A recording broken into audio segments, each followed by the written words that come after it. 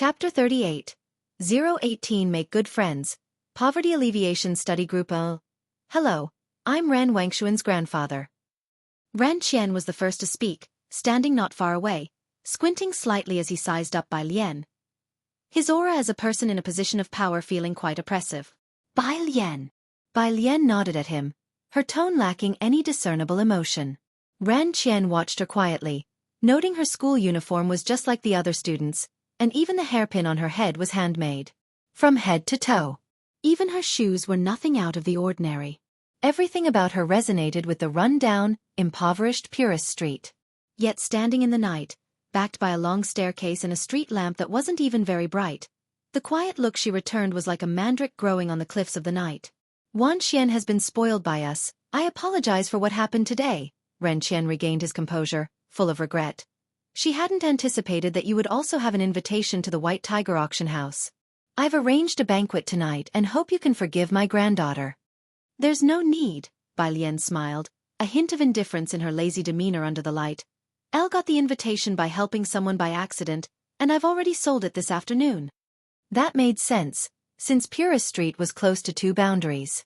It wasn't strange to run into some people there. The Secretary-General pondered internally and then deliberately mentioned the Wanhe building. Miss Bai, our gentleman has made a reservation for a meal at the Wanhe building. Wanhe building, the most famous members-only restaurant in Xianxia. A random dish there would start at 4 digits and required a reservation. An ordinary person couldn't even get through the door. I have other plans, Bai Lian interrupted. I'll take my leave first. The Secretary-General stood dumbfounded, watching Bai Lian walk away. Sir, does she not watch the news? The Secretary-General turned to ask Ran Qian, unable to hide his confusion. Just a glance more at the news and she would know who Ran Qian was, wouldn't she? This girl has an unusual air about her, Ran Qian mused, then instructed. Send a gift to the Ji family tomorrow. Was this an indication of seeking good relations? The Secretary-General was surprised but gained a measure of respect for the Ji family. Although Bai Lian's invitation had been acquired unintentionally, what if she formed a relationship with that person in the future? Ran Qian returned to his car. The girl seated in the back was still looking down at her phone, not bothering to look up. He spoke helplessly, Xianxia, this student Bai Lian is different from what one imagined. She has a sense of integrity. You should have gone down to apologize to her. I didn't know she had one too. Are you taking her side? Ran Wanxian finally looked up. She pursed her lips, glanced at Ran Qian, and then abruptly pulled open the car door to leave. Bang! The car door slammed shut forcefully. Sir! From the driver's seat, the Secretary-General looked back with an inquiring expression. Ran Qian fell silent for a long while. Have someone follow her. Ran Wanxian had always been bright, skipping grades in school, and she was the youngest and most beloved both in class and in the Ren family, never having suffered any indignity. Today was the first time Ran Qian had reprimanded her. Tutorial class. The class teacher, after seeing Bai Lian leave, remembered those 2 solution papers and handed them to Chen Zhu. Chen Zhu was immersed in studying today's problems, and when the class teacher placed the papers down, he glanced at them casually, mistaking them for another set of problems, but he saw the printed answers. He narrowed his eyes slightly. Today's problems didn't involve magnetism. He took the paper and examined it for a while, then somewhat stunned, he took out his workbook from his bag. He had already transcribed the answers to the previous physics problem into his challenging physics problem compilation. Indeed. It was another solution to last time's problem. The rest of the tutorial class had already left. Only Ning Xiao and Chen Zhu were still seated in their original spots. Chen Zhu reluctantly put away the alternate solution and then got up to find the teacher for the 8th class. The 8th class teacher put down his thermos, surprised by Chen Zhu's approach. What's up? This solution. Chen Zhu spread out the paper he was holding for the 8th class teacher to see. Where did you get it from? The 8th class teacher looked at Chen Zhu without answering immediately. Instead, he asked, what do you think of the new student? If Chen Zhu had spoken up timely today about the incident involving Ran Wanxian, perhaps the dispute wouldn't have escalated as it did. Chen Zhu was the only one in the school who could stand up to Ran Wanxian. When Bai Lian was mentioned, Chen Zhu paused. He recalled the reason she came to the tutorial class and that 85 score. It was precisely because of this understanding that he had kept quiet at noon today. Clearly, His understanding was still limited. I don't know her well enough to comment, he said. I'm planning to establish a study group tomorrow. Will you lead the new student? The 8th class teacher asked. Chapter 39, 018 Make Good Friends. Poverty Alleviation Study Group under Tu Chenju paused for a moment, without giving it much thought. Elle should probably be in the same group as Ran Wanxian. He had known Ran Wanxian since they were young, and they had been paired together in a group since childhood. Plus, Ran Wanxian was indeed very smart. Being in her group meant he wouldn't have to worry much. Now, she had a conflict with Bai Lian. Chen Zhu's meaning was very clear. He was refusing. Elle showed this problem-solving approach to my teacher, the 8th grade homeroom teacher nodded, not saying much more. It is very similar to the solutions provided by the Jianghu preparatory camp. If similar solutions appear in the future, I will consult her as appropriate and try to make them available to you all. Chen Zhu was startled but eventually nodded and politely bid farewell to the homeroom teacher. Ming Dongheng was still keeping Jianghu company at the milk tea shop. Every day, he would wait for Bai Lian to finish school before leaving. Today was no exception. However, when he said goodbye to Bai Lian, she gave him an extra look. And to be honest, although Ming Dongheng was tall and strong, the way he looked at people was sharp, but his expression rather dull. He didn't seem very smart. In fact, he kind of resembled a paramecium. This sense of identification was somewhat inexplicable. After leaving, Ming Dongheng touched his head, puzzled over the meaning behind Bai Lian's glance at him. Bai Lian sat down next to Jianghu and took out the physics exercises distributed that evening to study slowly. Jiang Fulai's notebook was quite useful, at least making today's studying less strenuous. Physics was like that. Once you knew the formulas and theorems, any static image could play out automatically in your mind. When Jiang Fulai arrived, Bai Lian was memorizing English vocabulary. Are you studying electromagnetism again today? Jiang Fulai noticed the problem she had laid out on the table at a glance. The questions today were normal but didn't hit the mark. Bai Lian nodded, closing her English vocabulary app. Yes. Jiang Fulai put aside his coat and reached for the problems. The answers were apparent at a glance, so he didn't bother flipping through. I'll write a new problem for you. Okay, Bai Lian replied. Jiang Fulai's hand wrote down a series of beautiful numbers. His cold white fingers sketched an electric field diagram as if it was printed. Once serious, the sense of aloofness around him faded a lot. He wore a white shirt with all the buttons tightly done up. It felt cold yet peaceful. Bai Lian quietly watched him for a while, then suddenly asked, Teacher Jiang, do you think I look like a paramecium? Jiang Fulai. He put down the pen and suddenly felt the urge to sigh. Passing the problem he had just written to Bai Lian, he also explained the electromagnetism exercise left for today. Outside, dinner for him and Jiang he had already been set out. He picked up his chopsticks and glanced at Bai Lian. The corner seats in the milk tea shop had all been replaced with black sofas. She was engulfed in blackness, with her school jacket open to reveal the white t-shirt inside. With her face slightly turned to the side and leaning lazily against the sofa, her complexion was translucent and pale. She didn't resemble a paramecium, Jiang Fulai thought as he lowered his head, carefully pondering. She was more like a cat. When Bai Lian returned, Mao Kuan was waiting for her at the street corner.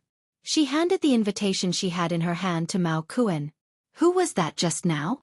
Ji Xiaorong had come to pick her up today, and instead of waiting at the entrance to the alley, he had walked a bit further out. He just happened to see Miao Kuan. Oh that, Bai Lian adjusted her backpack, her eyes not blinking. A relative of the convenience store owner. I had something that arrived, and he was delivering it. Ji Xiaorong had grown up here and naturally knew the convenience store owner. However, lately, he had heard some news about Purist Street at the Ren family home. This store owner is said to be somewhat dangerous, not a simple character. You should be careful around him. Bai Lian was startled. Is that so? But she thought the store owner seemed quite nice. Ji Xiaorong, shining his flashlight, had nothing more to say. Sorry for the trouble Wanxian caused you. After a long while, Ji Xiaorong finally spoke up. It's okay, Bai Lian replied lazily with her back to the words. I'm more lenient towards people from Xianxia.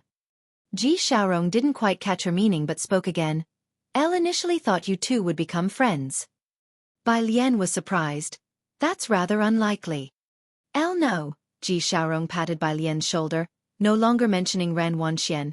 Your grandfather has been in much better spirits recently, thank you. After taking a few steps, they saw Jianghu waiting for them at the entrance to the courtyard. Seeing Jianghu, Bai Lian's eyes lit up. Grandpa. Jianghu looked into her eyes. Bai Lian blinked. The principle of the constancy of the speed of light. Do you remember it, Grandpa? Suddenly, Jianghu wondered why he had bothered coming out to wait for them. Chapter 40. 018 Make Good Friends. Poverty Alleviation Study Group under S3. He turned and went back to the yard to continue his carpentry. Then I'll explain it to you again tomorrow morning, Bai Lian said, minding her own business. Jianghu. No matter what speed I travel at, the speed of light is always a constant 300,000 kilometers for me. Even if I reach the speed of light and move at 300,000 kilometers, the speed of light relative to me is still 300,000 kilometers. Listening on the side, Ji Xiaorong. Is his dad prepping for university in his old age? Bai Lian was somewhat dissatisfied. She put down her school bag and followed Jianghu to the courtyard. Grandpa, what you said is so vague. Let me explain it to you again. Bai Lian didn't go back to her room to continue solving problems until she heard the answer she wanted from Jianghu's mouth. Ji Xiaorong watched the scene in amazement. Jianghu finished making a small stool and then picked up the tobacco pipe beside him, lit it, and said, Children and grandchildren have their own blessings. Stop worrying about Wanxian and aliens matters. It's late, so stay here tonight. Having said that, he took the small stool and went into his room. Ji Xiaorong knew what Jianghu meant and didn't insist further. The next morning, when Ji Xiaorong got up, he saw Bai Lian sitting by Jianghu's bed, waiting for him to wake up. So why make a small stool? Isn't he afraid of someone getting up earlier and earlier? Today is Friday. The last class of the afternoon was Chinese. Lu Lingxi stood on the platform. Next weekend is the monthly exam. Everyone, gear up. Also, as you all know, the school anniversary is coming up. The benefactor of Xianxia Middle School will come to watch, and the school has ruled that each class must present at least one performance. Cultural committee members, go back and plan what our class is going to perform. Close to Friday, everyone was very excited. Okay, Ms. Lu. Xianxia and a group of boys slammed their desks in agreement. Bai Lian had a training class to attend after school. The class teacher of Class 8 collected yesterday's practice problems and played today's video. After the video was over, the class teacher of Class 8 didn't hand out practice problems. Standing in front, he smiled and said, To promote studying, I've decided to create study groups with 3 to 4 people in each. Everyone is free to form their own group. As soon as these words came out, everyone in the training class set their sights on Chen Zhu, Ran Wanxian, and Ning Xiao. Brother Zhu, shall we group up? Ran Wanxian looked at Chen Zhu beside her. Chen Zhu nodded, naturally. Out of the whole school, he only recognized the abilities of Ran Wanxian and Ning Xiao. He didn't really care much for the others. Wouldn't those two pairing up be a strong combination? In an instant, everyone in the training class surged towards where Ran Wanxian and Chen Zhu were. Not to mention their scores. Just based on their family backgrounds, one had to strive to join this duo's group. I'm with Brother Zhu, Ran Wanxian glanced at Bai Lian, who hadn't found a group, before looking at the crowd surrounding her and Chen Zhu, tilting her head. Why don't you guys draw lots? We want choose. Well, rely solely on luck. Sure, Yutong was still absent, so there were 2 more spots in Ran Wangshuan's group. Quickly, the 2 chosen students let out cries of surprise. Seeing no hope for themselves, others began to search for other teammates. Even the reticent Ning Xiao was occasionally disturbed by others, but he didn't respond. Only one person was left unapproached, Bai Lian. Bai Lian was attractive, but Ran Wanxian had announced her grades on the first day. 85 in comprehensive science. No one knew why she came here, and naturally, no one wanted to team up with her since they formed study groups to improve their scores. In the end, there were only 4 people left in the class. Then Ning Xiao, Bai Lian, Tang Ming, and Zhu Jiaran. You 4 will automatically become a group, declared the class teacher of Class 8 with finality. Only then did he begin to distribute today's practice problems. Zhu Jiaran looked distressed. After the study groups were formed, everyone quickly adjusted their seats to sit together as a group. Bai Lian and Ning Xiao were already sitting adjacent to each other, so Tang Ming and Zhu Jiaran took their seats near them. Tang Ming surreptitiously took out his phone and succeeded in adding Bai Lian on WeChat. Classmate Bai Lian, if you have any problems in the future, feel free to ask me. Zhu Jiaran leaned on the desk, observing Ning Xiao, who didn't utter a word and kept his head down doing homework. He was wearing the school uniform and had only initially glanced at Zhu Jiaran and Tang Ming, his dark eyes peeking through long tousled hair. His look was so melancholic that Zhu Jiaran involuntarily shuddered. Then there was Bai Lian. She leaned casually against the desk, idly propping her chin in her palm, a strand of hair falling over and resting on her fair wrist. She then carelessly put the practice problem aside. What study group? This was like poverty relief for Bai Lian, thought Zhu Jiaran despondently. Even if she couldn't join Chen Zhu's and Ran Wanxian's group, being in another group from Class 8 would do. Why on earth did she have to end up in this group that clearly seemed to have no future? Tang Ming looked at Zhu Jiaran, who had competed with him before. Zhu Jiaran, let's discuss any problems together in the future. Why don't you add Bai Lian and Ning Xiao on WeChat too? Chapter 41. Exercises of Trash Can 019 Under 1. Zhu Jiaran waved her hand dismissively, momentarily lacking spirit. We've already added each other, just start a group chat. Tang Ming created the study group chat. On the right, Ran Wangshuan's group of 4 was together, discussing where to go for dinner that night. Their voices weren't loud, but they stood out in the silent auditorium. Zhu Jiaran looked at their group with some envy, then whispered, "They're going to the Wanhe building for dinner, you know, it's membership only." Tang Ming nodded, his voice low. "Aside from those from Class 8, no one else has probably been there, right?" Neither Ning Xiao nor Bai Lian said a word. No response. Zhu Jiaran observed the two, a silent and gloomy top student and a barely passing student, seemingly from very average family backgrounds, probably never having heard of the Wanhe building. She understood, yet it made her feel all the more disheartened. Bai Lian didn't pay attention to the others and simply took out her phone to open WeChat. "Teacher Jiang, it's raining." Bai Lian then looked out of the window, indeed noticing the light rain outside. She stared at the rain outside for quite a while. Then she finally lowered her head slowly and sent a message to Jiang Fulai. "Bai Lian, can I show the problem you gave me last night to a few of my classmates?" In the CRFS laboratory, Jiang Fulai was looking at the data displayed on his computer. The lab was cool, and he wore a black coat, his pale index and middle finger holding a pen, pointing at the projection on the wall, methodically analyzing to his group. "This is the lost energy data detected by the LIW detector before, with red, yellow, and green likely being the single gamma background events, almost no WIWP found." The other group members were listening intently to his analysis. They were able to answer the occasional questions he asked them roughly. With the group members becoming notably more reliable, Jiang Fulai gave a slight nod. He sat down, lifted his head to remove his glasses. He won. "I've sent your paper to Academician Ma, check your inbox." Leaning against the chair back, his eyes and brows deeply cool, a leg lazily propped up, he spun his phone in his hand, his proud and noble air setting him apart from the others in the laboratory. He was like a snow lotus blooming alone at the top of a snowy mountain, noble, stunning, and forbidding to strangers. Hewan recorded with his pen, deeply moved. "Thank you, young Master Jiang." Moreover, their group was different from those in other labs. They just had to focus on their research, never fearing that someone would steal the first authorship rights to their papers. Jiang Fulai's papers always had room for their names too, even though their contributions to the paper might have been nothing more than helping with printing. Furthermore, Jiang Fulai would also help them find various industry experts to review their papers. Hewan would always remember his graduation defense from the previous year when Jiang Fulai simply took a phone and sat to listen midway through.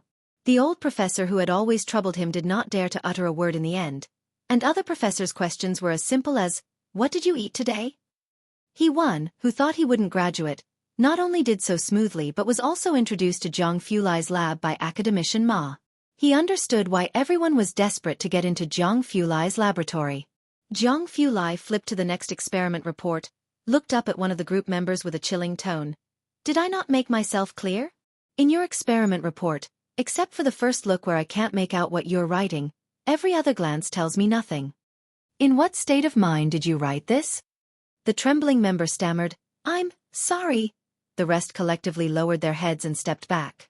To avoid being implicated, Jianghu Lai stopped on the last page, his tone icy. And you even added my name as the advising professor. Are you planning to defame me? The phone screen lit up. A message popped up, student by. Can I show the problem you gave me last night to a few of my classmates? Jianghu Lai paused. He shifted slightly, his pale, slender fingers tapping on the phone unhurriedly, pondering for a moment before saying to that group member, rewrite it.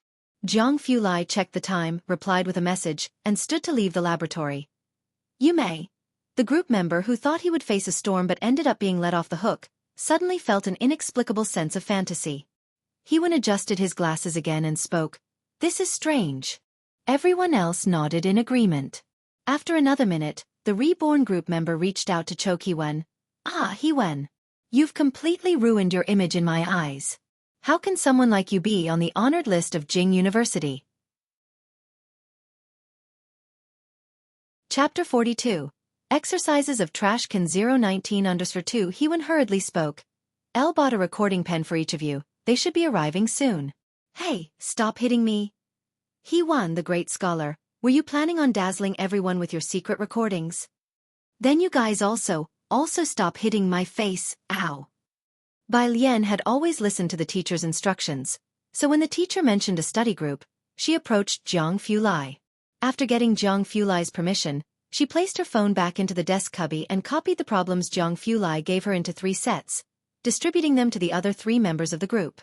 Ning Xiao in front glanced at her and reached out to take them. Tang Ming was surprised when he saw the papers. Having never seen such neat handwriting, he gave her a thumbs up. Your handwriting is really neat. Zhu Jiaran also took the problems. Thanks, but what is this? A problem. Bai Lian looked out the window, her thoughts elsewhere, but when she heard the voice, she came back to herself and tucked her pen away. It's quite comprehensive. Given by someone else, it's very helpful for physics. You can do it when you have time. And I'll bring you the answers tomorrow. Oh, okay. I'll give it a look. Tang Ming stared at the problem. It was about magnetic fields. But it involved a lot of content and he was a bit dazed by it. After looking at it for 20 minutes, he still hadn't quite understood it. So he temporarily clipped it into his book and set it aside.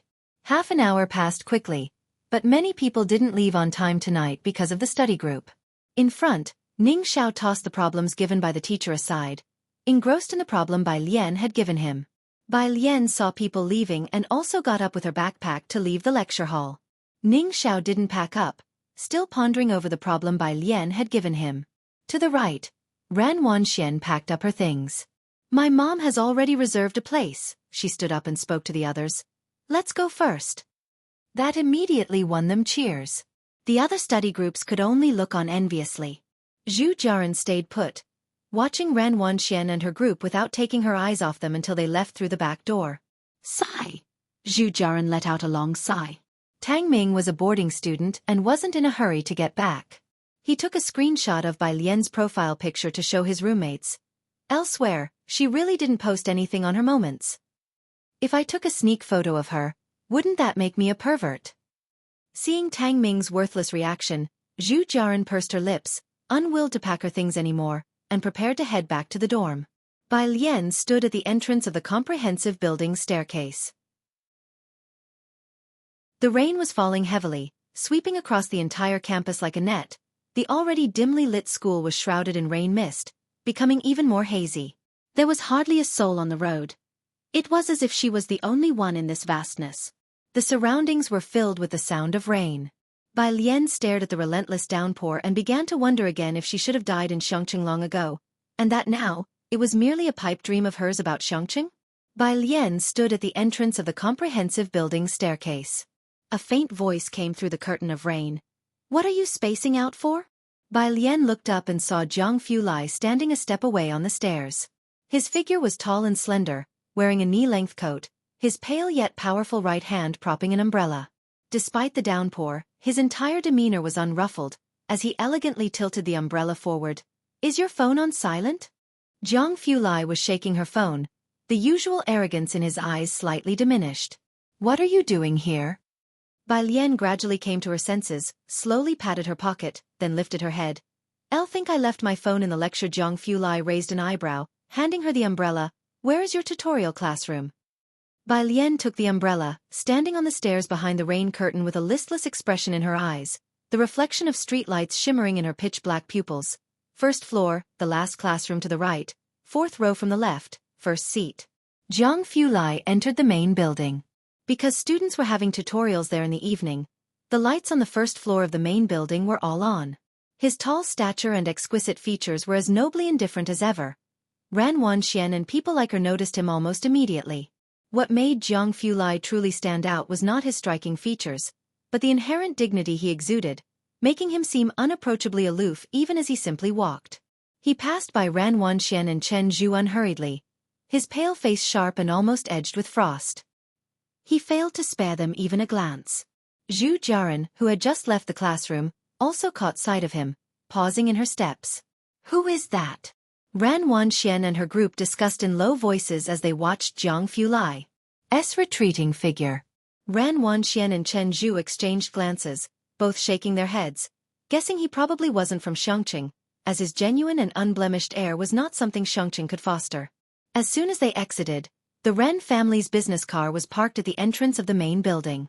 Since they were eating together, Ran Wanxian was picked up by the family driver, who glanced at Bai Lian crouched at the steps, then asked Ran Wanxian in the rearview mirror, "The master said to pick up Miss Bai along with you for dinner."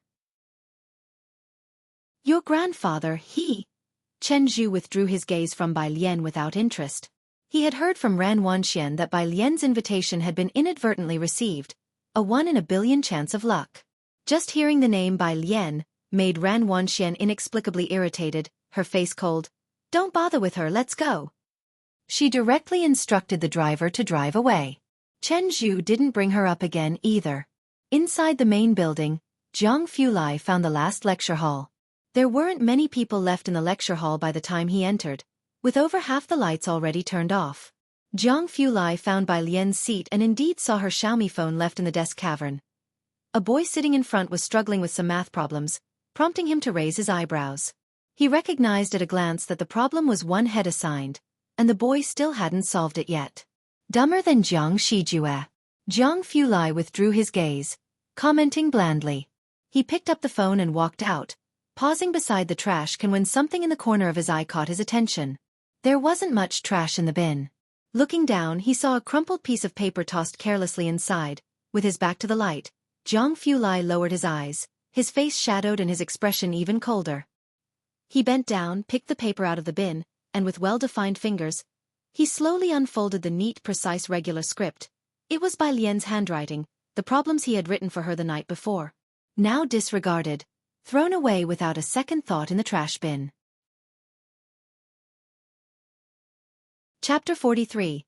020 Green Tassel enters the temple hall. The true Liang style and Jianghu Lai returned to find that Bai Lian was still squatting at the doorway. She folded her umbrella and looked up lazily at the endless heavy rain.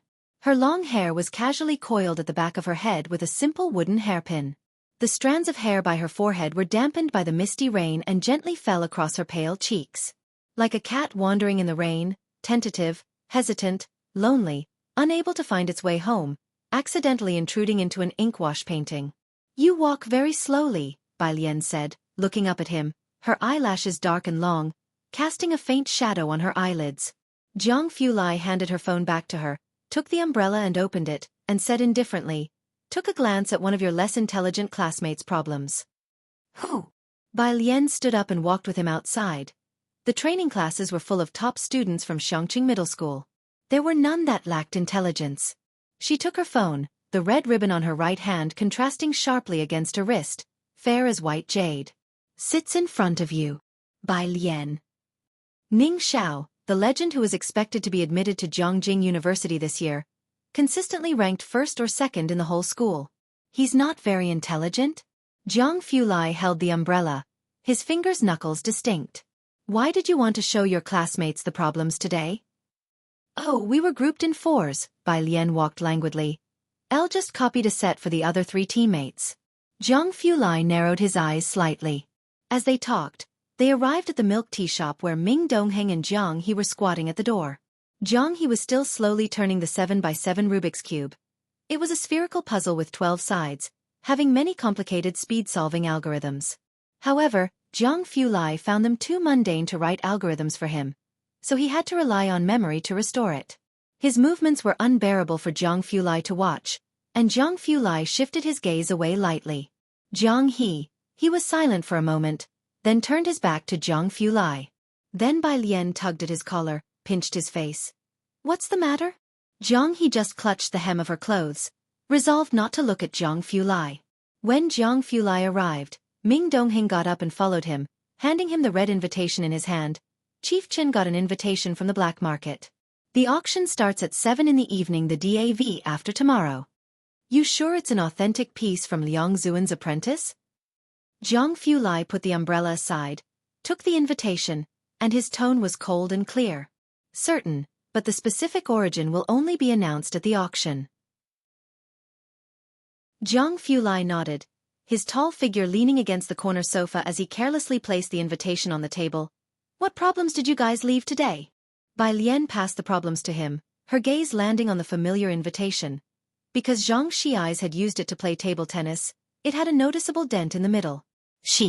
Don't send this answer to your classmates. After finishing the explanation, Jianghu Lai picked up a pen and wrote down another problem, his faint tone betraying no emotion. Let them think about it on their own first. When Bai Lian returned, the rain had gradually lessened. As usual, Ji Xiaorong was waiting for her at the end of the alley. When she got back, the lights in Jihang's yard were on, and in the central hall Jihang was drinking tea with a middle-aged man. There was a beautifully wrapped gift on the table. It was Ran Qian's Secretary General. Miss Bai is back. Upon seeing Bai Lian, the Secretary General stood up to leave. Then that's settled, Mr. Ji. We will send a car to pick you up the day after tomorrow. Clearly he had timed his departure with Bai Lian's return. After the man left, Ji Xiaorong frowned. Dad, I can talk to the Ren family. Besides, even though Xianxia has bolstered its police force, it's not necessarily able to. Don't interfere, I'll ask myself. Jihang shook his head. Bai Lian sat to the side, supporting her chin with her hand, waiting for them to finish their conversation. Jihang took a drag of his cigarette, and through the swirling smoke Bai Lian gazed intently at him. Ji Xiaorong suddenly stood up, heading straight outside. I remembered I simmered some ginger soup for Alien. I'll go check if it's ready. On the rainy Saturday, Bai Lian and Jianghe spent another day in the library. They both had things to do on Sunday evening. At 6 in the afternoon, when Bai Lian returned from the library, the Ren family's car was punctually waiting to pick her up at Pura Street intersection. Miss Bai, the driver got out of the car and opened the rear door. Your grandfather and our sir have gone to the auction house. Old Ren asked me to wait here for you. Would you like to go? Bai Lian looked up, her inquiry lazy. The auction house? Yes, today there's an item being auctioned by a disciple of Liang Zuan, and your grandfather went as well. Chapter 44. 020 Green Tassel enters the temple hall. The true Liang style under Situ Bai Lian stood still for a while before nodding her head. The driver glanced at her and wasn't surprised at all. Sitting in the back seat, Bai Lian casually rested her wrist on her knee and started memorizing English vocabulary through an app on her phone. The driver looked in the rear-view mirror, somewhat astonished. He knew she was from the Ji family. However, he hadn't expected that she would be so at ease during her first ride in such a high-class business car. The car slowly entered the entrance of Bakhtar Street. At the entrance, the driver respectfully handed over a document before they were allowed to pass. Looking at the rear-view mirror, he explained, a pass is needed to enter here, especially today with the auction taking place. Not just anyone can come in.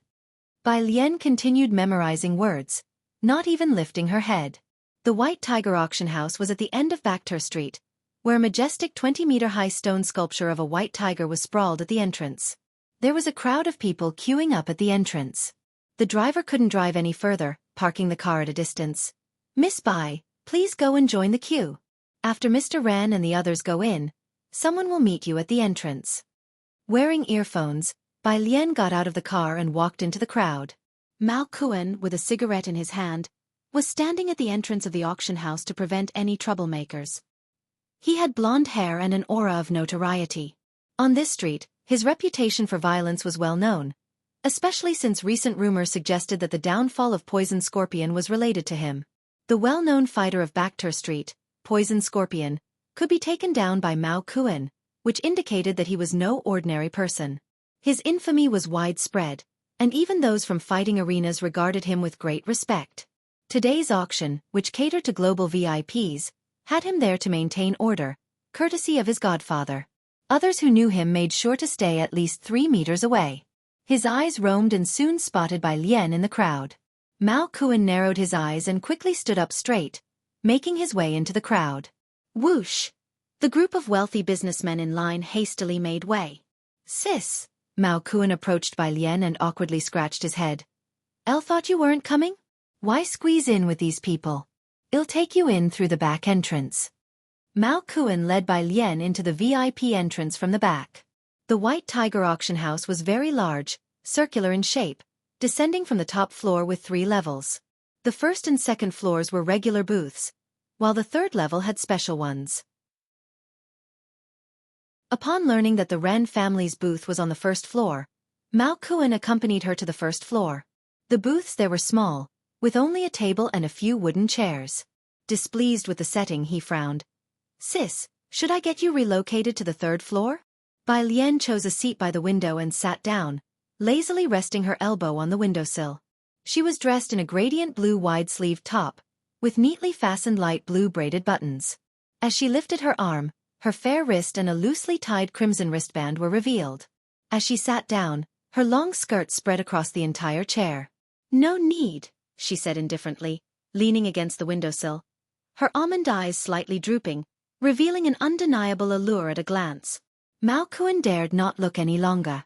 After serving tea, he instructed Bai Lian to call him directly if she needed anything, then went back outside to maintain order. It was nearing 7 o'clock. Sounds of people entering started on the first floor. Outside, Ran Qian led the way with Jianghu by his side, chatting as they walked toward the booths. Ran Wanxian and Chen Zhu followed at the rear. "It's been 7 years, it might not be possible to find," Ran Qian said to Jianghu, and as the Secretary-General opened the door to the booth, Ran Qian's words suddenly came to a halt. Inside the cramped booth, someone had already arrived. Behind him, Ran Wanxian and Chen Zhu also stopped, with Ran Wanxian in particular expressing disbelief. "How did you get here first?" To enter the White Tiger auction house, one had to go through stringent queuing and security checks. They had arrived early, but it still took nearly 2 hours to get in, only to find Bai Lian already seated by the window. Bai Lian continued memorizing words, casually pressing on her phone screen. Hearing the noise, she lazily tilted her head. "Grandpa." She paused, then politely greeted Ran Qian. All the while, she did not rise from her seat. Ran Wanxian looked at her impolite demeanor and then at Jianghu, who also remained seated. She couldn't help but sit down beside Chen Zhu. Her eyes narrowed as she slowly uttered 2 words. "Uncouth." Having been trained well in etiquette, she looked down on the rude manners of the Ji family. Chen Zhu remained silent as the auction started promptly at 7. The first item up for bid was a red tourmaline. The beautiful and elegant auctioneer presented the red tourmaline encased in glass. A collector's grade red tourmaline, 106 carats, with a starting price of 2 million. Those present were not short on cash, and the price quickly rose to 3 million. Ran Qian, who had been conversing with Jianghu, finally paused. Beside him, his Secretary-General pressed the bidding button. 3 to 5 million. Chapter 45. 020 Green Tassel enters the temple hall, the true Liang style under Sa3 after finishing. He smiled and explained, "Miss Wangshuan's birthday is coming up soon. Mr. Ren instructed me to keep an eye on an item to give her for her birthday." While speaking, he suddenly saw Bai Lian. The Secretary-General coughed abruptly, then stopped talking. Ran Wanxian and Chen Zhu sat to one side, both attending an auction for the first time, unable to contain their excitement and studying the items at the auction. Hearing the Secretary-General's voice, Wanxian said indifferently, "Why keep buying these? I haven't even worn what you got me last time." The Secretary-General just smiled and did not say much. "It's naturally needed." 700. A dull voice rose from the third floor.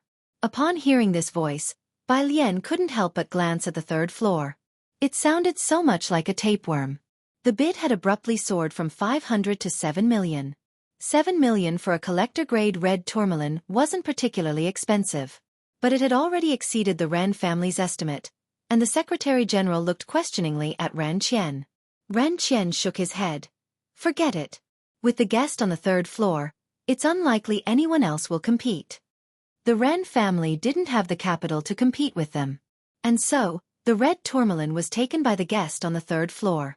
One auction item followed another, and Bai Lian paid no further attention, nor did the private room on the third floor make another bid. In the meantime, Ran Qian had bid on another piece of calligraphy. When the final auction item appeared, everyone, including Jianghu, sat up straight, eyes glued to the auction stage. Ran Wanxian also stopped sending photos in the group chat. It was 9:30. The auctioneer, dressed in a long Chinese-style dress, smiled gracefully. I know why everyone is here, and believe me, this final auction item will not disappoint.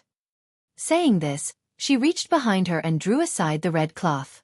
A carefully preserved piece of calligraphy appeared before everyone, a poem written with unrestrained flourish. Where the old general's soul returns, today he drinks in revel. Long pavilion 10 miles short, cold armor's blood not cool. From here the path diverges, sash of blue enters the hall. Long spear against the tide, the pen shop to test its might.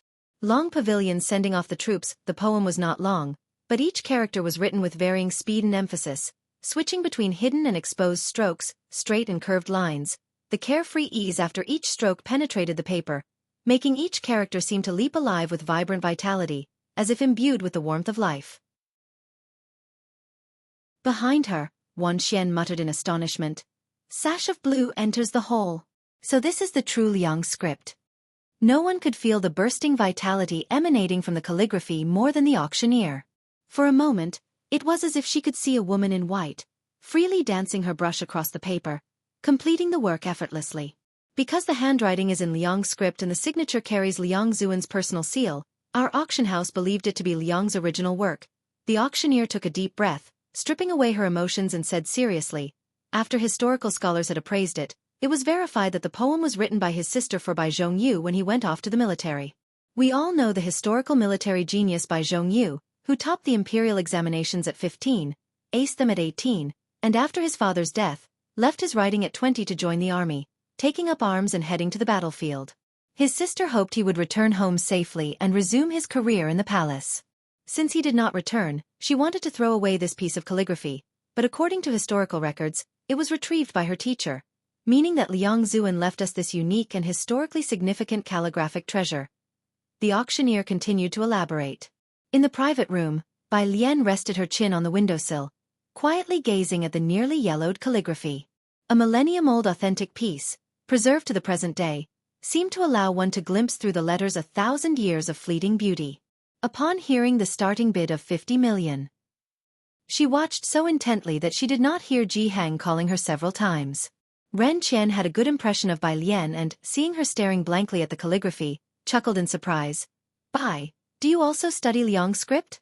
What do you think this piece of calligraphy will sell for in the end? Hearing Ren Qian's words, Wan Xian also snapped back to reality, giving Bai Lian a sidelong glance. She didn't understand why Ren Qian would ask Bai Lian such a question, as the Ji family member didn't seem the type to study Liang's script. Bai Lian tilted her head, withdrawing her gaze from the calligraphy to lazily return to her vocabulary revision. The calligraphy lacks force. She was young when she wrote it, and had not yet trained enough strength in her wrist. The starting bid is too high. The starting bid is too high? Wan Xian, already unpleased because Ren Qian regarded Bai Lian so highly, attending the auction and even inviting a member from the Ji family, and on top of that Bai Lian acting as if she knew everything, now had the audacity to casually critique the disciple of Liang Zuan. Do you even know who she is? Not to mention her other accomplishments. Half the calligraphy world are her fans. You couldn't reach 1/10 of her skill even if you practiced for 100 years, let alone saying she lacks wrist strength. If you don't understand, can you not go back and read more books? Chapter 46. 021 Charismatic Richest Man. Dr. Gao Ren Wanxian couldn't understand why Ren Qian was partial to Bai Lian, just because Bai Lian looked good and had a bit of luck. Beside her, Chen Zhu was also quietly watching the calligraphy. Upon hearing Ran Wangshuan's comment, he nodded almost imperceptibly. Jianghu tapped his smoking pipe, shifting his gaze from the auction back to Ran Wanxian before lowering his voice and saying helplessly to Bai Lian, "Don't be ridiculous, don't make arbitrary judgments. Although Ran Wangshuan's tone was unpleasant, she did have a point. If Bai Lian's words were overheard by other people or her fans, even though those from the Bai family were not current stars, if one were to ask a child on the street, 50% of them would know who they were. By then, Bai Lian would indeed be torn apart by netizens. Bai Lian. Oh. Calligraphy required capturing the spirit, and she had been in the zone when she wrote it, but she was young at the time and was still practicing wrist suspension. Every day, her right hand hung with a brick as she practiced writing. Her strokes were nowhere near as steady as they were now. Liang Zuan had remarked, after she finished writing, that if she had written this piece a few years later, it would have been even better. Everyone sees things differently, Ren Qian put down his teacup, smoothing things over. Let's focus on the bidding first. Ren Qian smiled. Glancing at Bai Lian, who was radiating sharpness, he internally shook his head. She was too young after all, but he also shouldn't have brought up such topics in front of Bai Lian. The Ji family seemed not to understand the Liang style of calligraphy. Discussing such artistic thresholds with Bai Lian was no different than playing the lute to a cow. Meanwhile, outside, people on the first and second floors were getting restless. The bidding had already reached 80 million. Yet no one on the third floor had made a move. 81 million. Someone on the second floor bid again. 100 million. A middle-aged voice rose from the third floor. At that sound, Ran Qian couldn't help but sit up straight. Ran Wanxian and Chen Zhu exchanged glances. Looking at Bai Lian, she lowered her voice. Is it that director Chen? Chen Zhu nodded without shifting his gaze. This authentic piece with a heavy history, once bought and kept private, could only be appreciated in moments like this. The Chen family and the Ren family had secured invitations, but they hadn't expected Director Chen to somehow get his hands on another invitation. They couldn't owe this favor to him. On the third floor, Director Chen held the handle, his eyes glued to the auction stage. 120 million. The price kept climbing. Unable to resist, Director Chen directed his gaze to the man sitting in the middle. Young Master Jiang, our master says, if you could you give some support to the Chen family this time? The old master said as long as you help this once. The Chen family maintained a large retinue, with every penny at home allocated as military provisions. Despite the existence of a private museum, anything that even slightly required funds would often cause the old Chen to beg the Jiang family for money with a shameless face. This occasion was no exception. Director Chen had originally wondered how he could invite this man, but to his surprise, it didn't take much effort. Jiang Fulai lounged elegantly on the sofa, his long legs crossed as he focused on the auction stage, his slender fingers resting on the back of the sofa in a posture both aristocratic and aloof. Upon hearing this, he leisurely glanced over. Director Chen looked at him eagerly. Jiang Fulai turned his attention back to the auction stage. He wasn't well versed in calligraphy, but the writing on the display felt oddly familiar. Tapping his fingertips lightly on the sofa, he pondered for a moment before giving Ming Dongheng a look. Ming Dongheng sat on the far right, pressing the bidding button without blinking. 200 million. All the people on the first, second, and third floors. Chewing on his finger, Director Chen looked at Ming Dongheng with eyes filled with envy and the feeling of witnessing wasteful spending, wishing he wouldn't say 200 million, with the same tone one would say $2. Niang Dongheng looked back at Director Chen, his cool gaze seeming to ask what was wrong. Director Chen withdrew his gaze. Really, why was the Jiang family so rich? He was truly envious. Naturally, the calligraphy was eventually acquired by Jiang Fulai. 200 million was a sum that required consideration for most people present, but for the Jiang family, Asia's richest, it was merely a single statement. The tall and elegant auctioneer brought down the final hammer. Director Chen, who had been watching intently, finally let out a sigh of relief. He resisted the urge to have the piece immediately delivered and thanked Jiang Fulai. Thank you, young Master Jiang. Jiang Fulai, unruffled, withdrew his gaze, his expression unchanged, his narrow eyes slightly lifted in an elegant and sincere inquiry. Why thank me? Director Chen was taken aback. Of course, it's because of that authentic piece. Chapter 47, 021 Charismatic Richest Man. Dr. Gao understood too this was a genuine piece from the Bai family, and even belonged to Miss Bai. The Chen family, despite their poverty, had scraped together 1 billion yuan. If the old man hadn't been unwell and in the hospital, He would have personally come to this auction to escort the artifact back to Jianghu. Jianghu stood up and gave Chief Chen a slight nod, the epitome of nonchalance. Did one say I was auctioning it for you? Chief Chen. Ah. No, wasn't it? Chief Chen looked at Jianghu aloof face, wanting to say something but ultimately daring not to. The auction at the White Tiger Auction House came to a close. The staff delivered the items Ran Qian had won to a first-floor private room. Ran Qian's chief secretary stored them away, and the group followed the crowd out. Midway, the chief secretary answered a phone call. What? I understand. Ran Qian walked shoulder to shoulder with Ji Hang at the front. The chief secretary, holding his phone, glanced at Ji Hang and Bai Lian, seemingly wanting to say something but not beside the two of them. Ran Qian, seeing his hesitation, stated plainly, What is it? It's Dr. Gao. The chief secretary turned off his phone, slightly lowering his voice.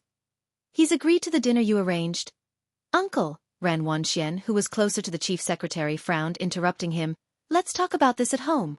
Hearing Ran Wanxian say this, Ran Qian took it as consent. The chief secretary then said no more. Grandpa, Bai Lian put away her phone and took a few steps to the exit, softly arching her eyebrows to bid Ji Hang goodbye. I'll head back first. Ji Hang looked worriedly at the crowd. Then be careful on your own, don't shut off your phone, call me if anything happens. Fortunately, with the big auction event on Bakhtur Street today, security was well managed, and there were plenty of bodyguards all along the way. There shouldn't be any major problems. After hesitating for a few seconds, he consented. Okay. Bai Lian looked casually outside the door, putting her earphones back on to listen to vocabulary words, paying no mind to what Ran Wanxian and the others were discussing, leisurely blending into the crowd. The moment she stepped outside, Mao Kuan, who had been waiting for her at the door, spotted her. Sis. He pulled out a cigarette and respectfully offered it to Bai Lian. On a typical day, Bai Lian's demeanor was laid back, seemingly full of charm. But now, those dark, emotionless eyes of hers appeared strikingly cold. Mao Kun's heart skipped a beat, wondering who had offended her this time to provoke such an expression. He quickly offered her the cigarette, trying to lighten the mood. Bai Lian wasn't fond of the smell of smoke, but she bit on the cigarette now, allowing Mao Kuan to light it for her. The bright flame curled around the white stick. She tossed her backpack to Mao Kuan, her pale slender fingers holding the cigarette as smoke subtly veiled her eyes and brows, her voice carelessly lazy. Find a place for me to do my homework. Right away, Mao Kuan said, handling her bag with care, turning to scout for a place. Bai Lian, dressed in vintage attire, stood on the unfussy long street, her delicate features shrouded in a thin wisp of smoke, like a classical girl who had mistakenly wandered into the modern world. Many passers-by kept looking back, pausing to inhale silently.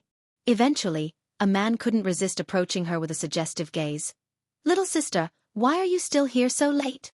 Bai Lian leaned against the wall by the roadside, her posture languid as she tilted her head slightly, wearing nothing but the simplest wooden hairpin on her head, and looking nonchalantly at him with a cigarette in her mouth. With that tilt of her head, her eyes were stunningly beautiful. Yet they were soaked with chilliness. The man couldn't resist reaching to touch her face but was stopped by a hand. Brother, if you want to have fun, why not come to me? What fun is there with a student girl like her? The woman wore a tight black outfit, her fingers lightly tracing the man's chest, her seductive eyes carrying a teasing allure. The man looked from Bai Lian to the woman. Ultimately sensing some danger, he gently grasped the woman's hand. What you're saying isn't without merit. Sis, it's at the same bar as last time, Mao Kun's voice came from behind. The two people at the scene were startled, turned their heads, and saw Mao Kuan walking over with a fierce look. The man clearly recognized Mao Kuan. His hand trembled as he held the woman's, wondering if Mao Kuan had taken a fancy to this girl. Mao. Mao Kuan walked straight past him, stopping in front of Bai Lian. Sis, nothing happened, right? Bai Lian, biting on the cigarette, looked at the man with disdain and finally rested her gaze on the woman in black. Where are you from? Chapter 48. 021 Charismatic Richest Man. Dr. Gao under 3. The woman in black was momentarily startled, seemingly pausing before speaking, from Xianxia. Elle knew it, thank you, Bai Lian put out her cigarette, casually tossing it into the trash can, and then said to Mao Kuan, I'm going to do homework. Mao Kuan hurriedly responded, Sister, go do your homework. If it's too noisy, have someone take you to a private room. After she left. It was only then that Mao Kuan grabbed the man by the collar. Are you blind? You want to mess with my sister? He threw the man in his hand to his subordinates and said coldly, take care of him. Only now did the woman next to them snap back to reality, surprised. Young Master Mao. Mao Kuan recognized the glamorous woman as the resident singer of the bar, lit a cigarette for himself, and before leaving he spoke. Sun Chun? Remember my number, if there's any issue, come find me directly. You've done a great service today by keeping the streets free of bloodshed. His understanding of Bai Lian's thoughts could be said to be exceedingly profound. It was around 10 at night when Backter Street was the busiest. The Ren family car waited in line before it slowly left the underground parking lot. In the van, Ji Hang and Ren Qian sat up front. Ji Hang, with a pipe in hand, silently watched out the window. In the corner of his eye, he thought he saw a shadow and blurted out, stop the car. The driver stopped. Ren Qian looked at Ji Hang in surprise. What's nothing? Ji Hang observed the crowd and shook his head. Elle might have seen wrong. He fell into silence again. The car left Backter Street amidst the rush of traffic and people, and finally stopped at the entrance of an alley on Purist Street. After Ji Hang got out and entered the alley, the car slowly continued on to the Ren family. After Ji Hang left, Ren Qian turned to the secretary in the passenger seat. Has Dr. Gaff's teaching assistant gotten back to you? The secretary nodded solemnly. We're still renewing the reservation for the private room in Wanhe building, and 1 a.m. trying to schedule the earliest possible time with Dr. Gaff's teaching assistant. Chen Zhu and Ren Wanxian sat in the back of the van. He had been holding back his confusion all the way, but when they brought it up again, he turned to Ren Wanxian. The Dr. Gao you mentioned. Only then did Ren Wanxian speak up. You should know there's a major project in Xianxia. Many people from Jianghu have come. This Dr. Gao is a doctorate who has just returned to the country from Jianghu University. What? Jianghu University? Chen Zhu almost exclaimed out loud. He had only heard his parents discuss the major project in Xianxia because the matter involved level 2 confidentiality, and he didn't understand the specifics. But a doctor from Jianghu University. That at the very least was the status equivalent to national top scorers of each class. How did the Ren family manage to get in touch with one? Correct, Ren Wanxian knew the importance of the issue, which was why she hadn't allowed the secretary to mention it in front of Bai Lian, to prevent Ji Hang and Bai Lian from hearing, if Dr. Gao is willing to tutor us, or recommend us to Jianghu University. Xianxia Middle School hadn't produced a student who got into Jianghu University for many years. This time, they had with great difficulty obtained a spot for the Jingjiang preparatory camp. Even if Dr. Gao couldn't apply for the camp, they had nearly 20 people competing for one spot in their training course.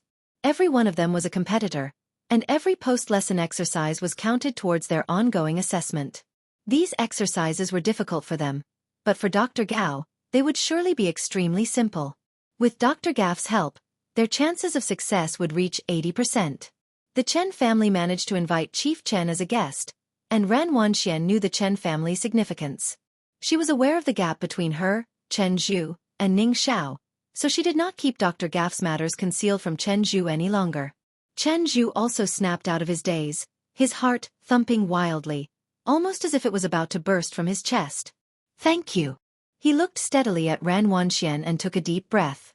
We're in the same group, of course. We move forward or fall back together, Ren Wanxian said with a smile, not seeming to care much. Chen Zhu nodded. When the teacher had discussed grouping with him on Friday, he had felt a bit of regret. Because Ning Xiao seemed to want to be grouped with Bai Lian, which wasn't surprising as they were in the same class. But now, he felt extremely fortunate. Fortunate that he had politely refused the class teacher that night and hadn't rejected Ren Wanxian when she asked him the next day. Up ahead, Ren Qian suddenly thought of something and mentioned casually, "Elle, remember Bai Lian is also in your senior year. If we're inviting Dr. Gao to dinner, include her as well." Ren Wanxian looked up. Include her? What for? She can understand what Dr. Gao says. Chapter 49. 022 didn't have time to play house with her one whenever Bai Lian was mentioned. Ran Wangshuan's smile faded, her expression indifferent. Ji Hang might have a special fondness for Bai Lian, which was fine since she was indifferent towards Ji Hang's attitude. But why did Ren Qian, who had only met Bai Lian twice, also care so much about her? The The Ren family had tried so long to set up a dinner with Dr. Gao, presenting many gifts before securing the arrangement, yet Ren Qian casually decided to include Bai Lian with just a few words. "Grandpa, do you not know? Bai Lian scored 85 in the comprehensive science," Ren Wanxian said emotionlessly. "Dr. Gao is an elite. Do you think she can understand what he says? We've finally managed to invite Dr. Gao. What if she offends him with an inadvertent comment? Who would we turn to then?" Her words left the driver and the passenger in the front seat barely daring to breathe loudly. Chen Zhu, seated beside her, didn't speak up for Bai Lian either. To him, what Ran Wanxian said was the truth and there was nothing to argue about. Moreover, even if he took a step back, he wouldn't choose to speak for Bai Lian at this time. Ran Qian did appreciate Bai Lian a bit. He had indeed looked down upon the Ji family. Seeing Ran Qian silent, Ran Wanxian couldn't hold back. "Are you planning to send the Ji family a lot of things? Stop the car. Stop the car." She banged hard on the window. Ran Wanxian was always pampered at home and had become willful. The driver dared not ignore her, stopping the car by the roadside. Ran Wanxian got out of the car and walked along the street alone. She had always done as she pleased at home. Chen Zhu glanced at her, took his phone, and prepared to follow her out of the car. Ren Qian let out a sigh. "I'm embarrassed. Chen Zhu, please keep an eye on her." Chen Zhu nodded. "I'll understand." As the car stood still and watched the two of them disappear into the night, the Secretary General in the front passenger seat finally asked, "Sir, shall we still inform Miss Bai?" "Forget it," Ren Qian said. "The young lady isn't wrong," the Secretary General instructed the driver to start driving. Looking back at the fading figures in the night, Miss Bai would not be very useful if she went, at most she'd get a glimpse of the world. Although Ran Wangshuan's words were colored with her own emotions, she didn't speak without reason. Whether Bai Lian could understand the speech of these knowledgeable individuals was still a question. If something like today's embarrassment where evaluating Liang Zuan's apprentice happened, then the purpose of ingratiating with the Gao family would not be achieved. Instead, it would be an embarrassment.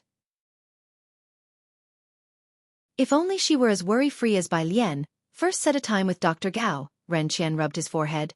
"The selection for the Jingjiang preparatory camp by Xianxia No. 1 High School is about to start." He saw the rebelliousness in Bai Lian, but she always listened to Ji Hang. The Secretary General was taken aback by Ran Qian's perception of Bai Lian. The next day, Monday, Bai Lian returned home late but still rose before 6 o'clock. She was waiting for the bus at the Purist Street intersection before 7. There was a seat at the bus stop, but Bai Lian preferred to stand, leaning on the platform and watching the traffic and passers-by. The elderly grandparents who got up early to buy groceries had grown accustomed to this young girl often staring at the streets in crowds, with one aunt even insisting on giving Bai Lian an egg. Unable to refuse, Bai Lian held the egg in her hand. Once the aunt's bus arrived, Bai Lian saw them off before continuing to watch the street. Across the street, an old lady with a bag was picking up trash along the sidewalk. She looked very old with gray hair and moved in an unhurried manner. Despite her age, she held her back straight. She wore an oversized camouflage shirt, with simple floral patterns embroidered on the cuffs. The last few days had been drizzly, causing some moss to grow near the trash can. Bai Lian, with her good eyesight, spotted the moss under the old lady's feet. Before she could warn her, the old lady slipped. "Are you okay?" Bai Lian ran over to help her up. The old lady lifted her head, her face creased deeply, her eyes cloudy but her spirit good, looking very gentle. "Young girl, thank you." Bai Lian helped her sit down by the roadside. Across the street, the number 12 bus arrived. The old lady recognized her school uniform and looked worried. "Your bus is here." But Bai Lian was in no hurry. She squeezed the old lady's ankle and looked up. The rising sun shone on her jet-black hair, full of vitality. "You've twisted your ankle." As she spoke, she applied force with her hand and realigned the old lady's twisted ankle. "You're quite skilled. Have you studied medicine?" The number 12 bus had already left, and the old lady stared at her for a moment, surprised at how quickly Bai Lian fixed her twisted ankle before asking, "Do you live around here? I don't think I've seen you before." Chapter 50, 022 didn't have time to play house with her too. Elle haven't really formally studied it. Bai Lian helped her up and patiently answered the question. Elle just moved to my grandfather's house. Class 15, first period, 809. Lu Lingxi looked at the two boys at the classroom door, annoyed. Xianxia, Wuxia, you two just have to be a few minutes late every day, right? You're in your senior year, as soon as you open your eyes in the morning you should be ready to give it your all. Xianxia and Wuxia hung their heads, meekly taking Lu Lingxi's scolding. The two of them had stayed up too late playing games last night and couldn't get up in the morning. As Lu Lingxi was scolding, a clear voice came from behind the two. Teacher. Bai Lian had missed a bus, arriving more than half an hour later than usual. Her uniform looked exceptionally crisp on her, her figure slim, her black pupils reflecting the morning sun, a vocabulary book in her slender pale hand, her beautiful eyelashes half lowered, standing obediently beside Xianxia and Wuxia. Lu Lingxi paused, her fierce eyes immediately softening. Bai Lian, why are you so late? Bai Lian lowered her head in admission. Elle stayed up too late reading last. Even though it's senior year, we need to balance work and rest, said Lu Lingxi, not doubting for a moment. She knew Bai Lian was serious about memorizing vocabulary and doing practice questions even during break times. She patted Bai Lian on the shoulder, her voice kind. Don't stay up too late at night. Take care of your rest. Come on in. Xianxia and Wuxia, still standing by the door, were dumbfounded. Then they looked earnestly at Lu Lingxi. When Lu Lingxi turned her head again to meet their gaze, she scoffed. What, did you two also stay up too late reading? The two of them. They certainly didn't have the nerve to say that. Hidden laughter came from class 15. Bai Lian returned to her seat and resumed her usual state, slowly opening her book and completing a period. During the break, Xianxia asked her, did you really stay up late reading last night?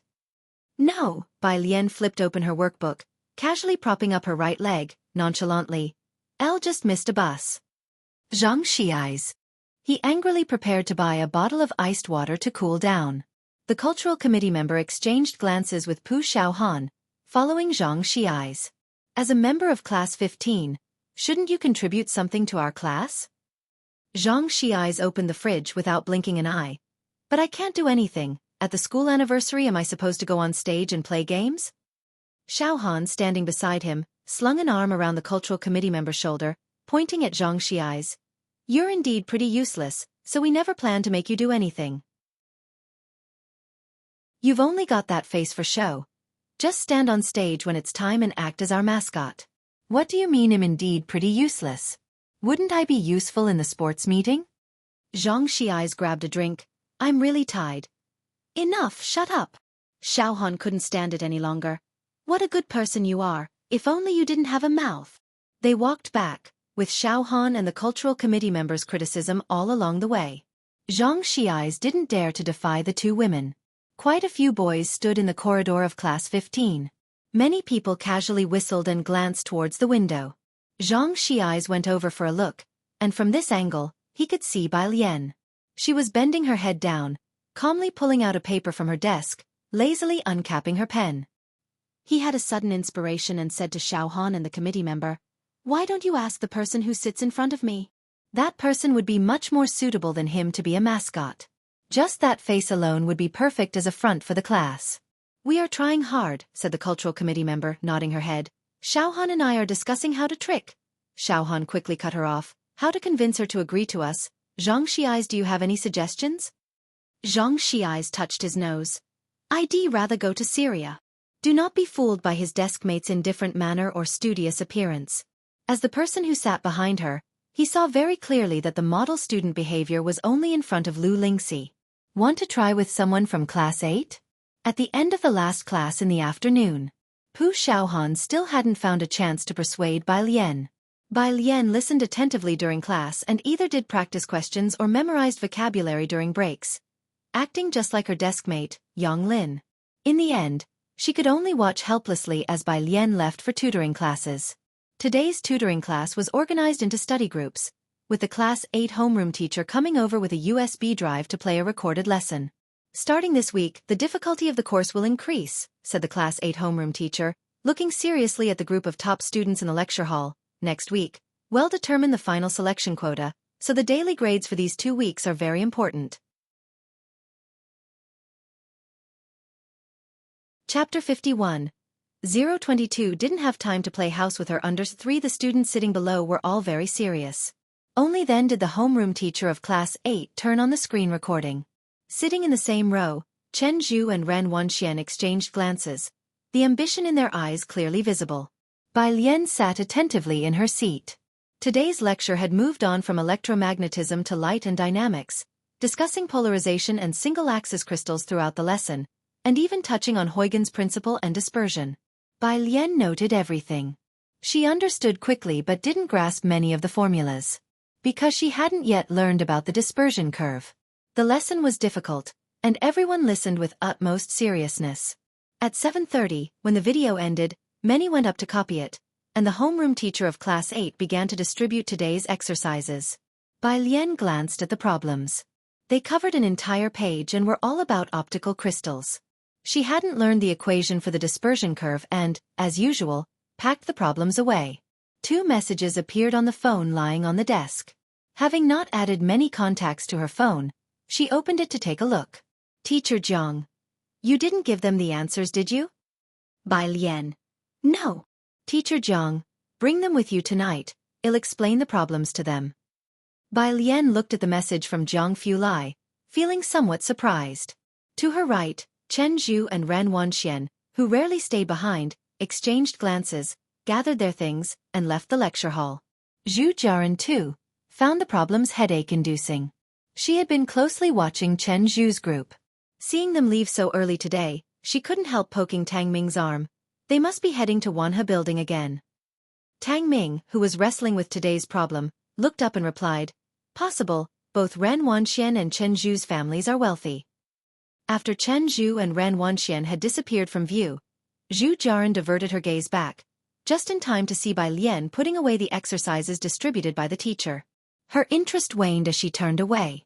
She wasn't surprised by Bai Lian's actions. After all, Zhu Jiaran found the problem challenging herself, let alone Bai Lian. By the way, Bai Lian said, removing her school coat in the warm lecture hall and revealing a white blouse embroidered with dark bamboo leaves, she leisurely popped the cap off a ballpoint pen. Do you have time tonight? I need to go over the problems I gave you last time. In the front row, Ning Xiao, who had been engrossed in his homework, suddenly looked up as if a switch had been flipped. He turned around to look at Bai Lian. Where? Bai Lian lazily flipped open her black notebook, pressing her fingertip against the snow-white pages. The milk tea shop by the school gate. Not far, the milk tea shop by the school gate. Ning Xiao nodded in agreement. All right, I'll go with you. Beside him, Tang Ming scratched his head. He hadn't quite understood the problems from last time, and the ones assigned by the teacher tonight were also difficult. Tang Ming felt like he wanted to go back and work on tonight's optics problem. However, since this was the new classmate's first invitation, Tang Ming said, Then I'll come along too. He wasn't particularly interested in the discussion about the problems, as Bai Lian seemed to struggle with today's material. But Bai Lian had already surpassed any other person in Xianxia No. 1 middle school to become the goddess of the school. If his roommates found out Bai Lian invited him and he didn't go, he'd worry about being tormented to death by them in his sleep. Zhu Jiaran glanced at Tang Ming and Ning Xiao, then smiled politely at Bai Lian. By classmate, I stay in the dorms. If I go back too late, there's no water left. You guys go ahead. One think I'll go back to wash my hair first. All the students in this training class were top scholars. Bai Lian's 85% meant nothing here, let alone a score of 200. It would make sense to skip washing up to go out with Ran Wanxian and Chen Zhu if they were the ones explaining problems. But Bai Lian, this person who herself needed assistance, explaining problems to them? Zhu Jiaran didn't have the time to play make-believe with her. Chapter 52. 023 Differential Treatment. Fair and just _ 8 o'clock. The other students in the lecture hall began to pack up their belongings reluctantly, their faces filled with gloom as they left. It was obvious that the problems left behind today were too difficult, and half an hour wasn't enough for them to even sketch the diagram for the first sub-question. As soon as the clock struck the hour, Ning Xiao packed up his things and turned to look at Bai Lian.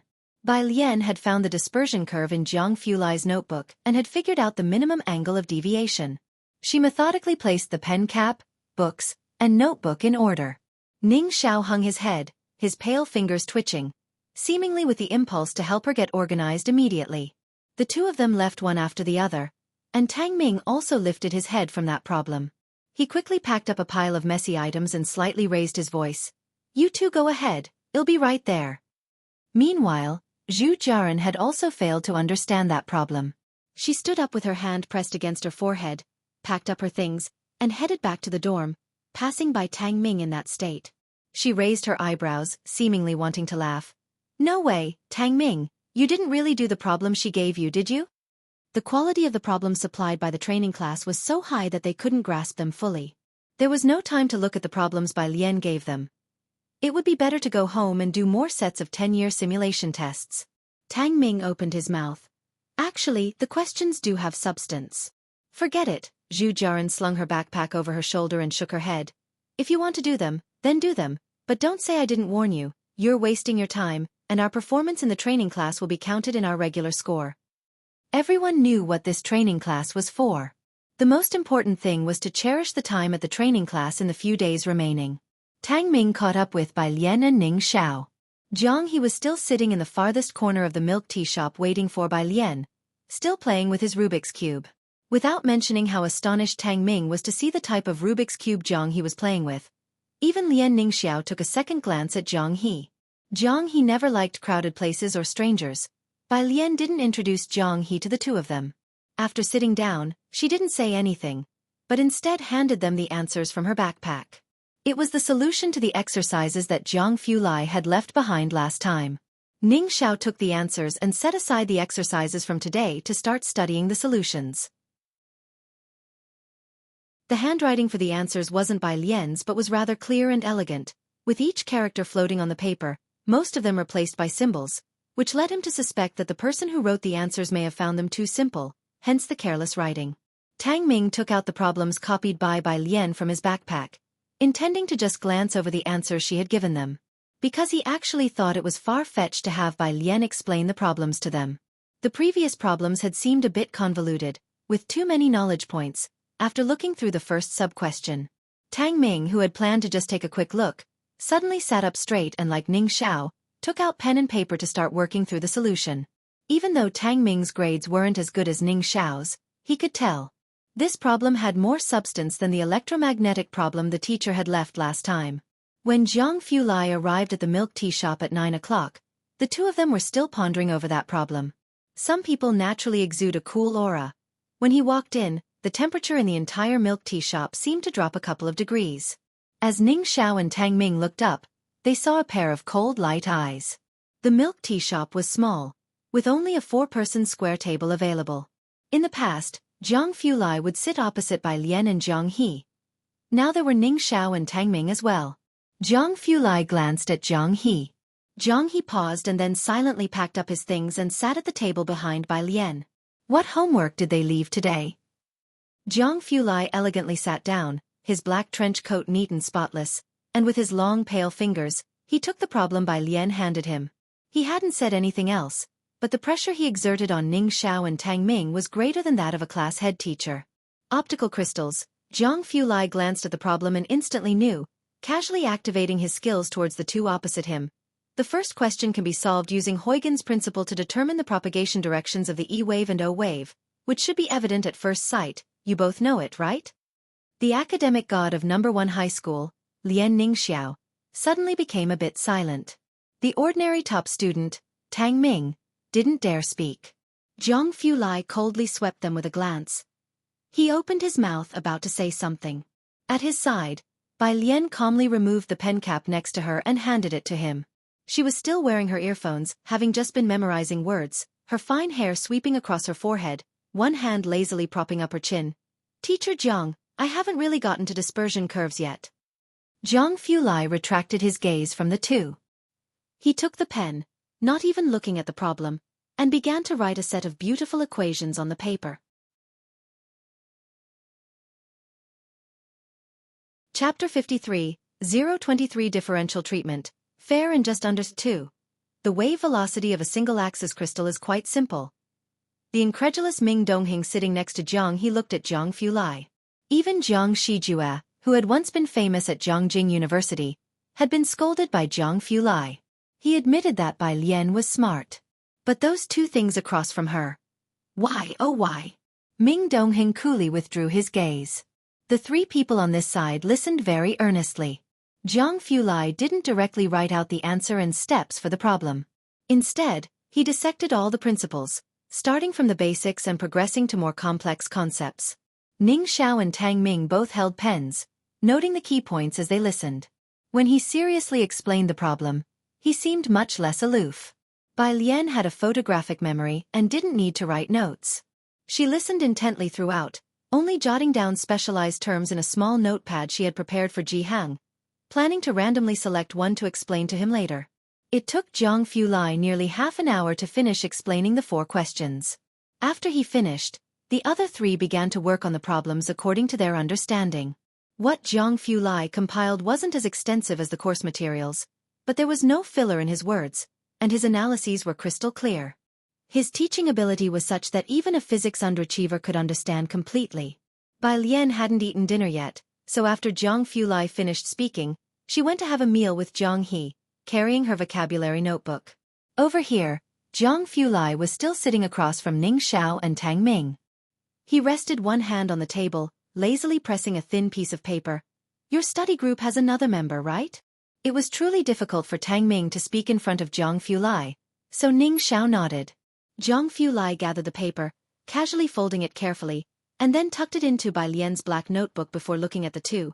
I'd prefer today's matter not be known by that member. Ning Xiao and Tang Ming, both shrewd, instantly grasped the meaning behind the young master Zhang's words. We understand, Ning Xiao promised on behalf of Tang Ming. Right, Jianghu Lai replied nonchalantly, standing to go have dinner. And there's no need to inform classmate Bai either. The problems were somewhat challenging. It took the 3 of them until 11 at night to complete them. Bai Lian continued to work on problems. She had many questions lately and couldn't sleep, often working on problems until 2 in the morning. Jianghu Lai sat on one side with his laptop, dealing with documents. Zhang He had already fallen asleep on the small sofa next to them. After finishing the exercises, Ning Xiao and Tang Ming left the tea shop first, exchanging glances. How could these 2 be so intelligent and still be so hard-working? Once they were out of Jianghu Lai's sight, Tang Ming asked Ning Xiao with genuine curiosity, who was that guy just now? If he had someone like Jianghu Lai tutoring him from a young age, his mother would have no more worries about him getting into Jianghu University. The better their grades were, the more they could understand the terrifying level of Jianghu Lai. He simplified complex problems into their most basic explanations. Even an hour and a half of supplemental classes at Jianghu University every evening couldn't match 10 minutes of his teaching.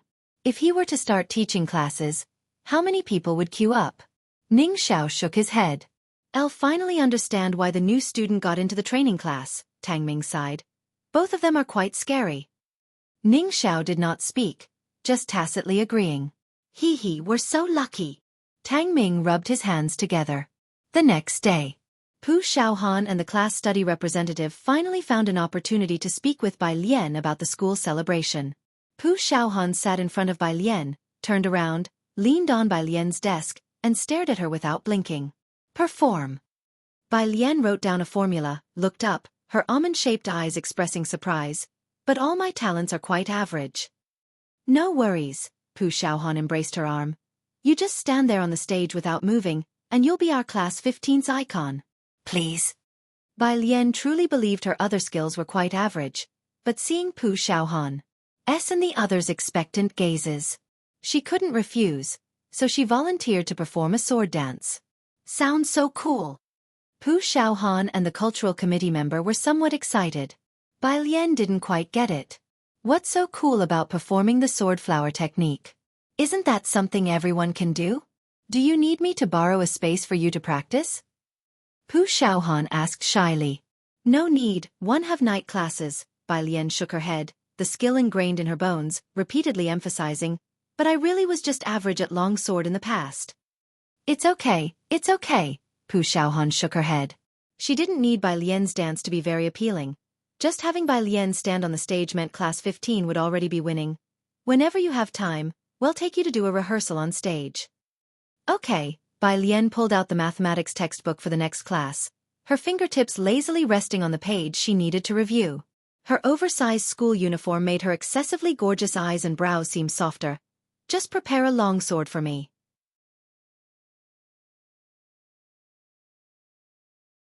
Chapter 54. 023 Differential Treatment. Fair and just _3 Pu Xiaohan exchanged a glance with the study committee member and gave a thumbs up. Then she added Bai Lian's sword dance to the rehearsal schedule. The school prop room didn't have a long sword, so they would have to get one custom-made from outside, and the costumes also needed to be prepared in advance. The two of them took note of everything in their notebooks. At 6 in the evening, the tutoring class. The homeroom teacher of Class 8 collected yesterday's answers.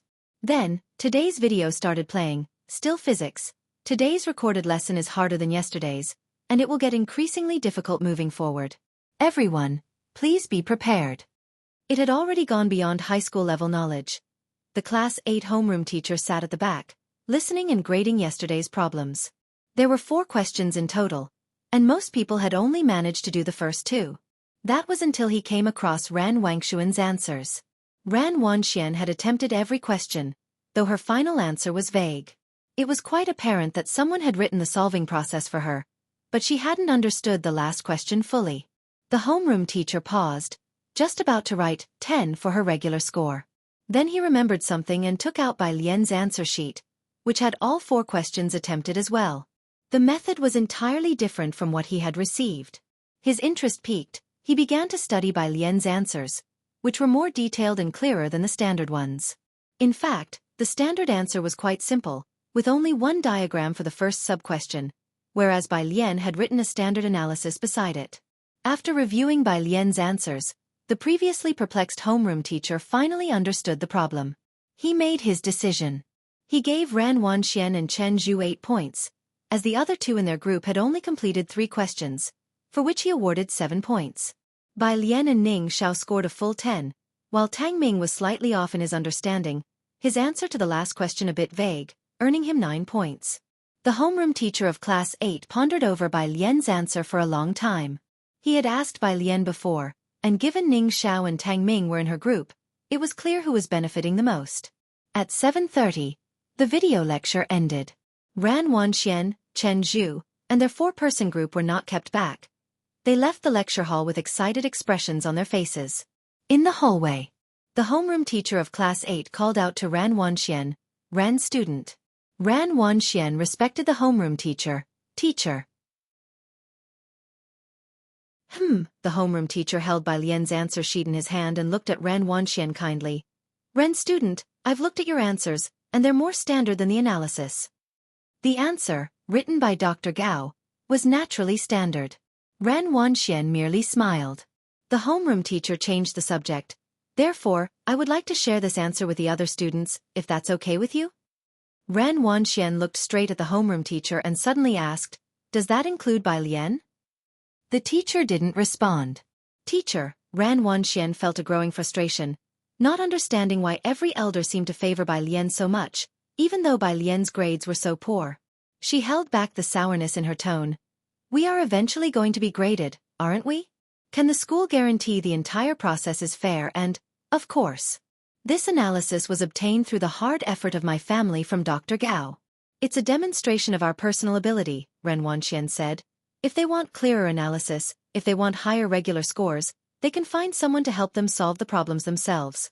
That would be truly fair and just, wouldn't it?" The homeroom teacher looked at her, folding up the paper in his hand, and after a long moment, agreed. "Right, one had not thought it through. Indeed, only then it would be fair and just." Ran Wanxian looked into the teacher's eyes and asked, "So, you won't share our analysis with any other person, will you?"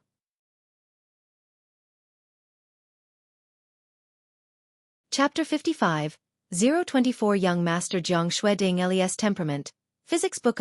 Don't worry, the Class 8 homeroom teacher withdrew her gaze. "Elle won't give it to anyone else." Ran Wanxian knew her homeroom teacher wouldn't lie.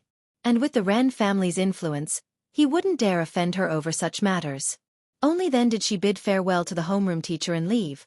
Her mother had spent a great deal to persuade Dr. Gao to agree to teach them for 10 days, and she did not want to waste any more time here. The Class 8 homeroom teacher watched her leave and then went to look for Bai Lian. Today, as usual, Bai Lian hadn't completed her assignments. He had gotten used to it and simply knocked on her desk, gesturing for her to catch up. Bai Lian picked up her coat and, while draping it over her shoulders, followed him out in no particular hurry. She stood straight, her eyes dark, Her pure pupils reflected the silhouette of the Class 8 homeroom teacher, her tone respectful toward her teacher. Teacher.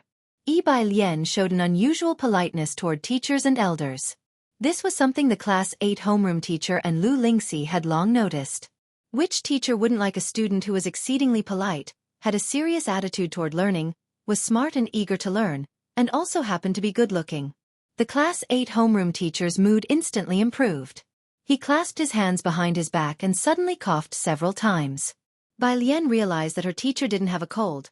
She looked at his face, her own expression unchanging, and asked with concern, "Teacher, are you all right?" "It's nothing, cough cough," the Class 8 homeroom teacher sighed, a troubled look on his face. "Elle didn't sleep well last night." "What happened?" "You should take care of your health." Bai Lian cooperated well. His eyes shifted and he coughed twice more. "Lately, I've been thinking about a book." "Do you know which book?" Bai Lian. "Which book?" "Jianghu University Physics," the Class 8 homeroom teacher said gravely. Bai Lian. "Okay, she got it." She returned to her seat and handed out the Jianghu University Physics book to him. The Class 8 homeroom teacher's eyes lit up, and he took it pretending to be nonchalant. "Can I show your homework answers to the other students from yesterday?" "Sure," said Bai Lian, still holding her pen, her eyes slightly narrowed in thought about the dispersion curve equation. Her tone wasn't too concerned. After speaking, she realized that the Class 8 homeroom teacher was looking at her with some kind of expression. "What's wrong?" Bai Lian raised her eyebrows. The Class 8 homeroom teacher didn't understand her. To the people of Xianxia, she was never stingy with anything. Especially it could help Xianxia students with their studies. "Aren't you afraid the other students will surpass your scores?" Bai Lian met his gaze, her slightly raised expression revealing perhaps an innate arrogance, calm and confident. "Oh, let them try." Class 8 homeroom teacher. He shook the book in his hand, of course not intending to share Bai Lian's analyses with others. "I'll return it to you after I've finished reading." Bai Lian nodded lazily, her demeanor somewhat nonchalant. "It's fine if you like it, teacher. One can ask around after I'm finished and see if I can give it to you." "Really?" The Class 8 homeroom teacher realized he had gotten too excited. He immediately put his hands behind his back again and said inscrutably, "All right, I've got it. Go back to your homework." In the lecture hall, Zhu Jiaran whispered gossip to Tang Ming, her eyes filled with awe. Elle heard that Ran Wangshuan's group got a doctor from Jianghu to discuss problems with them, and this time the spot will definitely be between her and Chen Zhu. This rumor had spread through the training class, and most of the top students had given up competing with them. "If only we were in her group," Zhu Jiaran murmured wistfully, her eyes clearly longing. "A doctor from Jianghu University, we may never meet one in our whole lives, and yet they're related to the Ren family." Zhu Jiaran turned to look at her own group members. Tang Ming just perfunctorily agreed a couple of times. Then he bent his head to his notebook. Bai Lian had just returned to her seat, as usual. She gathered the evening's problem sets and from her pocket pulled out a candy, peeling it open leisurely. Her lowered long lashes made her seem less approachable, and as if sensing a gaze, she coldly lifted her head a bit. That look from her pitch-black eyes gave Zhu Jiaran an inexplicable sense of oppression. After coming to her senses, she couldn't help but pout. Pretentious. 8 o'clock. This time, Tang Ming was even more eager than Ning Xiao, packing up 5 minutes early and then waiting with his backpack, watching Bai Lian pack up slowly. Feeling hurried yet not daring to rush her, Zhu Jiaran still didn't leave with them. The Class 8 homeroom teacher was reading Jianghu physics on the side. He didn't leave early today and saw Zhu Jiaran alone, heading toward the dormitories. "Why didn't you go with Ning Xiao and the others?" he questioned.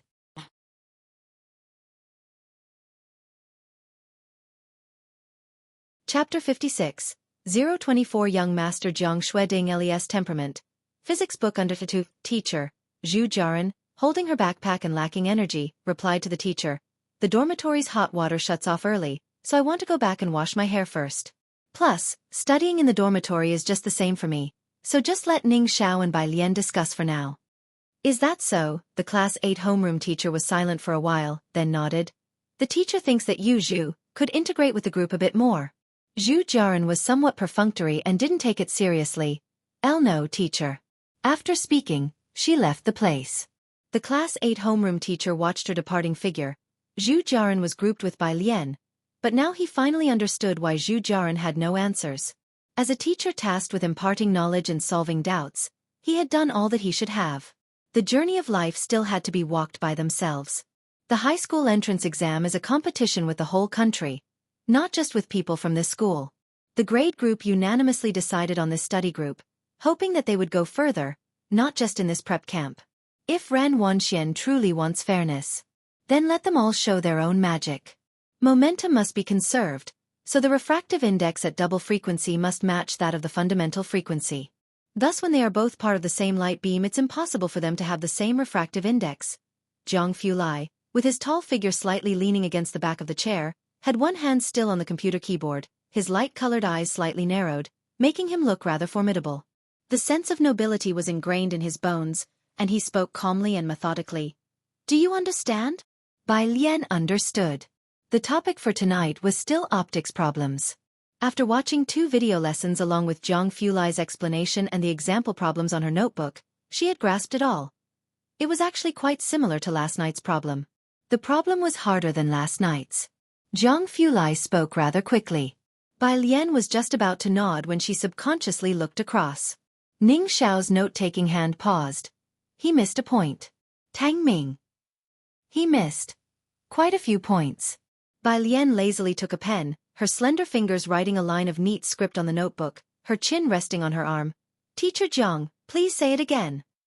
Jianghu Lai gave the 2 people across a cold glance, and emotionlessly repeated the explanation. Ning Xiao finally closed his notebook and heaved a sigh of relief. Tang Ming didn't dare to move. He was still a little short.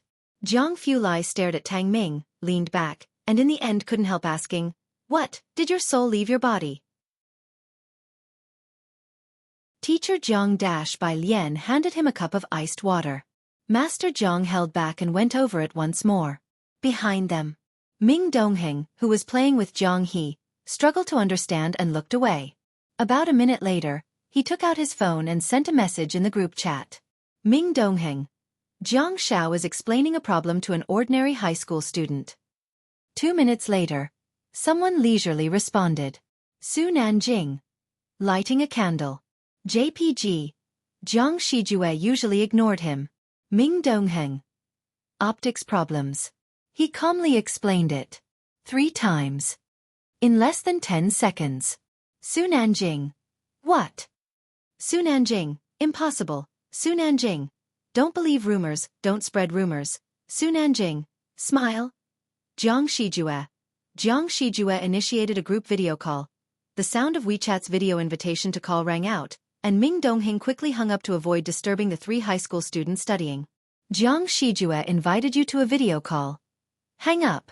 Jiang Shijue invited you to a video call. Hang up. Jiang Shijue invited you to a video call. Turn off the phone. All was quiet. Ming Dongheng heaved a sigh of relief, holding his phone, thoughtfully looking at Bai Lian. Feeling like he'd made a clever discovery. Across from him, Jiang He was speechless. Bai Lian still went to eat only after the explanations were finished. Jiang He had to wait for her every day so they could eat together. Seeing her go to eat, Jianghu Lai's gaze shifted slightly from the computer, his voice still cold. "What are you competing for in your training class this time?" Tang Ming didn't dare to speak. Ning Xiao, however, was much calmer.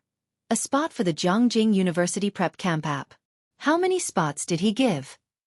Jianghu Lai's fingertips tapped on the keyboard, asking casually. Ning Xiao didn't understand who Jianghu Lai meant by he, and just exchanged glances with Tang Ming. Several spots? That spot was hard to come by. They from Xianxia had only gotten one in nearly a decade. And he's using several to describe it? Was a spot for the Jiangjing University Prep Camp as common as cabbage? Just one, Ning Xiao replied. Jianghu Lai's fingertips paused on the keyboard, and he tilted his head, his usually calm and detached eyes flickered with confusion. I see, he nodded. At midnight, the car stopped at the entrance to Purist Street. I'm here, Bai Lian got out of the car, standing at the edge of the road.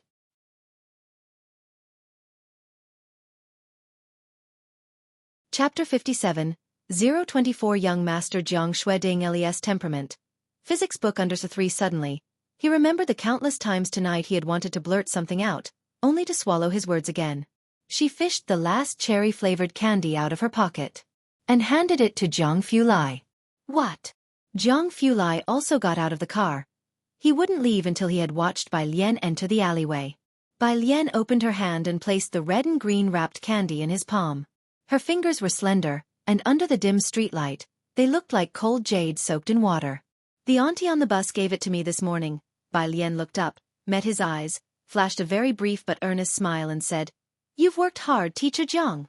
She always regarded people around her as if they were observers passing through this mortal world. Even her smile seemed casual and never reached the depths of her eyes. She was like duckweed, and if one wasn't careful, she could be blown away by the wind at any moment. Yet now, hers was an utterly pure smile. She tilted her head up slightly, the scattered light of the street lamps reflecting in her dark apricot eyes, lazy and diffuse, hard for anyone to resist being struck by.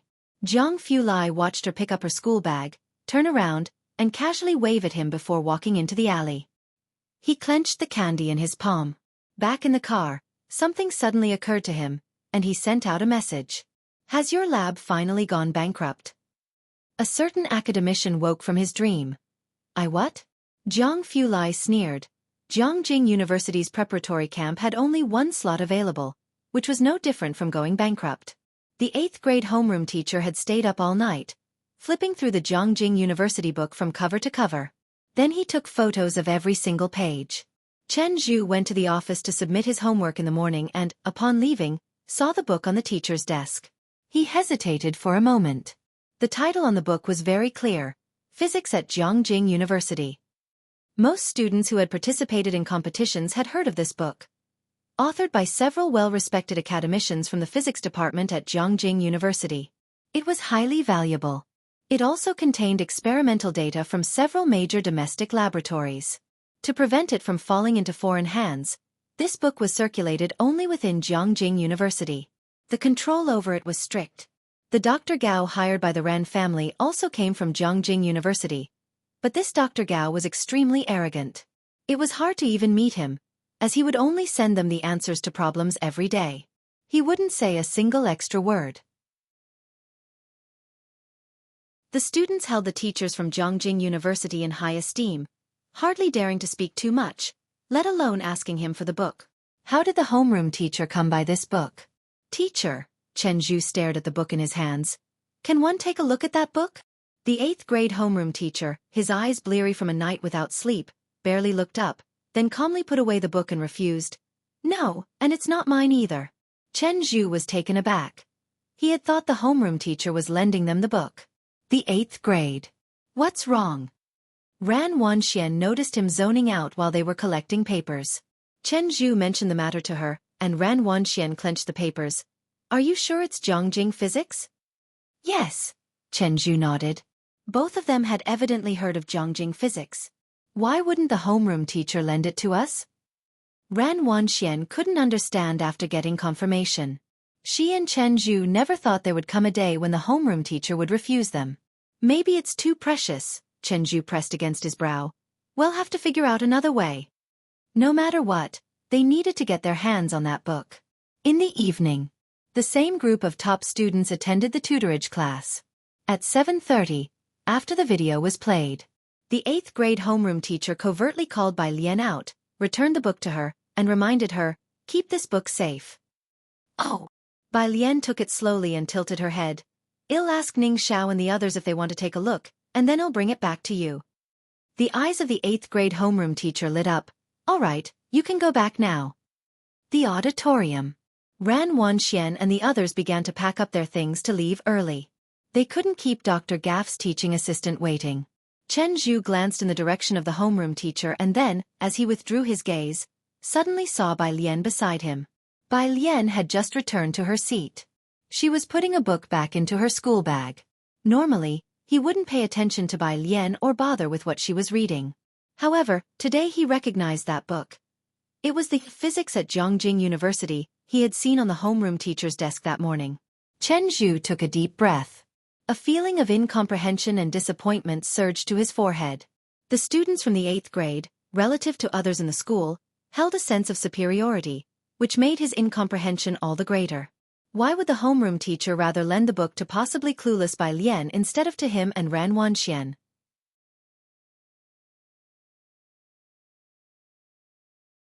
Chapter 58. 025 Can't Let Her Sneak Back to Learn Culture. 1. Why are you moving so slowly today? Ran Wanxian had finished packing up and was waiting for him on the side. They needed to hurry to meet with Dr. Gaff's teaching assistant. In the past, everyone was very active, but today, Chen Zhu was significantly slower. There were many people in the lecture hall, and Chen Zhu knew not to reveal Bai Lian's kinship with the Ren family, so he kept silent. It wasn't until they got in the car that he asked, "What's the deal with your relative, anyway?" Ran Wanxian knew he was referring to Bai Lian and responded indifferently, "What kind of deal could there be? On Purist Street, my grandfather and the others have checked. There are household registrations at the Ji family," she said. "What about her?" "It's strange." Chen Zhu looked out the car window, his handsome eyes furrowed with puzzlement.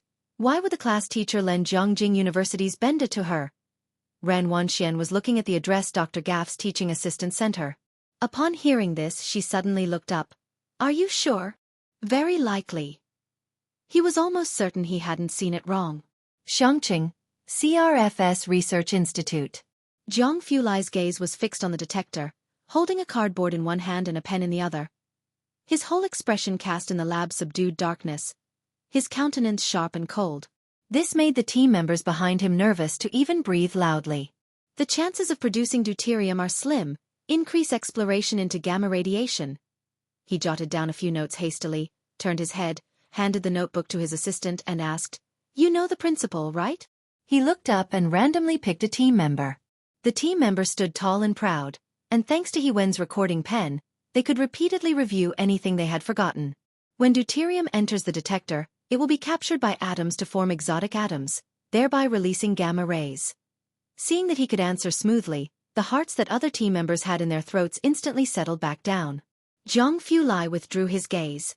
They were much more manageable now. As Jianghu Lai walked outside, he began to undo the buttons of his radiation suit, his voice indifferent. "Send the experiment report to my email." The assistant, holding the notebook, followed closely behind him. "Right." Jianghu Lai's fingertips paused on a deep blue button, his eyes slightly narrowed. "Get 2 invitation codes for Jianghu University's preparatory camp." "All right."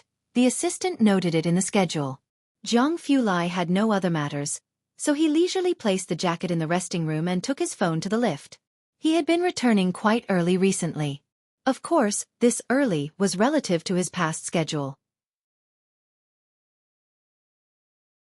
The assistant stood outside the lift, and only when the lift reached the ground level did he feel free from the other's pressure. Then he remembered what Jianghu Lai had instructed. To get the preparatory camp invitation codes from Jianghu University. It wasn't just about Jianghu Lai's status in the Jianghu physics community.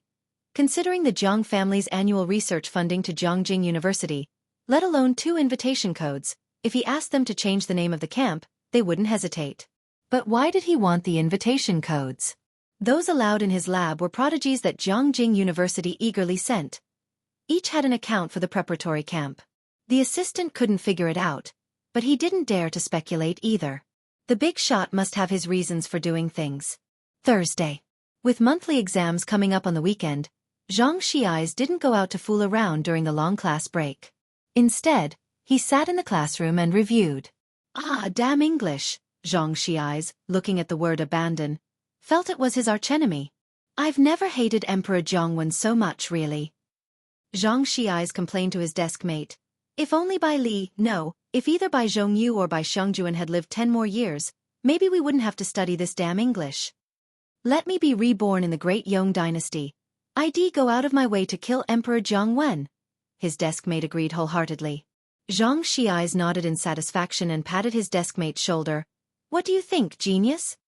Ning Xiao glanced at him, didn't reply, just called Bai Lian and pointed out the parts of the notes that weren't clear to her. Ning Xiao's complexion was pale as he asked, "Did you understand it last night?" After listening last night, Bai Lian had gone to eat, and he didn't dare to say he hadn't noted everything. Bai Lian turned around, one hand lazily resting on the back of her chair, the other holding a pen sketching on his notebook, her fingertips luminous and white. Assuming the magnetic induction strength in each direction, the magnetic field distribution function is this formula. You can deduce the leading phase. She spoke slowly and methodically, and her explanation was unexpectedly clear. Xianxia, who clearly hadn't studied competition problems, even felt for a moment like he understood. Ning Xiao found it somewhat terrifying and gave Bai Lian a look, his usually somber face showing surprise. Do you have a photographic memory?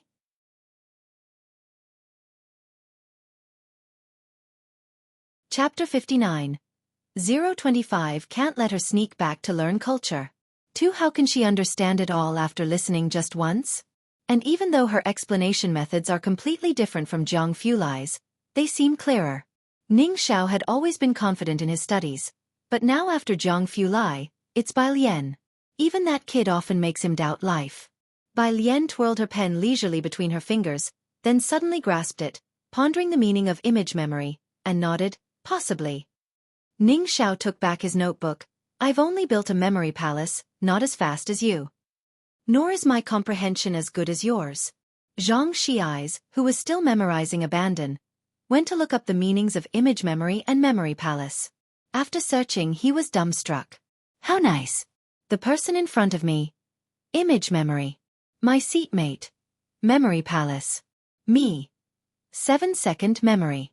Xianxia, expressionless, put away his phone, angrily flipped open his vocabulary book, and after a page, he looked enviously, jealously, and resentfully at his seatmate and the person in front of him. There are so many people in the world with good memories. What difference would one more make? After Bai Lian and Ning Xiao finished discussing the problem, Pu Xiaohan finally turned around to talk to Bai Lian. Bai Lian, look. Pu Xiaohan stealthily took out her phone, showed her a picture.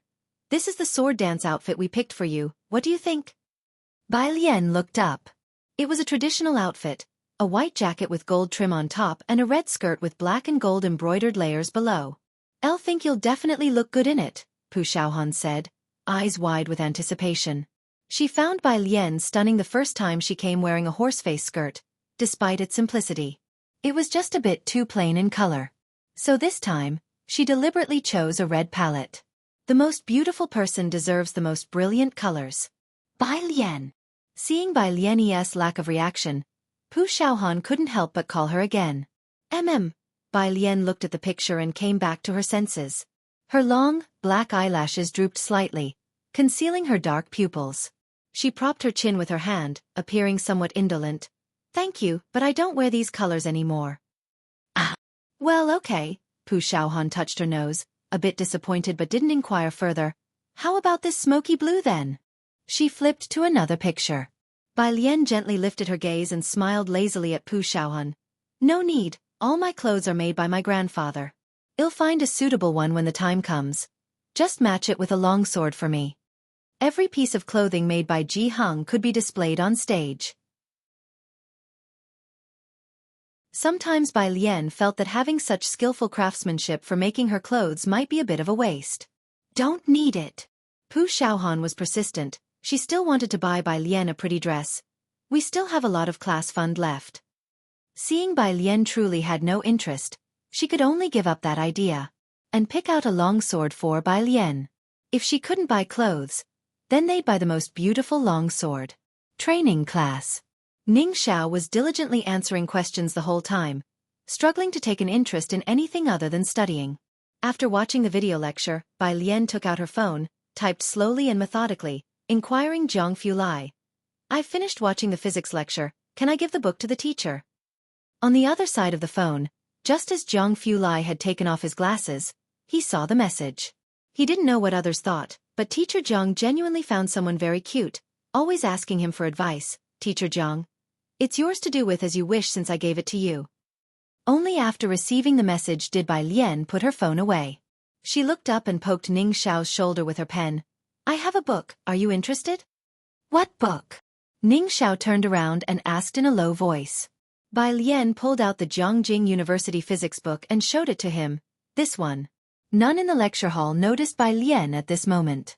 However, today, Chen Zhu, who had been paying attention to Bai Lian, confirmed that the book she was holding was indeed the Jianghu University physics book. He hadn't misseen it yesterday. Next to Chen Zhu, Ran Wanxian also noticed his gaze and looked toward Bai Lian's direction. She actually gave it to her. It was hard for her not to feel envious. She hadn't quite believed what Chen Zhu said yesterday until she saw it with her own eyes today. The class teacher of Class 8 finished distributing the evening's exercises, Everyone, do the problems well. The principal is calling me for a meeting. If you have any questions, contact me on WeChat or ask me tomorrow. With that, he turned and left the room. Teacher. Ran Wanxian took a deep breath and stood up amidst everyone's gaze.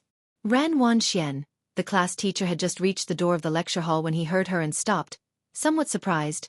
Do you have a question? Clutching her bag, Ran Wanxian looked at the class teacher and spoke amidst all the eyes on her. Teacher, I've always trusted you. But why? You must know how poor Bai Lian's comprehensive science grade is, and you can't be unaware of the influence that got her in here, so why do you favor her at every turn? At these words, Bai Lian looked up, narrowing her eyes at Ran Wanxian. The Class 8 teacher, upon hearing Ran Wangshuan's accusation, was stunned, favoring her. You refused to lend me the Jianghu University physics book yesterday. Chen Zhu hadn't expected Ran Wanxian to speak up so directly. He glanced at Bai Lian with a complicated look, hesitating for a moment before still siding with Ran Wanxian. But clearly, you lent it to Bai Lian today. If Ran Wangshuan's earlier remark wasn't much of anything, Chen Zhu's statement caused a stir in the lecture hall. Every top student here had heard of the Jianghu University physics book. Everyone was selfish. Why lend the book to Bai Lian and not tell the rest of them? All eyes turned in Bai Lian's direction. Bai Lian still sat in her chair in the same posture, her dark and clear eyes calm and composed, her pale and slender fingers loosely holding the Jianghu University physics book. Under everyone's scrutiny, she lazily twirled the book, a stray lock of black hair casually resting on her brow. She didn't care about anyone's gaze at all. The Class 8 teacher also came to his senses, and finally understood why the people in the training class had been so keen to avoid Bai Lian. Whose influence did she rely on to get into the training class? The Class 8 teacher returned to the podium. He met Ran Wangshuan's stare without any hint of backing down. Ran Wangshuan's mouth still held a mocking smile, not wanting the class teacher to skirt around the issue. How did she get into the training class with a score of 85? You're playing dumb. In her eyes, Bai Lian was just one of the many on Purist Street. Apart from the Ran family, what other connections could Bai Lian possibly have? The rest of the training class shared a similar sentiment to Ran Wangshuan's. They had all entered based on their own abilities, so it was only natural for this prideful group of top students to look down upon Bai Lian, a suddenly introduced enigma. There should be a trusting relationship between students and teachers, the class teacher nodded his head, looking at Ran Wanxian. Miss Ran, Mr. Chen, let's first address this question, shall we? Just then his phone rang. It was the principal. Old Li, why haven't you arrived yet? I have some good news. Perfect timing, principal, the class teacher's voice was even as he interrupted. Elle would like to ask, whose influence did Bai Lian rely on to get into the training class? Ran Wanxian watched the class teacher calmly. The scorn on her lips seemed to say, see how you'll spin this tale. What influence? In the silent classroom, the principal's voice came clearly through the speaker, quite surprised. Bai Lian was specially recruited because of her data on vortex ring collisions. Didn't I tell you about this last time you asked? Old Li, are you losing memory with age? After finishing, the principal added sternly, the sensitivity with which student Bai Lian handles data is simply unprecedented. Old Li, you have to keep an eye on her for me. Many people are watching her closely. We absolutely cannot let her sneak off to study the humanities. The entire lecture hall was silent enough to hear a pin drop.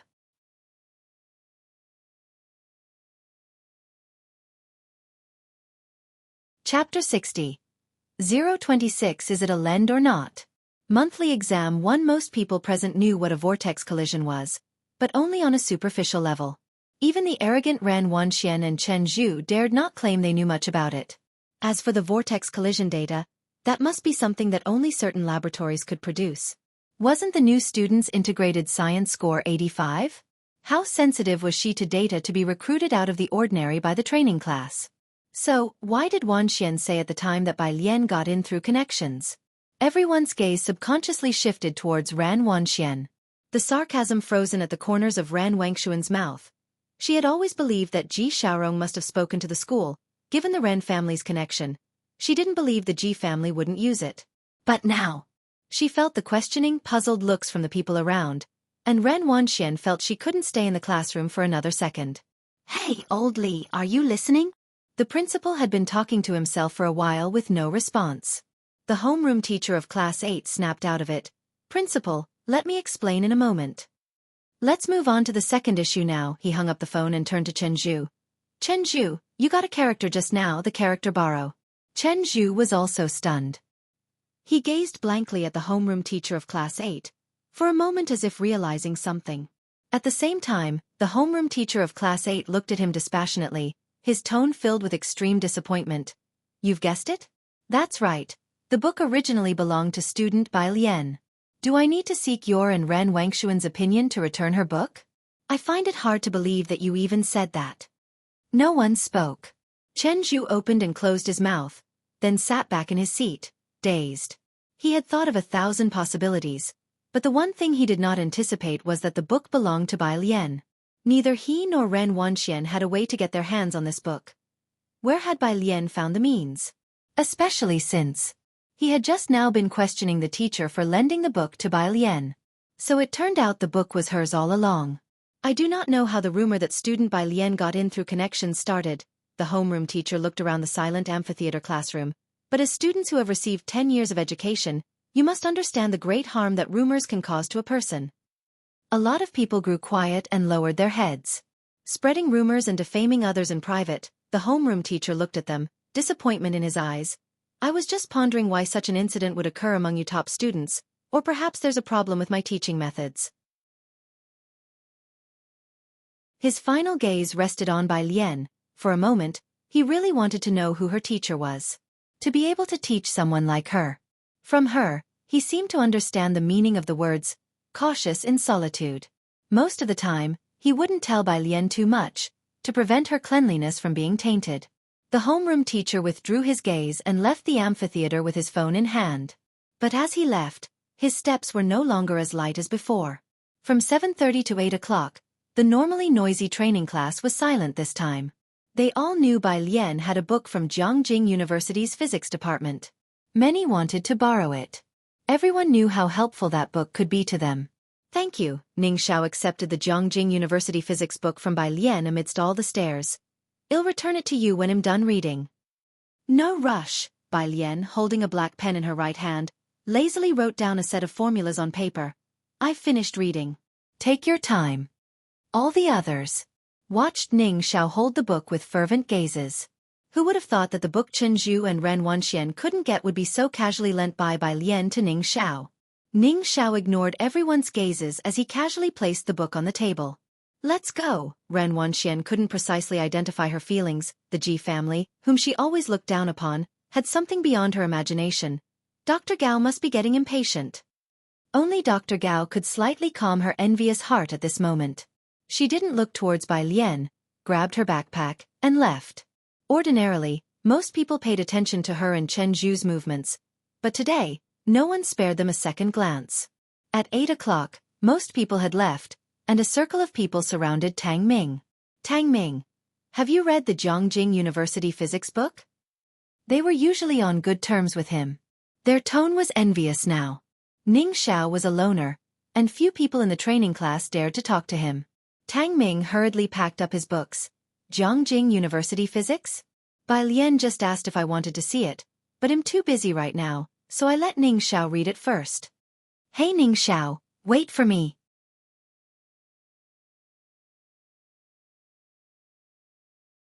Chapter 61. 026 Is it alone or not? Monthly test under 2 now. Every day he felt that even deciphering Jiang Fulai's analysis was strenuous, let alone being like those two freaks who could still manage to read other books. Zhu Jiaran, a few people familiar with Zhu Jiaran also spoke up. "Your group is so lucky, having a physics book from Jianghu University. No idea if I'll ever get the chance to own one in my lifetime." Zhu Jiaran's mouth, however, was very stiff. Others didn't understand, but Zhu Jiaran was very clear that since the group was formed, she had barely spoken a word to Bai Lian. Every evening she found an excuse to go back to her dormitory during their discussions. She packed up her things, pushed past the others, and hastened to follow Tang Ming. "Tang Ming, you!" Zhu Jiaran. Tang Ming saw her and alarms went off in his head. "You should be going back to wash your hair, right? See you in a couple of days."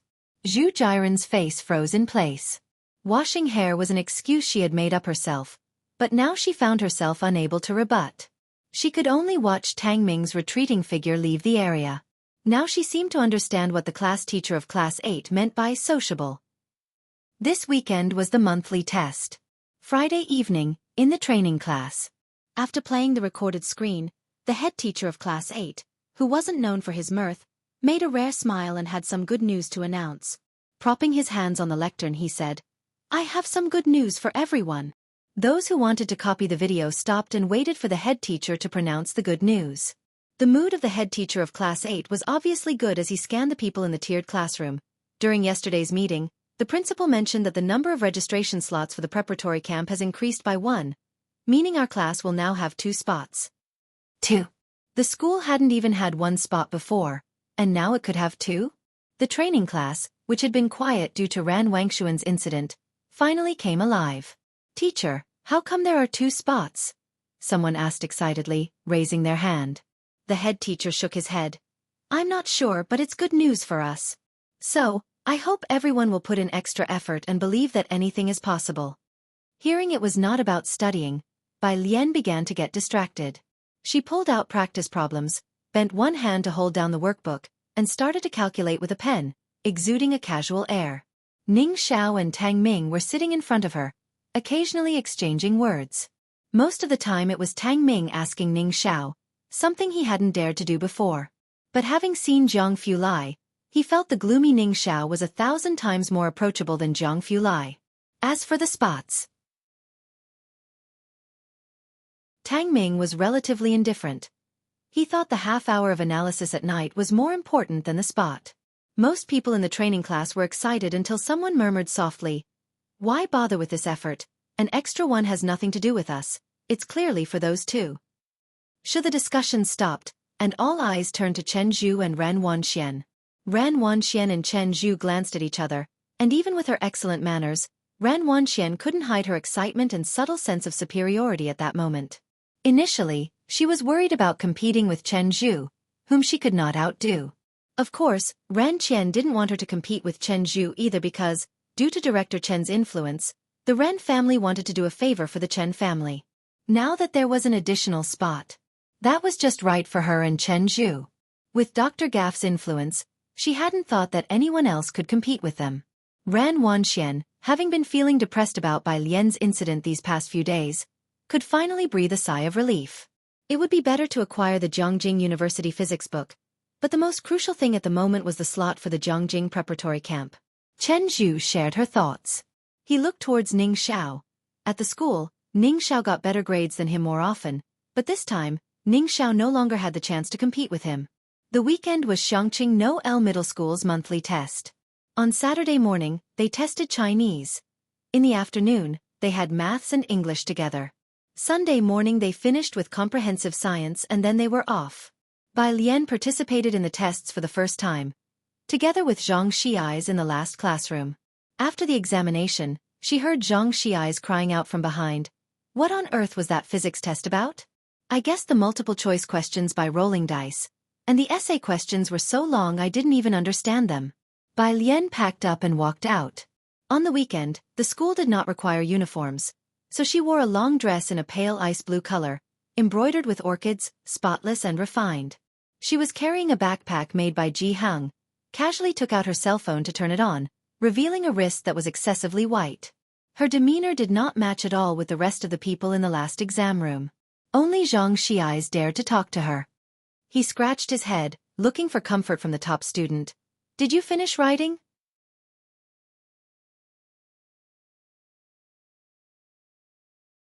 Chapter 62. 026 Is it alone or not? Monthly test _3 he asked Bai Lian. Bai Lian shook her head. "No." "That's good," Zhang Xiai's breathed a sigh of relief. "Even you haven't finished it, so the physics teacher probably won't scold me this time." Bai Lian glanced at him and didn't tell him that she had finished everything in physics. She looked down to reply to Jianghu Lai's WeChat message. "I'll take the bus in the afternoon. Teacher Jiang." "Okay, I'll be back in the afternoon." Jianghu had said the tokamak could be disassembled, but Bai Lian had no time this week other than for classes and tutoring. Only today did she finally have some time. She took the bus back to Purist Street. As soon as she got off the bus, she saw Mao Kuan squatting alone at the bus stop, looking glum. What happened? She noticed the bruise on Mao Kun's face.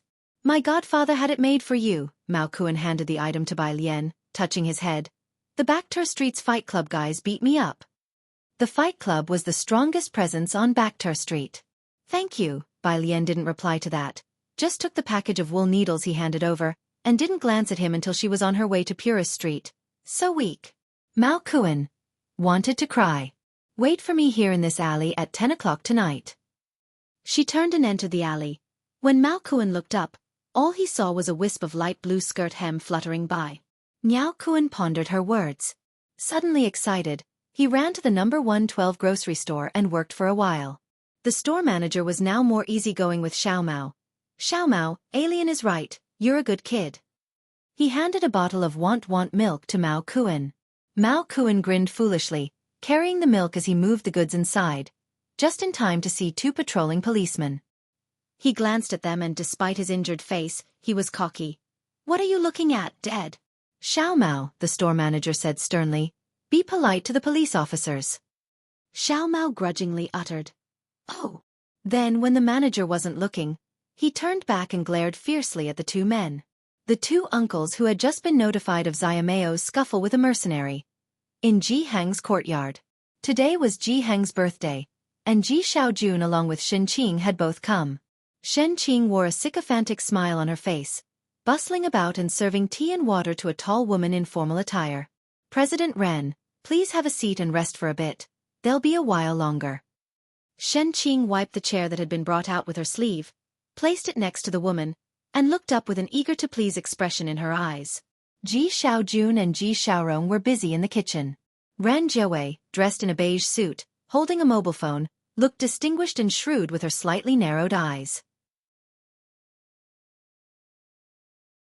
She ignored Shen Qing. Beside Ran Jiawei, her secretary looked up and down at Shen Qing with a faint smile, saying, no need to bother, if President Ren needs anything, he'll take care of it. Shen Qing, under the secretary's meaningful gaze, chuckled awkwardly and stepped aside. Someone pushed open the gate to the courtyard. Ran Jiawei narrowed her eyes and looked over, focusing on the newly arrived girl. Assessing her. Ran Jiawei had heard about this niece from her father, daughter, and Ji Xiaorong, but this was their first meeting. The girl was dressed in a light blue dress, the brand of which was unrecognizable, probably made by Ji Hung. She had seen Ran Wanxian bring many back, but Ji Hung had put them all away. Miss Bai, the secretary, who had met Bai Lian a few times, greeted her with a smile. At the same time, he conveyed to Ran Jiawei, this is Bai Lian. Bai Lian? She spoke up, her eyes half closed. Shen Qing quickly began to speak, lest Bai Lian's temperament inadvertently upset the Ren family. Alien, this is your second aunt, greet her. Bai Lian guessed who it might be, took off her headphones while nodding to the secretary, then acknowledged Ran Jiawei with a nod. As good as greeting her. Ren Qian and Shen Qing had both said Bai Lian was very polite, yet today it seemed just the opposite. Ran Jiawei held her phone, her brow furrowing slightly. She was never one for beating around the bush. Wanxian said you have the Zhongjing physics book. How much would it cost to sell it to me? Bai Lian's dark pupils slightly constricted, a strand of untied hair drifting down to rest on her pale neck. Her tone was very calm. Not for sale. 200,000. Is that enough? Ren Jiawei lifted her chin. In her eyes, 200,000 was more than enough. People on this street might not save that much in 10 years, and the sum was more than sufficient for a single book. Bai Lian didn't acknowledge her at all, walking straight to her room. No one expected Bai Lian to react this way. The secretary was momentarily startled. He took a couple of steps to catch up with Bai Lian, lowering his voice. Miss Bai, President Ren came today for this matter. You won't understand the book, so sell it to Miss Wanxian. Consider it a favor owed to you by the Ren family. It's just a book. Surely you're not so small-minded?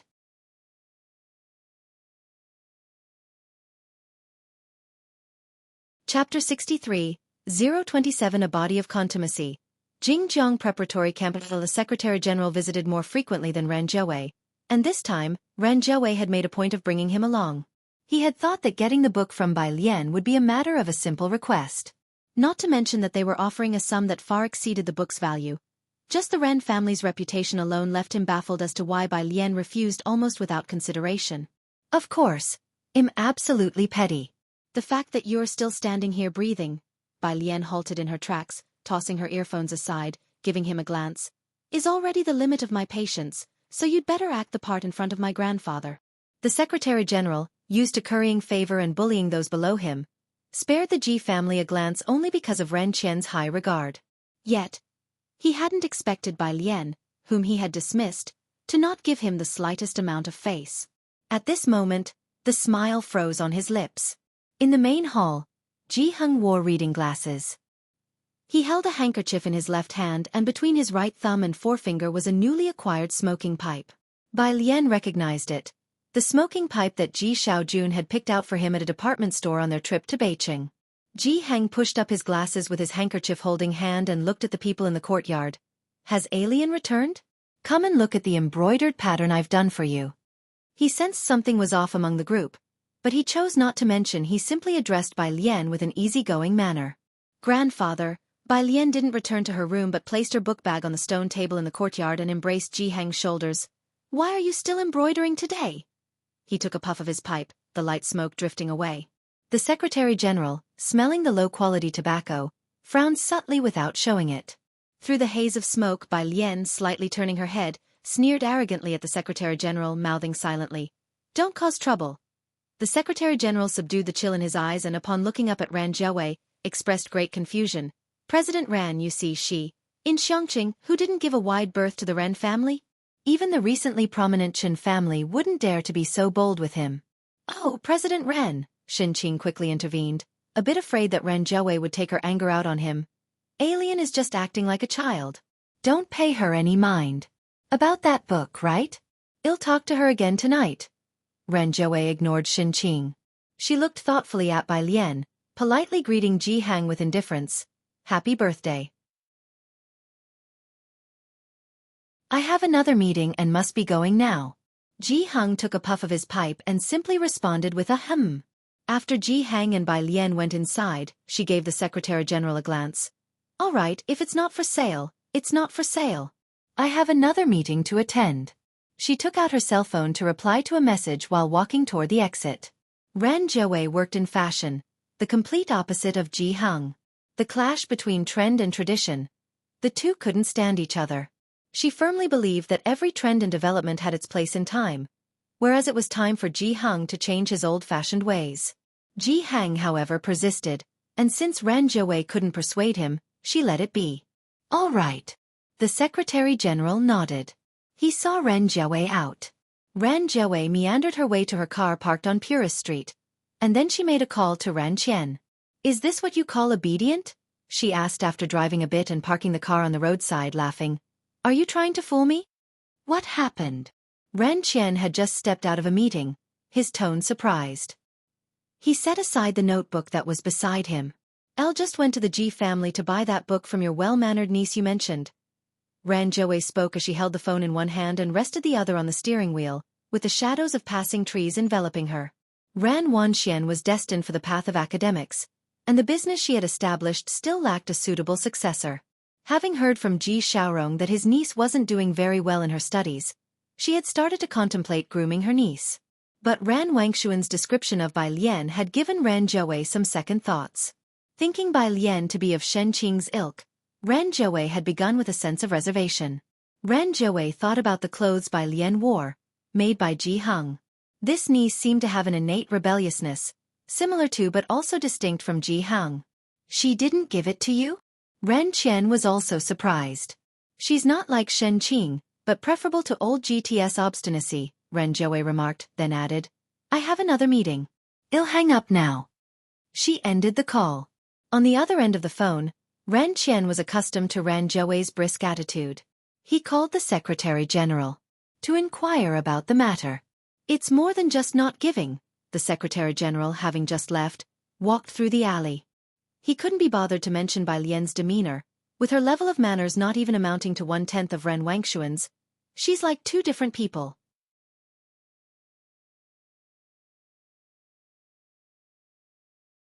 Chapter 64, 027 A body of contumacy, Jingjiang preparatory camp under 2. Let's talk about that later. Ran Qian was very surprised, pondering Ren Zhouwei's phrase born rebellious. Don't take your negotiating table attitude towards their family members. Ran Qian wasn't too clear about that book, but seeing Ren Wanxian and Chen Zhu's demeanor, he knew it was significant. Sir, the Secretary General, as Ren Qian's confidant, was someone people were exceptionally cautious around on regular days. He glanced coldly at the courtyard behind him, but his voice was incongruously respectful as he indicated Ren Qian undervalued himself. You've really lowered yourself for them, but once you're not present, that entire Ji family doesn't even pretend. The Secretary General was accustomed to giving orders. Over time, he had forgotten that he too had started from the ground up. He was deferential and cautious in front of Ran Qian, but certainly not in front of others. Ran Qian was taken aback. He pondered for a long while and naturally had no suspicion of his secretary. The Ji family is established in their ways, and Bai Lian is a bit youthful and impulsive. Can't you look at the bigger picture and avoid squabbling with them? In simpler terms, he felt the Ji family wasn't worth his temper. Ran Qian said softly, let's put off inviting her to the Ran family for now. I'll understand, sir, the Secretary General said respectfully. He listened to the slightly displeased tone in Ran Qian's voice and smiled faintly. The Ren family had long intended to invite Bai Lian to their household. Today, because of his single remark, the Ren family shelved the idea. He was Ren Qian's right-hand man, skilled in flattery and deceit. Even Ren Wanxian had to address him as uncle when she saw him. But nobody dared to show him disdain like Bai Lian did. After some thought, the Secretary General pulled out his cell phone and reported the news to Ran Wanxian. At the Ji family. In the end, Ran Qian's Secretary General didn't stay for dinner, leaving only the family, which was rather harmonious. Ji Heng placed the wool needle given by Bai Lian at his side, holding in one hand the smoking pipe given by Ji Xiaojun, and beside him, the tobacco provided by Ji Xiaorong. Shen Qing and Bai Lian helped bring the dishes to the table. Ji Xiaojun, with a stack of bowls, served rice to everyone from the pot, watching through the window as Ji Heng examined the wool needle closely. How did you know today was your grandfather's birthday? He whispered to Bai Lian as she came from the kitchen with dishes.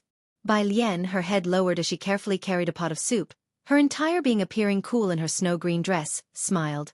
Isn't that the reason you secretly bought the smoking pipe? Pure alarmist talk, Ji Xiaojun immediately turned away, unwilling to confront the issue.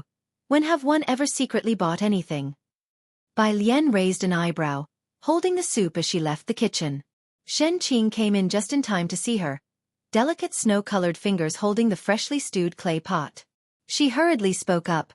Why don't you use a cloth as a mat? Give it to me, here. She took the clay pot from Bai Lian's hands. You go set the chopsticks. Clearly, a person raised in a wealthy home, unfamiliar with common-sense living. Bai Lian touched her nose. She hadn't felt the heat, but obviously, Shen Qing didn't believe her. She silently went to set the chopsticks. At the dining table, Ji Heng sat beside her.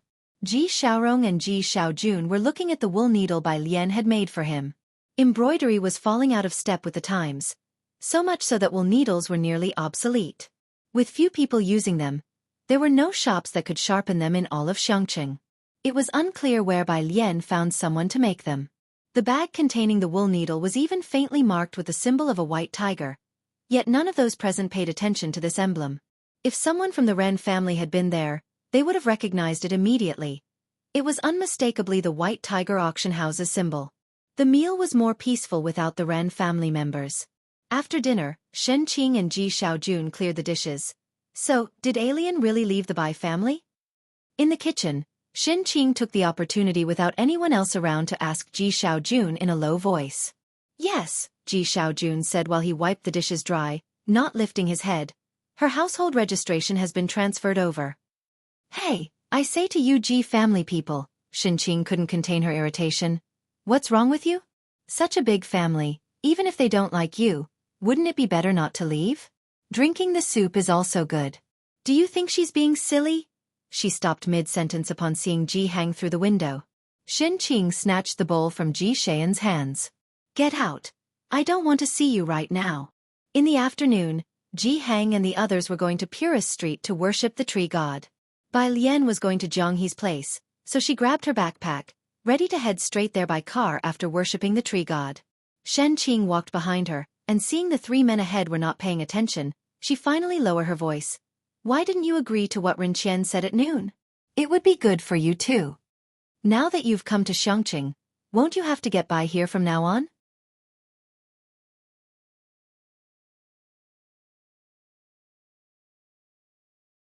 Chapter 65. 027 A Body of Contumacy. Jingjiang Preparatory Camp Under 3 by Lian held the headphones for vocabulary study and turned down the volume when Xianxia asked a question. Oh, I have a good handle on that. Bai Lian's rosy lips twitched slightly as she reached out and plucked a leaf from Xianxia's hair, her dark eyes full of nonchalance. Xianxia tilted her head, looking at Bai Lian's half-lowered long lashes, her almond-shaped eyes slightly narrowed. She was at a loss for words. Bai Lian now looked much more pleasant to the eye than she had a few years ago. Both families were wealthy, but the Bai family had far more depth than the Ren family. She had not expected Bai Lian to be so polite to her and the Ji family's people. The Ren family had always looked down on them with disdain. Xianxia, who had grown up in the slums, was accustomed to being humble and lowering her stance in front of them because she'd seen these people change the trajectories of common folks' lives with just a word. Xianxia said no more, but an eerie thought emerged at the bottom of her heart. If Ji Xiaojun asked Bai Lian to move in now, she probably wouldn't refuse. The manor at the heart of Xianxia. Chief Chen was extremely restless as he sat downstairs, sipping tea he had poured for himself, cautiously using his peripheral vision to glance at Jianghu Lai standing by the lattice window. Jianghu Lai, at home, was only wearing a comfortable black loungewear. His jade-like hand was holding a black headset, his tone cold. So you didn't even bother to use your brains. Has Jiang Ziju's brain been invaded by you as well? Chief Chen prayed for the person on the other end of the phone while wondering why he had chosen to come today. Had heard through the grapevine that Jianghu Lai was in a good mood recently. Chief Chen held his teacup, attempting to ease his nerves. Jianghe had been crouched at the front door, and Chief Chen found himself wishing he could join him. As he pondered this, the sound of tires against the road came from outside. Upon looking up, he saw Ming Dongheng step in with a girl. With just one glance, Chief Chen recognized her, the same girl he had seen here before. As soon as Bai Lian entered, she spotted Jianghe crouching at the door. She reached out to grab the back of his neck, hoisting him up, her eyebrows lazily arched. Little one Meng, what are you squatting here for? Bai Lian didn't bother to keep her voice down, and her presence pierced through the empty, chilling silence of the grand hall. Chief Chen's eyes widened as he quickly looked at Bai Lian, gesturing for her to lower her voice while silently mourning for her. How could someone be so obliviously untactful in a time like this? Just as he thought this, he saw Jianghu Lai lower his voice. Report to me later, Jiang Shijue.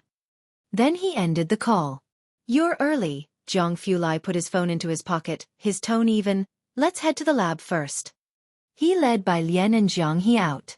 In the hall, Chief Chen, still holding his teacup, looked as if he had seen a ghost. He glanced at Ming Dongheng before tentatively asking, Mr. Ming, as for young Master Jiang. Ming Dongheng, no longer surprised, gave Chief Chen a cold reply of just 4 words, don't ask too much. The humble Chief Chen didn't dare to say another word. All he thought was, he must have been quite polite to Miss Bai earlier, right? By the way, Chief Chen remembered the actual purpose of his visit. Is your master at the Baktur Street fighting arena? Yeah, Ming Dongheng responded in a low voice. It's no use looking for me, my master won't see me, young Master Jiang doesn't either. Ah! Chief Chen felt a headache coming on, but your master is the only 8th degree martial arts grandmaster alive today. Ming Dongheng couldn't help. Next door. Jianghu Lai's laboratory. He didn't lift a finger, merely stood with his arms crossed, watching the two dismantle the cyclotron collider. Bai Lian dismantled the inside and observed for a while before finally understanding. So it uses the difference in friction of the outer ring to generate power. It should have a wide range of applications. The collision energy is strong. Right, Jianghu Lai nodded. The mushroom clouds we see in everyday life operate on the same principle. By the time the duo of different ages finished examining the vortex ring, it was almost dark. By the way, as they were leaving the laboratory, Jianghu Lai sent Bai Lian a link. Download this app. Heiress an invite code. All the letters are in uppercase. Saying this, he recited a string of characters. He knew Bai Lian's memory. She wouldn't need him to repeat it a second time. By Lien and Jianghu came to the hall. The servants brought tea and fruit. By Lien and Jianghu sat to one side. By Lien picked up her teacup, took a light sniff, and her eyes brightened. Ming Dongheng was observing Bai Lien from his position. Seeing her smelling the tea, he was surprised too. He asked Su Nanjing. Old speckled tea was very expensive in the market. Only families like the Jiangs could splurge on such a luxury. Bai Lien, Miss Bai, who evidently lives on Purist Street, seemed very familiar with old speckled tea. After Bai Lien finished her tea, Jianghu beside her was twisting a Rubik's Cube. She remembered the link Jiang Fulai gave her, so she clicked on it and downloaded the app directly. Once the download was complete, she saw a blue app appear on her phone. Jiangjing University Preparatory Camp. She had heard this app's name countless times, both at the Bai family home and in the training classes in Xianxia. The original owner even cheated for this app. Her fingertips tapped on her smartphone screen, and she couldn't help but look up at Jiang Fulai. He was sitting opposite her on the couch, his left hand casually draped over the armrest, talking to Director Chen, who hadn't left yet. When he noticed her looking, his shallow eyes lowered slightly as if asking, "What's wrong?" Without speaking, Bai Lien redirected her gaze. Her pale blue clothes pressed against her overly fair skin, making her eyes black and white, starkly distinct. Her fingertips slowly tapped open the app, and immediately, a security key popped up. After entering the key given by Jiang Fulai, she moved to the registration page. Under Jiang He's gaze, she entered her account name with casual indifference by Jian. Jiang He by her side silently turned around, quietly twisting the Rubik's Cube. After registering, she directly logged into the app. Upon entering, she could see 3 sections: rankings on the right, and this month's question bank, and timed challenges on the left. Bai Lien glanced at it. The rankings had 2 columns, this month's points ranking, and overall ranking. She opened it to see the monthly scores of freshmen for the current year displayed from top to bottom. Bai Lien slowly scrolling through. No. I Liang Wu Yu 28896 NO. 2 Su Ji Yue 28152 NO. 39 Song Min 21589 NO. 464 by Shaoqi 17453 NO. 552 by Jian O. The number of registrants this year totaled 552, with the differences in scores getting smaller towards the end. Those who could secure a spot in the preparatory camp were geniuses, demonstrating absolute talent. So they all used their real names, with barely anyone frivolously using an ID, as Bai Lien did. See that, Liang Wu Yu, the hot favorite to become next year's top scholar. One bet 1 million on him. One hope he doesn't disappoint me. Director Chen noticed the page on the app and said proudly. Suddenly, upon seeing Bai Lien at 552, he quickly added, "Miss Bai, go for it. As long as you enter the top 300 in the monthly ranking, you have a chance to get into Jiangjing University. I believe in you. When I get home tonight, I'll bet that you can make it into Jiangjing University." Bai Lien raised an eyebrow, and upon hearing total score, she subconsciously clicked next to the total score section and was metaphorically blinded by what she saw.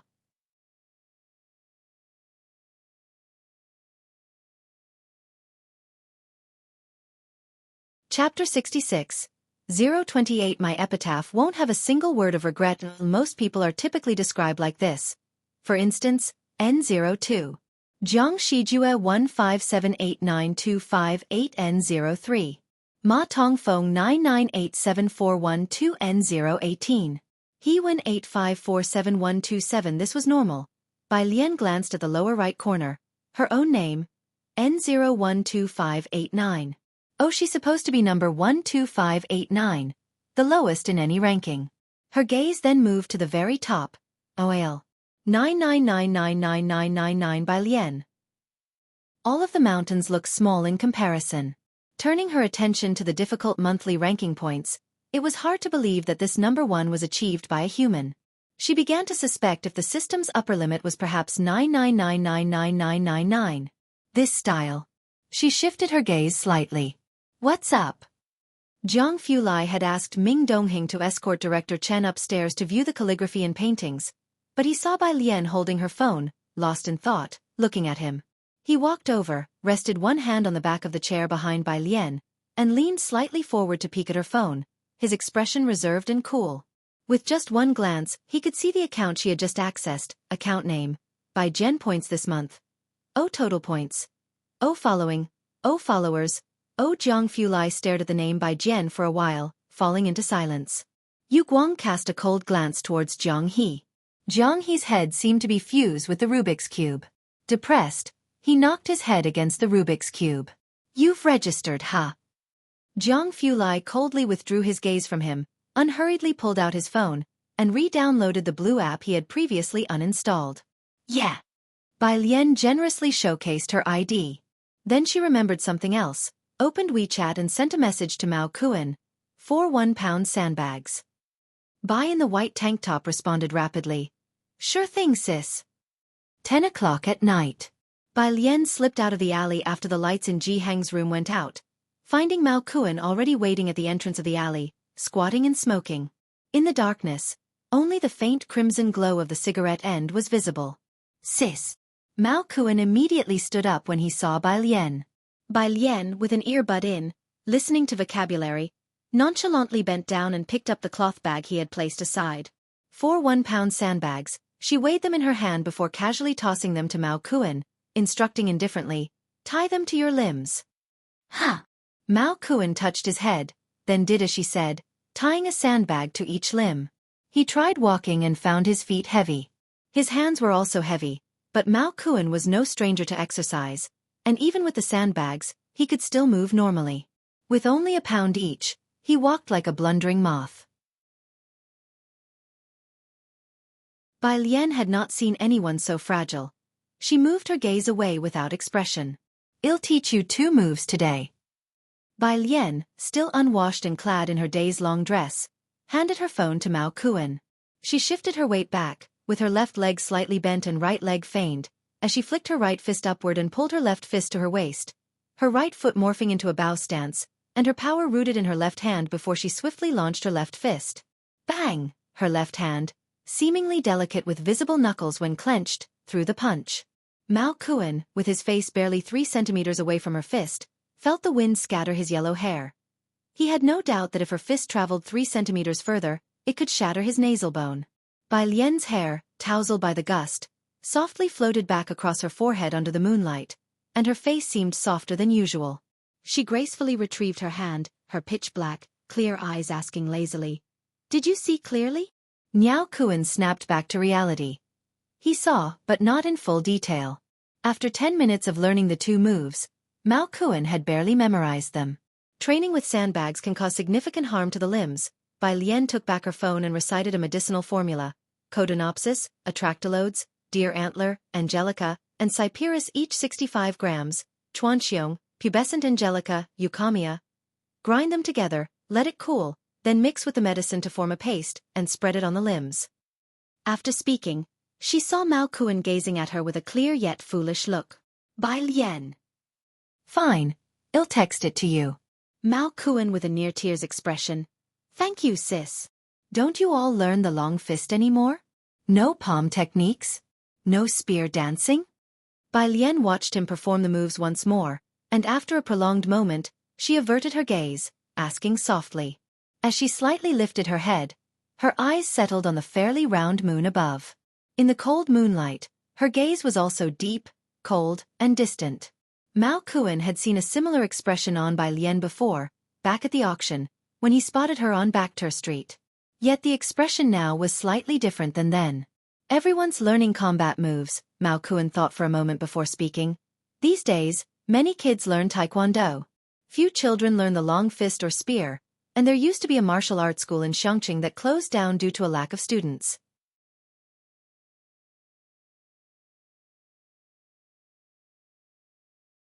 Chapter 67.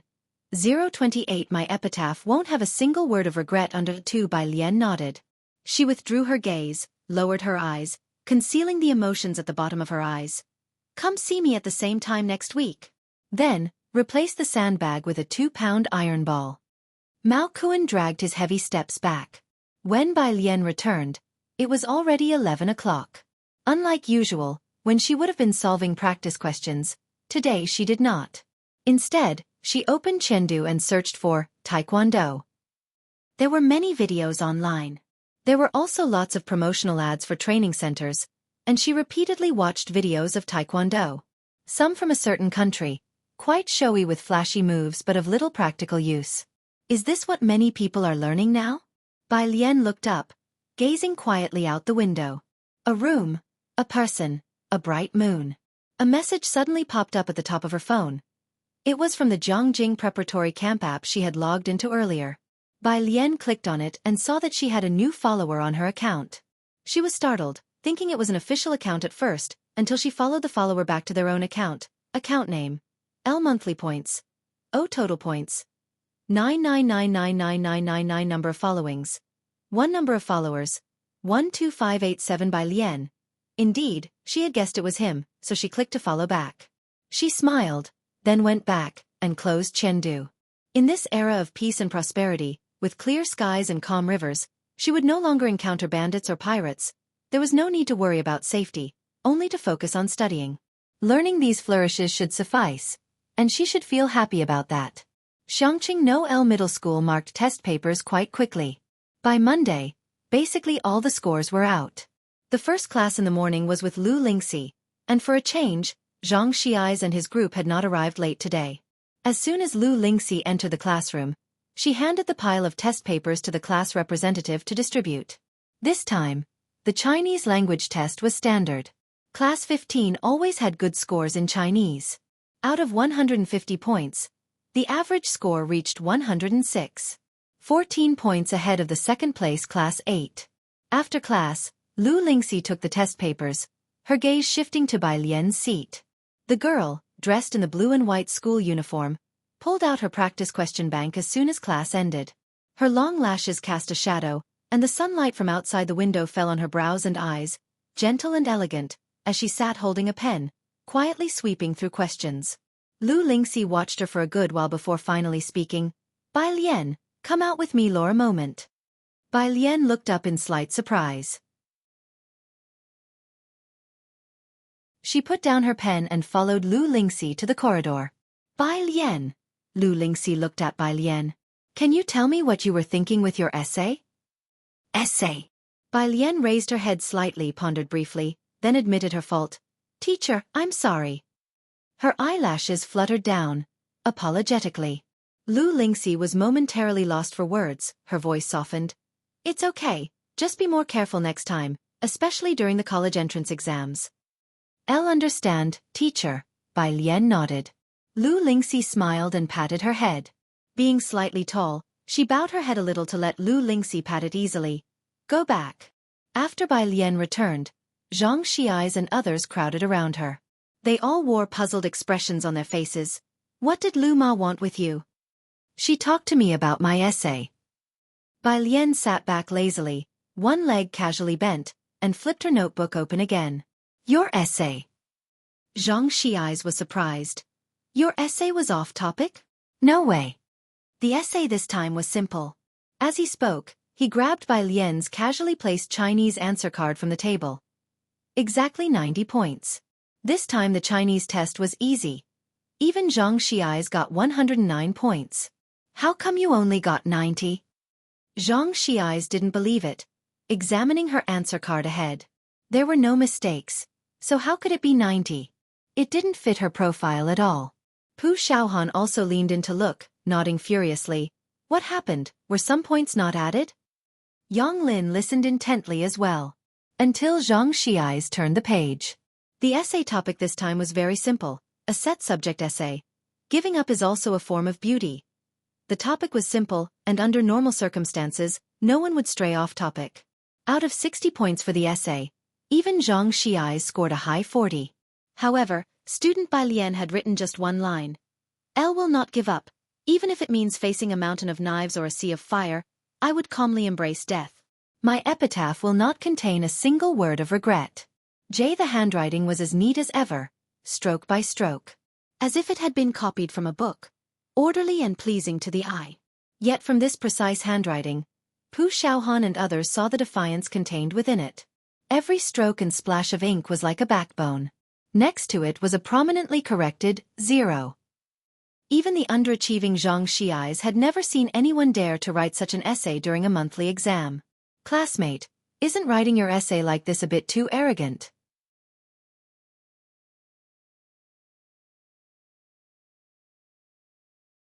Chapter 68. 028 My epitaph won't have a single word of regret under 3. Xianxia looked at the desk in front of him, where she was carelessly crunching the numbers with her head down.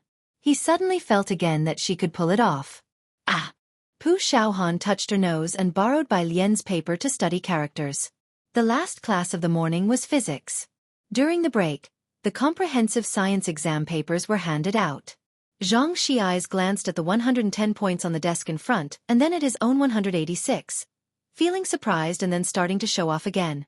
He whispered to the desk behind him, "This time the physics teacher won't be able to attack me anymore."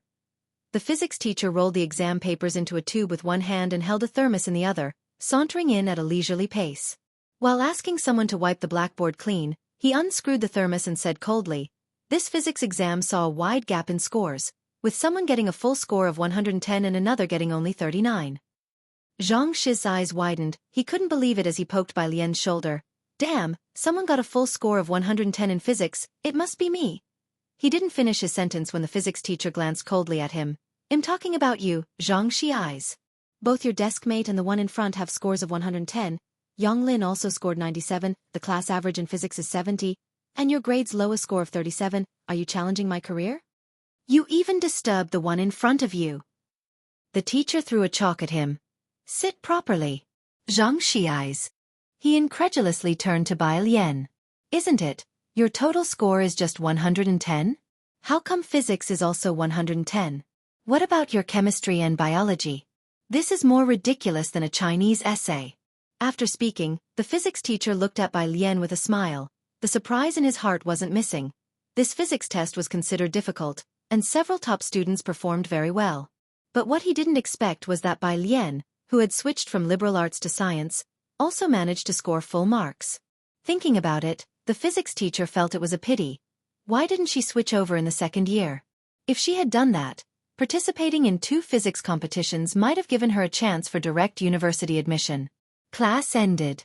During lunch, Bai Lian, Yang Lin, Pu Xiaohan, and 4 other girls from the entertainment committee were together.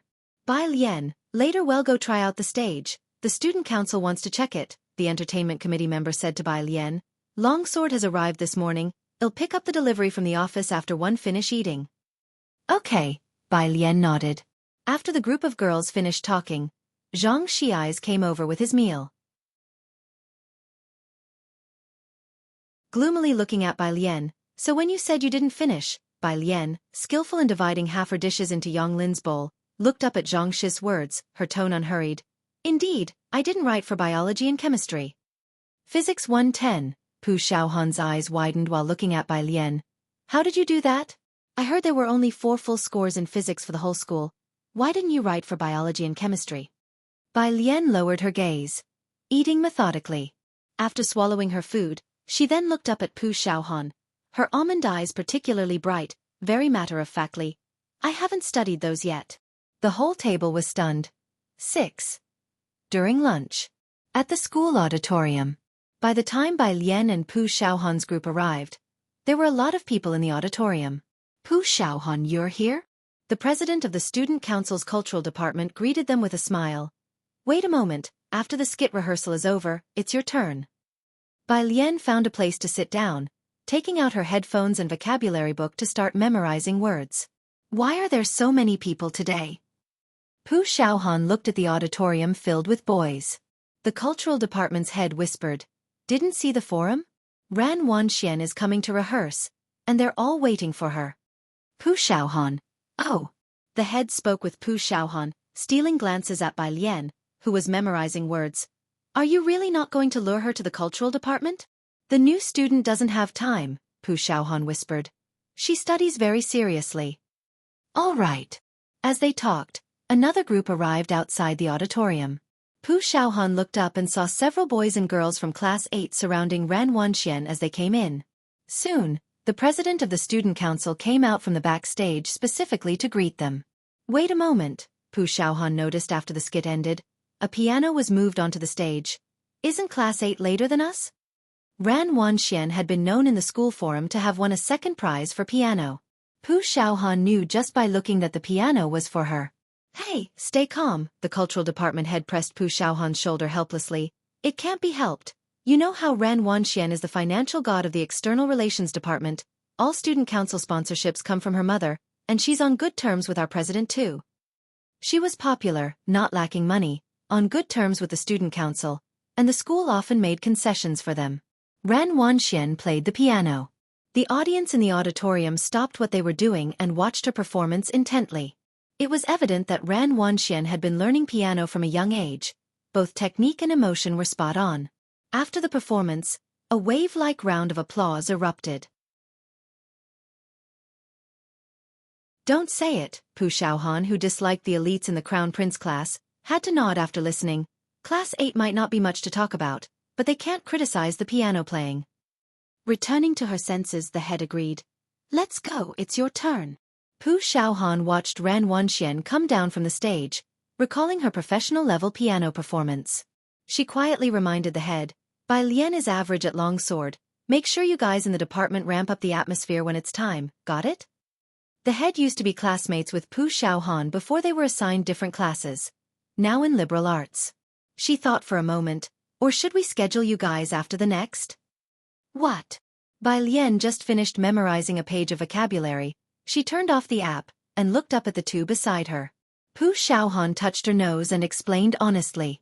Bai Lian put away her headphones, stood up, her posture straight and her blue and white school uniform neat, her dark eyes slightly narrowed, lazily tilted her head to the side, lips curled slightly. It's not necessary.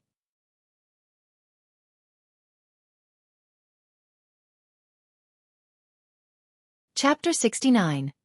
029. You call this ordinary? Underhill, the head of the literature and art department, immediately pinched Pu Xiaohan's arm, conveying with her gaze, so cool. I am totally smitten. Pu Xiaohan smiled, urging her to maintain her composure, and then she took Bai Lian to the backstage. The senior transfer student was very well known at the school. Several members of the student council, after watching the piano performance and hearing that Shed arrived, all went backstage to catch a glimpse of her. Bai Lian had taken off her school uniform jacket and was only wearing a white t-shirt with a water ink-colored white crane embroidered on it. She looked over the long sword that Pu Xiaohan had custom-made, weighing it in her hands. The long sword had a black exterior with golden patterns, as tall as half her height, and weighed a bit over 1 jin. Pu Xiaohan originally feared the long sword might be too heavy and difficult to swing, but Bai Lian handled it as if it were light as a feather. It was as if what she held was not a jin-heavy iron sword, but a mere feather. Bai Lian examined it for a while, then swiftly drew it from its sheath. Although the long sword was not sharpened, its cold gleam was evident, reflecting in her dark pupils. Bai Lian, with one hand on the hilt and the other loosely holding the sheath, hair pinned up at the back of her head, held the cold sword as though she were a swordsman in white traveling the world. The imposing aura on her naturally radiated with the long sword in hand. She methodically returned the long sword to the sheath, then turned to the side. Is it my turn? Go up from here. The members of the student council came to their senses and pointed out the place to get on stage. The piano has already been moved away. As Bai Lian parted the curtains and stepped onto the stage from backstage, a few people hurriedly surged out to watch the transfer students' performance up close from below the stage. In the outside corridor, the president of the student council and the head of the external relations department were seeing Ran Wanxian out. What were you doing backstage? The president asked them. Ran Wanxian's piano had been on TV and had won awards. Everyone in school wanted to see it, but opportunities to watch Ran Wanxian perform were few and far between. She had been specifically requested to close the show this time because sponsors who had long supported Xianxia No. 1 High School were visiting, so the school had invited her. The council members all knew that even before the rehearsals, people on the Baidu Tieba forums were already looking forward to it. They were all there to watch Ran Wanxian. We just got back from watching it. Pu Xiaohan and the others had already taken their leave. The literature and art department head stayed back to explain to the president. Bai Lian is about to perform. We were just heading out to watch. The new student? The president naturally was also familiar with the name Bai Lian. Then I'll go have a look too. Sure, the literature and art department head waved her hand. Just remember to applaud then. The new student's performance isn't that professional. After they left, Ran Wanxian turned to the president. Bai Lian. That transfer student, The president hadn't paid close attention to the performance schedule and now pulled it out to sea. Elle didn't expect she'd also participate in the performance, a sword dance, huh? But I heard she isn't professional. Ran Wanxian looked at the lengthy performance program. She was scheduled at the very end, a deliberate arrangement by the school authorities to keep the audience in their seats. Third from the last was Bai Lian's performance. Ran Wanxian withdrew her gaze casually. Doesn't the second-to-last program clash with mine? Let's swap it with the one before. Students like to form cliques. Ran Wanxian and her group either had wealthy families or powerful connections. Anything they faced at home could be resolved for them, and they were used to being the center of attention. The Ren family had even donated a canteen exclusively for Ran Wanxian. Mixing with ordinary students over time made class tensions quite apparent. The more the ordinary students dared not provoke them, the more arrogant and proud these individuals became. The president looked down at the performance program. The second to last was a popular music duet, which didn't clash with the piano performance, but he certainly wouldn't deny Ren Wanxian face. Okay. He swapped the second-to-last act with the third-to-last one. Outside on stage, a group of boys, after watching Ren Wanxian's performance, leisurely got up, horsing around and preparing to return to their classrooms. How was it? Did you record it? Elle did, but you can't upload it on Baidu Tieba. I'll show you secretly later. The school celebration hadn't started yet. Rehearsals were not to be leaked. Until once again, a beam of light fell onto the stage. What's the performance about? Some asked while leaving the auditorium. It's by Lien's. I heard it's a sword dance. Wang Yu got the news from the literature and art department and started speaking with his phone. Just now, the literature and art department people said to give the new student some face and to go support her. That's more like it. She's so good-looking, it's not like she can do everything, a boy laughed. The kids from class 8, who seem to know how to do everything, are the ones who often make me doubt myself. I'll stay to support her. Well, that's about enough. Some classmates were in a hurry to get back to their classes. I'll watch the new student's performance on the day of the school celebration.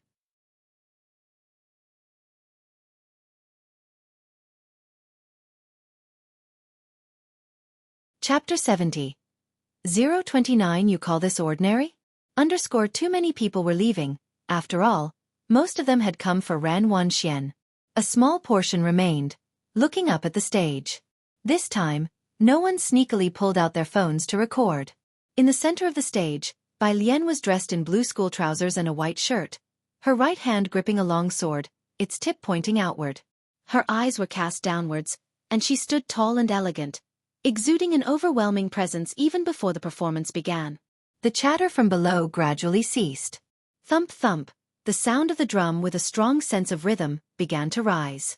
She suddenly lifted her head, her dark eyes opening wide, and raised her right arm. As the guzheng and flute joined in, she spun her arm outward, slicing the sword edge from left to right, drawing 2 vertical circles, and at the end of the short guzheng note, her wrist lifted, making a point-break sword gesture diagonally towards the ground. The bubbling sound of the gushing strings merged with the distant melodious flute as the drumming rejoined. Bai Lian flipped midair, her entire body soaring, the sword momentarily twirling around her wrist before she firmly grasped it again upon landing. The drumming crescendoed. As she moved her sword in circular motions, she executed a series of flips along a straight pathway, her right hand performing the sword flower technique nearly 20 times consecutively. The sword tore through the air like a dragon in flight, its cold light flashing. Meanwhile, her movements were as light as a drifting cloud, never touching the ground. Bai Lian's gaze followed the sword edge, her body leaning backward as the instrumental music came to an end, swiftly reversed with the sword tracing across her chest, and with a swift flip, she sheathed the sword. Boom! And the drumbeat abruptly stopped. With the sword vertical in front of her chest, she slowly lifted her head along with the sword, revealing a pair of deep, cold eyes. The spotlight froze on her, as if thunder that had been rumbling suddenly ceased, and a tumultuous sea instantly calmed. Bai Lian remained standing at the center of the stage, and now without the glint of cold steel, she stood out sharply as though atop a snowy mountain in a blizzard. The entire auditorium was silent. It wasn't until Bai Lian, holding her sword, brushed through the black curtains to the backstage that the silent hall, like a compot of oil with a drop of water added, exploded into commotion. Ah Xiaohan, on the left side of the stage, the head of the literary and art department was on the verge of throttling her, You call this unprofessional? If this is unprofessional, what is professional? It's all your fault. I didn't record the screen. A female student from the art class murmured beside her, not to mention her sword flower technique and point break sword. Just the flips alone, no one in our art class can do it as smoothly. Pu Xiaohan, who was almost strangled, down in the seats. A group of boys took a while to snap back to reality. Wang Yu, did you happen to record it, did you? Some tried to snatch Wang Ye's phone. Wang Yu, whose phone was snatched, only realized what was happening towards the end and managed to record the last 20 seconds. Be careful not to accidentally delete it. The group of boys hurriedly played the video. From a distance from the stage and after enlarging the video, they could only see Bai Lian's silhouette. White shirt, blue trousers, a blur of a red band around her wrist, and a white spotlight above her head. Even through a distant lens, one could glimpse her hibiscus-like complexion. Vivid and impactful. The sword was like frost and snow, creating an impression of wild and ethereal transcendence. Amazing. Backstage, there was no one. After Bai Lian picked up her coat, Pu Xiaohan and the others came in. Take care of our long swords. Pu Xiaohan solemnly handed the long swords to a logistics staff member. The staff members, still looking at Bai Lian, took the swords. Don't worry.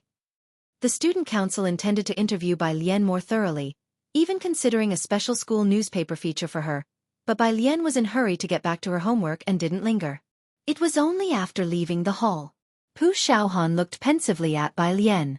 Bai Lian grabbed her vocabulary book, her brows and eyes lifting slightly. Speak. Didn't you say you were only average with a long sword? Yes. Bai Lian was startled. The Bai family excelled in spears and mounted archery. She did as well. Among the 6 arts except for ritual, she mastered them all, and in the 8 elegances, she slightly surpassed others in zither, literature, poetry, wine, and tea. As for the long sword, she had only learned a few tricks. Giving a sword dance was one thing, but for real combat, the spear suited her better. Pu Xiaohan saw it clearly. Bai Lian seriously considered herself average with the long sword. It was not modesty. No, how can you call that average? Pu Xiaohan recalled what the art student had said. What kind of environment did the new student grow up in? Bai Lian nodded. What else then? Pu Xiaohan. If that was average, then what was left for others? Bai Lian's phone vibrated. She checked it and saw it was a message about a package that had arrived at the school. She put the phone back into her pocket, planning to retrieve the package later in the evening.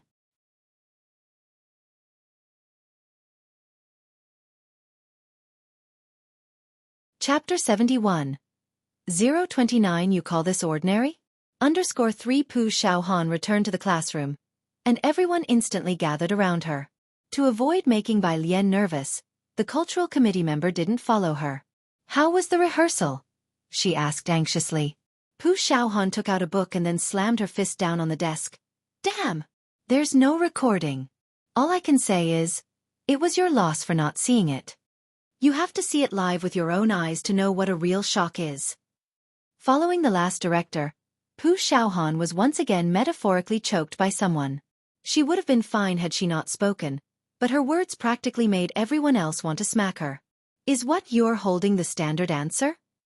After the teasing, the cultural committee member sighed with relief, looking at the Chinese answer card Pu Xiaohan was holding up for imitation.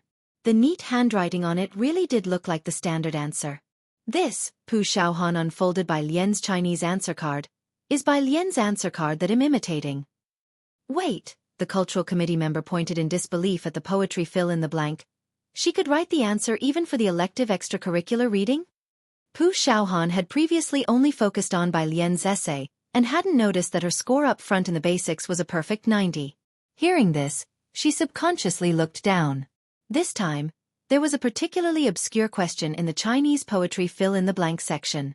16. In Bai Xiangjin's military expedition, Part 2, the phrases express her boundlessly gallant and heroic ambitions and also evoke various interpretations by later generations of readers. This poem hadn't been covered by Lu Lingxi yet, and they hadn't studied it in class either. But there it was, written neatly on Bai Lian's answer card. Mounting the war chariot, I weep blood upon the blade. With a jug of wine, I clasp the moon and soar to the heavens. Pu Xiaohan subconsciously looked back at Bai Lian, who was lowering her gaze and seriously solving an ellipse problem. So she struggled to explain on behalf of Bai Lian. Bai was previously in the art stream, so she might have studied something different from us. I guess.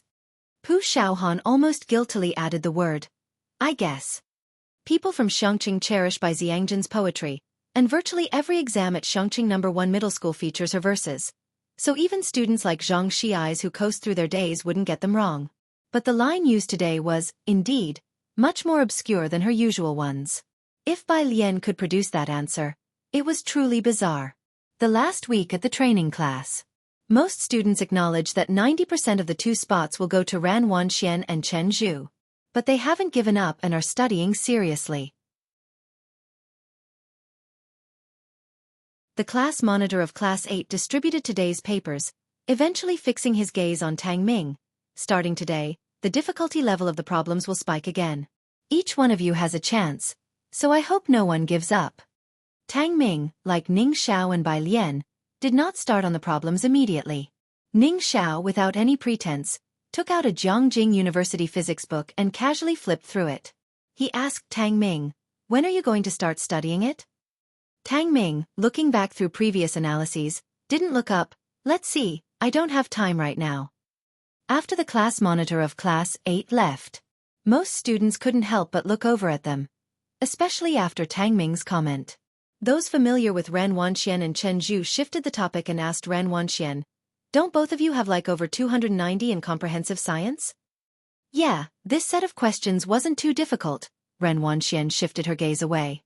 "That's impressive," the other person sighed. "I got 277, and only 104 in physics. Several questions were much like the training materials, but I didn't get them right." Ran Wanxian and Chen Zhu were used to the attention and praise from others and didn't mind it. While they were talking, suddenly someone looked towards Bai Lian. "Hey, how do you think the new student did on the exam?" Once this was mentioned, everyone was curious. Bai Lian, after all, had been singled out by the principal, forbidding her from studying arts. "She must have done well, don't you remember she was specially admitted?" Someone mysteriously chimed in, and I saw on the forums that the new student's performance was stunning. Really? Everyone around was discussing Bai Lian. Ran Wanxian looked down and slowly packed her things, her expression one of cold irony. A performance piece?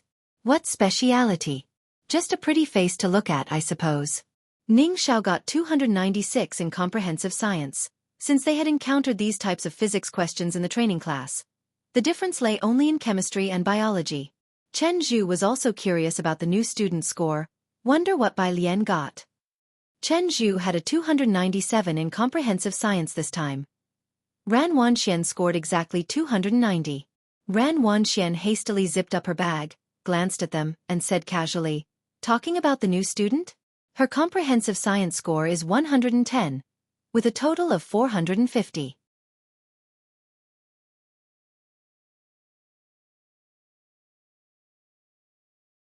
Chapter 72. Household Register Number 030. For Dr. Gao's answer under 1, this was the total score Ran Wanxian saw in the office. She specifically looked for Bai Lian's ranking. There were nearly 900 students in the senior year, 669 in science, and Bai Lian was ranked 427 among the science students. It took a while for Ran Wanxian to find Bai Lian's ranking. She also breathed a sigh of relief. Bai Lian, who had been praised by the principal, only had such average grades. Nothing to fear. 110? The boy speaking was very surprised. How come it's so low? Ran Wanxian shook her head. She wasn't interested. Chen Zhu, however, found the reason. Her biology and chemistry must be bad. It's probably only physics that's decent. Ah, the others were very surprised. With that, can she get into Beijing University? Of course, none of them had even considered that Bai Lian could get into Jianghu University. It was still unknown whether Chen Zhu and Ran Wanxian could get in this year, let alone the others. Their highest aspiration as average students was merely Beijing University. But all this was no longer within Chen Zhu's consideration. Since both Bai Lian and Ning Xiao's scores were lower than his, he stopped caring about Bai Lian's scores. After his gaze swept past Ning Xiao, who was flipping through physics at Jianghu University, he bent his head and started packing up his books. Then, with the envious looks of a few people, he left early. The other two in the group followed them. They knew that the one who provided the answers to Ran Wangshuan's group every day was a doctorate student from Jianghu University. 9 o'clock, the milk tea shop. 3 people were focusing on doing their questions and homework. Jianghu sat beside Bai Lian. Ming Dongheng poured a cup of water for Bai Lian and Jianghu, then placed the kettle on the table, gesturing to Ning Xiao and Tang Ming to pour their own water. Tang Ming expressed his thanks repeatedly, then poured water for himself and Ning Xiao. He was once a top student at his high school, but here he was not even good enough to be at the bottom, not to mention that youngster. He couldn't help but feel that the robust tall guy next to the youngster seemed smarter than him. As the wind chimes at the door tinkled, Jianghu fluidly got up and moved to the table behind Bai Lian. Jiang Fulai entered, wrapped in a dark gray trench coat, carrying the chill with him. Tang Ming glanced up and saw the red hardcover book in his hand. Was that the Chinese dictionary? Are we studying particles today? Jiang Fulai handed the hardcover book to Ming Dongheng, sat down after flipping his coat, and carelessly took the worksheet Bai Lian had set aside in his pale fingers. Bai Lian was working on an English reading comprehension. She hadn't memorized enough English words yet, so it wasn't going very smoothly. She looked up, a bit pensive. Right, kinematic factors, they have scattering angles. Can they be treated as two-dimensional collisions? Bai Lian was talking about the last question. She could answer the first 3 sub-questions. Correct. Jiang Fulai's eyes slightly arched as he unfolded the test paper and handed it to Bai Lian. Try explaining your understanding to these two. This task was familiar to Bai Lian. Confident the general direction was correct, she pulled out a piece of blank paper, her eyes drooping, and lazily replied, "Okay." Ning Xiao had heard Bai Lian explain problems before, so he wasn't surprised. Tang Ming, on the other hand, paid close attention to Bai Lian's structured explanation. Her speech was as lazy as her demeanor, and because she often explained problems to Jianghu, she did not have the habit of skipping too simple parts like Jiang Fulai. To Tang Ming, it sounded quite simple. Since she spoke slowly, he could take notes just right, and he even dared to ask if he missed anything. Jiang Fulai, on the side, watched Bai Lian drawing a diagram of the relationship between kinematic factors and scattering angles on paper. Her drawing was fluid and confident, with visibly equidistant segments. Her hand was slender and fair, seeming to glow, with her casually tied black hair revealing her delicate neck, and laziness tinged her eyes and brows. Behind her, Ming Dongheng knew at a glance to whom the Chinese dictionary was meant for. He sat next to Jianghu and pushed the book to him. Jianghu, playing with a Rubik's Cube, did not lift his head and pushed the book back to Ming Dongheng, clearly resisting. Ming Dongheng, he silently pushed the book back to Jianghu, thinking he didn't know. "Young master, this is from your brother." Jianghu coldly pushed it back. Ming Dongheng pushed it over. And back again. Jiang Fulai swept a cold glance over. "Are you two playing passing the pigeon?" Ming Dongheng. Jianghu glanced at Jiang Fulai, seemed like he wanted to say something but still didn't dare, grudgingly reached out a little hand and took back the Chinese dictionary that was pushed in front of Ming Dongheng. Tonight, Bai Lian explained the problems very meticulously. Although when Bai Lian explained for the 3rd time, Jiang Fulai casually glanced at Tang Ming. The cold glare from him executed Tang Ming many times over.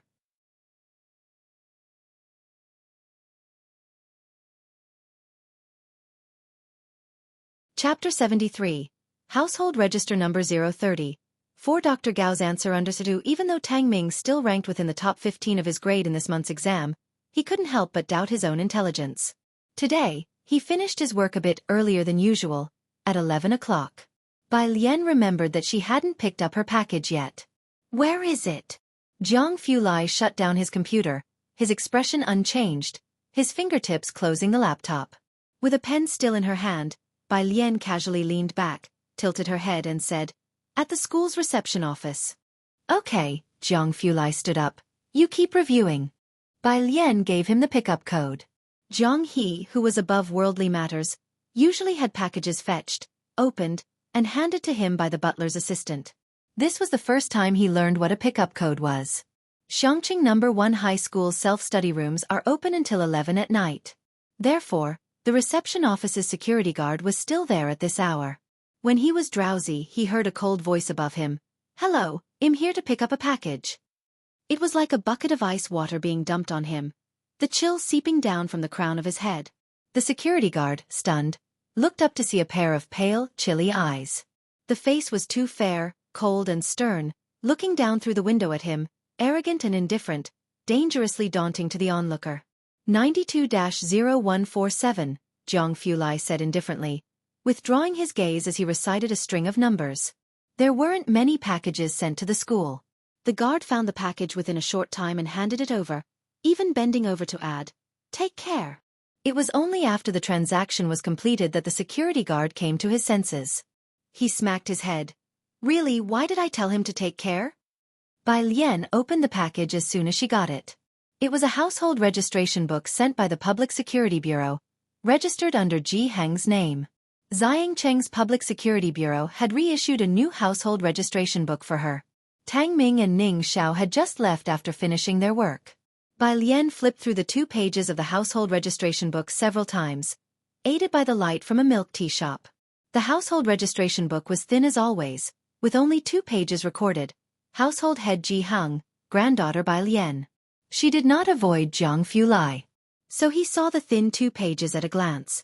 Since meeting Bai Lian, Jianghu had never investigated her, but he glanced at the household registration book, a nearly imperceptible frown creasing his brow. Bai Lian kept looking at the household registration book, her demeanor not as lazy and casual as usual. Quite silent. Jianghu reached for his phone and sent her a video through the internet. The vibration of her phone startled Bai Lian. When she looked, it was footage of several clumsy-looking fat birds waddling back and forth. "These are dodos," Jianghu explained casually from one side. "They were so dumb that they're extinct now." Bai Lian couldn't help but burst into laughter. She naturally caught the earlier remark by Jianghu. Unable to help it, she glanced towards Jianghu and Ming Dongheng. Ming Dongheng was standing at the door with his arms crossed, and when he saw her looking over, he seemed a bit perplexed. Swish! Beside them Jianghu, who was looking through a dictionary, coldly and mercilessly flipped a page. 11:30. Jianghu was still waiting for Bai Lian at the mouth of the alley. He would take naps at noon and at night he would light a lamp to work on some embroidery, timing it perfectly for Bai Lian's return. Occasionally he would make some sweet soup dumplings for Bai Lian's late-night snack. "What are you looking at?" He turned on his flashlight, peering at Bai Lian. "The light is too dim, it's bad for your eyes. If you want to read, go back and turn on the light." "Oh," Bai Lian handed the household registration book to Jianghu, her voice nonchalant. "The household book, it arrived today." Jianghu's fingers holding the household registration book paused for a moment. He lowered his gaze, his deep-lined fingers caressing the book, only muttering a sound of agreement. "Don't place too much pressure on yourself with your studies. Switching from arts to science isn't easy. Your uncle and I don't expect you to get into university next year." After speaking a few words, he noticed Bai Lian was still softly muttering vocab words. "Are you listening to me?" "I am." Bai Lian walked beside him, not looking up, slowly repeating. "You and uncle haven't planned for me to get in next year." Jianghu. "So you can really do 2 things at once, huh?" Bai Lian continued to diligently recite vocabulary words. Over time, Jianghu had come to understand Bai Lian's character. She really had developed excellent study habits. Although he disliked the Bai family, he had to admit that the Bai family was a distinguished lineage that raised Bai Lian with great poise. Had Bai Lian grown up by his side, Jianghu couldn't be sure he could have raised her the same way. All he could do was murmur to himself, "Would repeating 2 years really not afford you?" The flashlight was very bright. It cast long shadows of the elder and the young girl. The household registration book belonging to Jianghu gained an extra page, and the yellow book belonging to Bai Lian seemed to no longer contain just her name alone.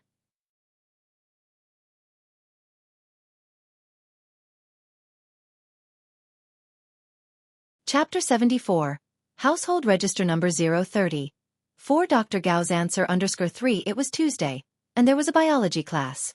The biology teacher shared an office with the physics teacher. He knew that 2 students in class 15 had scored perfect in physics. One of them was Ning Xiao and the other. Looking at the biology score marked 0, he raised his head, and with a look of resignation, he addressed Bai Lian. "Bai Lian, why don't you write the biology test?" The physics teacher, overhearing the biology teacher, became displeased. "Now look here, Mr. Wang, How can you pressure Bai Lian like this? Don't you know she has just switched to science? Turning to Bai Lian, the physics teacher added, he's really something, not at all like me. I'm very lenient with you, Bai Lian. No matter how you do in class, I don't mind. The biology teacher. He felt like cursing at the physics teacher. What do you mind? Do you mind if her scores are too high?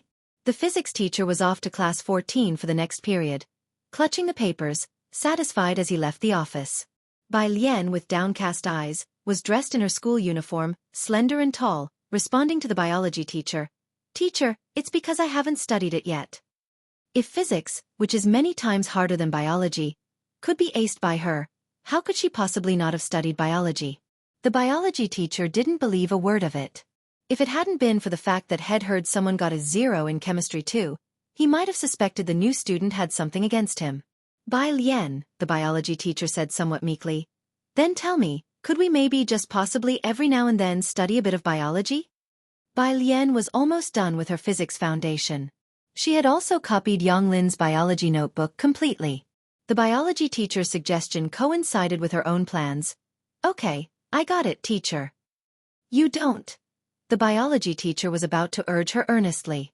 Hearing what sounded like agreement, he perked up, looking at her. Really? Of course. Bai Lian lifted her eyebrows. Good, the biology teacher nodded, then cleared his throat. With eyes as big as yours, you better not lie to your teacher. Bai Lian. Thursday. The last day of training classes. After watching the day's recorded session, the teacher in charge of Class 8 distributed the final exercises to the training class, scanning the students. Today is the last day for exercises. Turn in your answers tomorrow. After the school's meeting is over, we'll announce the 2 chosen candidates. His words stirred up a storm. Even though they knew the spots were not meant for them, witnessing the birth of the legendary app at their school was still a rarity. The phone in hand buzzed, a reminder from the school for him to attend a meeting. The Class 8 teacher had to leave in a hurry and didn't linger. After ensuring everything was in order, he left the training class. As soon as he closed the door, the training class erupted into excitement. Ran Wanxian, Chen Zhu, someone looked at them with a smile. Once the spots are confirmed tomorrow, and you've downloaded the app, could we take a look? Once this was said, nearly everyone turned to look at the 2 of them. Yes, Ran Wanxian, show us a glimpse tomorrow, will you? Ran Wanxian was packing up her things. Although she didn't show it on the surface, she was extremely excited on the inside. Sure, whoever wants to see it can just tell me, she said calmly, continuing to pack her things. It was the last day today, and the Ren family had managed to invite Dr. Gao once again. Wanxian didn't want to be late. As Chen Zhu stood up, he saw Ning Xiao giving the book to Tang Ming. Chen Zhu paused, lowered his voice, and asked, she didn't agree to sell the book to you? Chen Zhu was aware of Bai Lian's connections with the Ren family. He had thought the Ren family would find a way to buy it. But during these few days, Ren Wanxian had no news. No, Ren Wanxian said on her way out, unconcerned. If she were willing to sell, I had even planned to give her Dr. Gao's answers. Upon hearing her say this, the other 2 members of the group were quite surprised. Wanxian, you're really kind. Ran Wanxian had given only Chen Zhu the complete answers to the daily exercises, and now she was even willing to give them to the transfer student. This training class was specially established by Jianghu University this year. They were all in competition with each other. Ranking at the top could possibly catch the attention of someone from Jianghu University. They understood why Ran Wanxian gave them only half of the answers. After all, she was doing it free of charge, and they were grateful to have half the answers. Thinking of this, the 2 couldn't help but glance towards Bai Lian perhaps. Did this new student even realize what she had missed out on?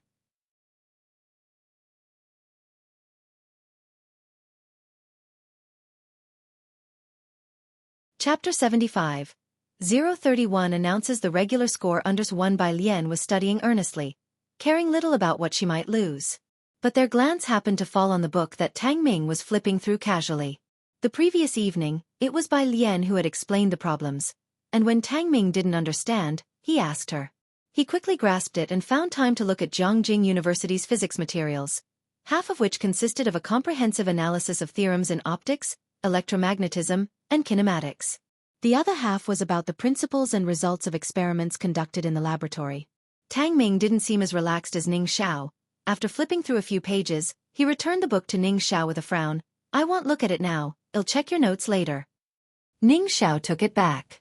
Ran Wangshuan's group, watching the two pass the book back and forth so casually, couldn't help but feel envious. They treat that book so carelessly. The group gave up talking about what Bai Lian was missing, their minds a swirl of sentiments. "If it were mine, I would look through it every day." They would definitely not treat it with such indifference as Bai Lian and the others did. Ran Wanxian and Chen Zhu left the room. "Do they have any idea how important the experiments in the back are?" Another voice whispered softly. "A waste on the undeserving." Ran Wanxian pursed her lips. What was Bai Lian thinking? She clearly didn't look at it and gave it away casually, yet she was unwilling to sell it to the Ren family? 8 o'clock. The trio of Bai Lian still left together as always. It wasn't until they were gone that the others in the room turned to look at Bai Lian's side. They too knew what Bai Lian had, but obviously, Ran Wanxian had animosity towards Bai Lian, and with the crown class being so renowned at school, even if they wanted to befriend Bai Lian, they wouldn't dare to do so openly. Especially since, initially, they also harbored animosity towards Bai Lian, who didn't seem approachable. They had their reasons, but Zhu Jiaran was obviously in the same group as Bai Lian. "Jiaran, what's going on? Aren't you in the same group?" Zhu Jiaran's smile was stiff. She had no idea Bai Lian would have that book. If she had known earlier, even if she knew it would only help Bai Lian during the class group discussion, she would not have refused. Perhaps it was for that reason Bai Lian didn't let her join. Milk tea shop. Chief Chen from behind the glass was shocked to see Jianghu flipping through a very thick dictionary. "Mr. Ming, how come you are here?" "Jiang Xiao will be here later," Ming Dongheng responded coolly, not planning to elaborate. Chief Chen didn't even dare to meddle in Jiang Fulai's affairs. Ming Dongheng was always so cool. His reaction wasn't a bit surprising. He was waiting for Jiang Fulai to return today, but had found the estate empty. It was only after contacting Ming Dongheng that he found out they were here. Looking at the milk tea shop's simple decor and cramped space, Chief Chen thought that it didn't seem to match Jiang Fulai's status at all. "They have given up searching for your master. Chen Jingyu has found Tongpa." Chief Chen suddenly remembered something and spoke to Ming Dongheng with a serious expression. Ming Dongheng frowned. "I know, I'm trying to contact my master now." As they were talking, 3 figures in Xianxia No. 1 high school uniforms approached from the direction of the school gate. Chief Chen casually glanced over and was slightly taken aback upon seeing the lazy-looking girl walking alongside them. The girl in the No. 1 high school uniform carelessly slung her backpack over one shoulder, holding a vocabulary book in the other hand. With a lock of hair softly resting on her brow ridge, she marched straight towards the milk tea shop. Without turning a corner. "Miss Bai." Chief Chen promptly greeted her politely as she approached. Ning Xiao and Tang Ming didn't recognize Chief Chen, but they sensed his imposing presence. They entered the milk tea shop first. Bai Lian, one step behind them, idly pressed on her vocabulary book with her fair fingertips and nodded to him. "Hello." Her eyes and brows were always calm, and she handled everything unruffled. It was as if it didn't matter to her whether she was facing a beggar or a king. They might not even be as important as the word/app on her phone. It wasn't until Bai Lian sat down next to Jianghu that Chief Chen realized something was amiss. The milk tea shop was not open for business at this time. What were these 3 doing here? While he was still surprised, a black car slowly pulled up by the roadside. Jiang Fulai got out from the back, a slim black laptop resting on his wrist.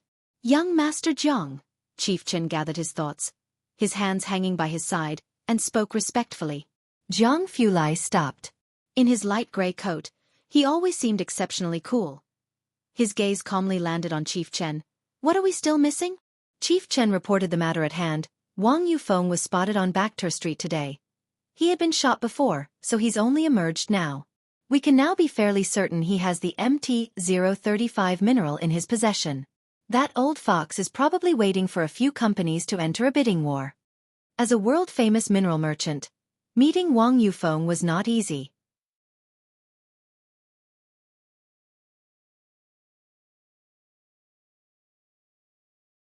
Chapter 76.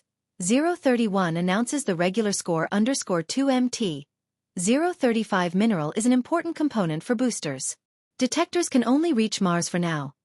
Getting samples to successfully return to Earth is no easy task, and the aerospace sector is working towards this goal. Last year, they had already finalized the blueprints for constructing detectors, lacking only materials to report for the commencement of work. Price is not an issue. Jianghu stood at the entrance of the milk tea shop, his eyelashes half lowered, his eyes shrouded in shadow, his voice light. If you can't handle him, get someone else to do it. The young master Jiang was only responsible for drawing up plans and conducting research. He didn't waste time on such trivial matters unless necessary. If they had to rely on him for this as well, the Chen family and the aerospace sector would probably be cursed to death by him together. The only one familiar with them is Bei Xian. But she has been abroad recently. If necessary, I will urgently call her back. With Jiang Fulai's assurance, Director Chen gathered the resolve to enter the bidding. But to negotiate a price with Wang Yufeng. Not to mention him, even if Elder Chen and Chen Beixian came, they might not be able to handle it. How could you bid if you can't even meet the person? Director Chen pondered over international connections or paying a high price on the black market for information. When you have money, you can make ghosts turn the millstone, and the Jiang family is so poor, all they have left is money. As he was thinking, he saw Jiang Fulai pushing aside the curtain and entering the milk tea shop. Jiang He, with an expressionless face, flipped through a dictionary and coldly stood up, carrying the large dictionary to a table in the back. Jiang Fulai casually took the seat that he had vacated. Director Chen's brows throbbed fiercely. He reflexively pressed his hand against his temple, reviewing his previous attitude towards that girl and reflecting upon it again and again. There shouldn't be any problem, right? The ringtone of his cell phone interrupted Director Chen's train of thought. He walked to his car, connected to Bluetooth, and took the call. It was Chen Gang. Boss Chen Gang's voice was careful. Do you have time in the next few days? Director Chen started his car, his gaze lingering on the milk tea shop. I have several cases to attend to. You keep an eye on the situations at Backter Street in the black market for me, and contact me with any news. The black market was teeming with information, and Director Chen needed to enlist some more local watchdogs. On the other end of the phone, Chen Gang quickly replied, Yes. How did it go? In a private room of Wanhe building, Ren Qian asked anxiously about the outcome. Both families were quite disappointed since they couldn't assist Director Chen last time. Chen Gang relayed Director Chen's instructions. After all, Backter Street was in Xianxia, and they must be more familiar with it than Director Chen. Ran Qian glanced at the Secretary General. Almost instantly, the orders were dispatched. They had no idea where Director Chen got his auction channel last time. This time they couldn't afford to let Director Chen down. Ren Zhouwei did not involve herself in these political matters. Just looking outside the private room, she raised an eyebrow. How come Dr. Gao hasn't arrived yet? He's half an hour late. Isn't he? Researchers often face unexpected events. We need to be understanding, Ren Qian calmly reminded Ren Zhouwei. Show some respect when he arrives. Don't use the approach you take at the company.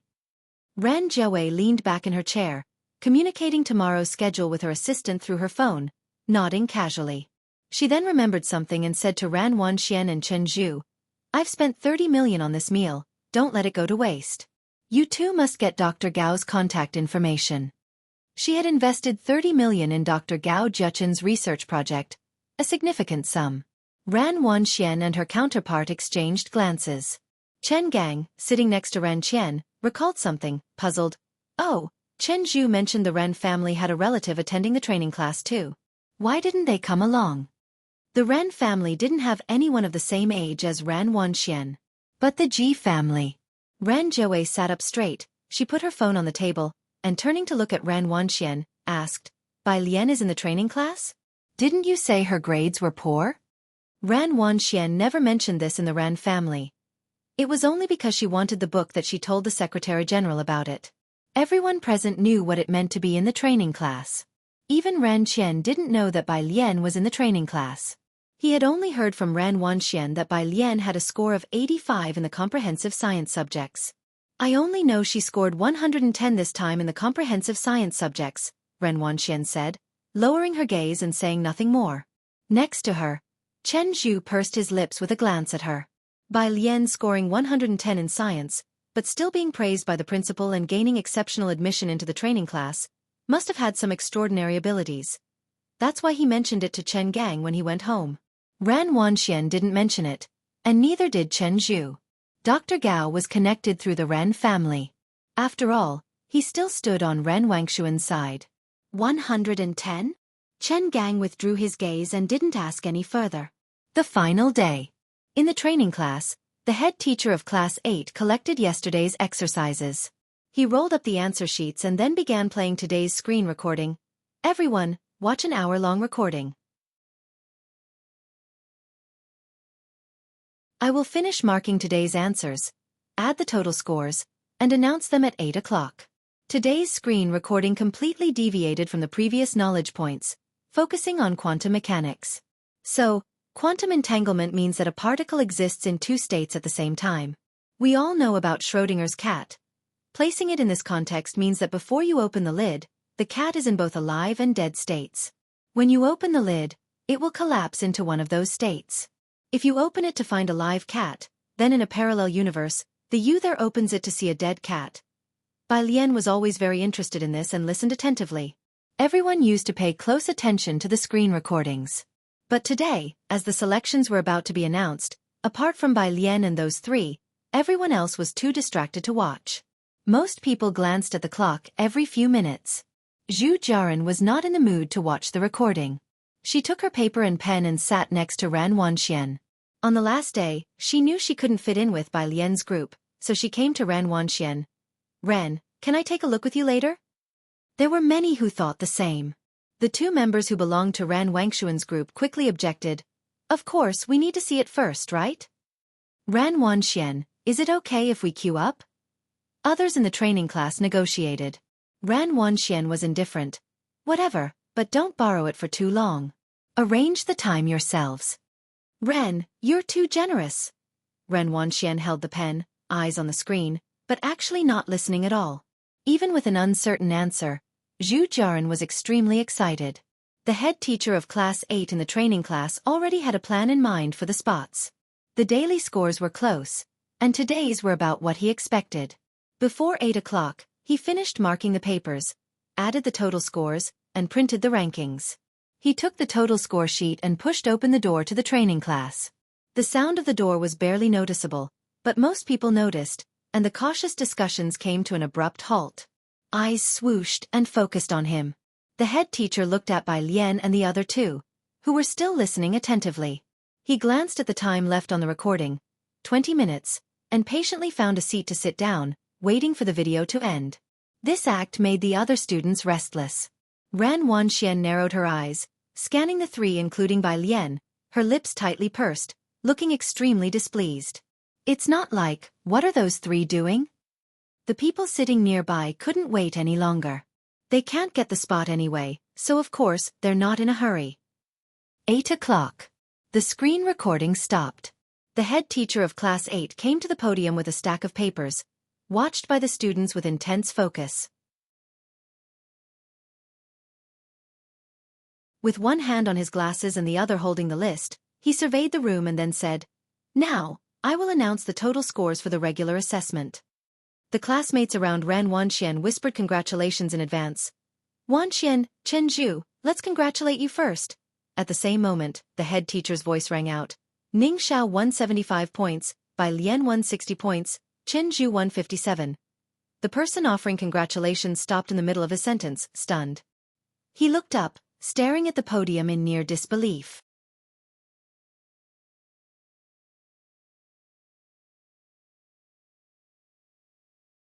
Chapter 77. 032 Are you really giving the slot to me? _1 Everyone's gaze subconsciously shifted towards Ran Wanxian and Chen Zhu. In the lecture hall, the originally festive atmosphere instantly congealed. The homeroom teacher of Class 8 continued to announce scores, Tang Ming 155, Ran Wanxian 154, Fan Kuan 128. Not only did Chen Zhu score lower than Ning Xiao and Bai Lian, but Ran Wanxian even scored less than Tang Ming. Putting Ning Xiao and Bai Lian aside, Tang Ming was only a mid-level student in the tutoring class. How could he score so high? The atmosphere on the scene was very odd.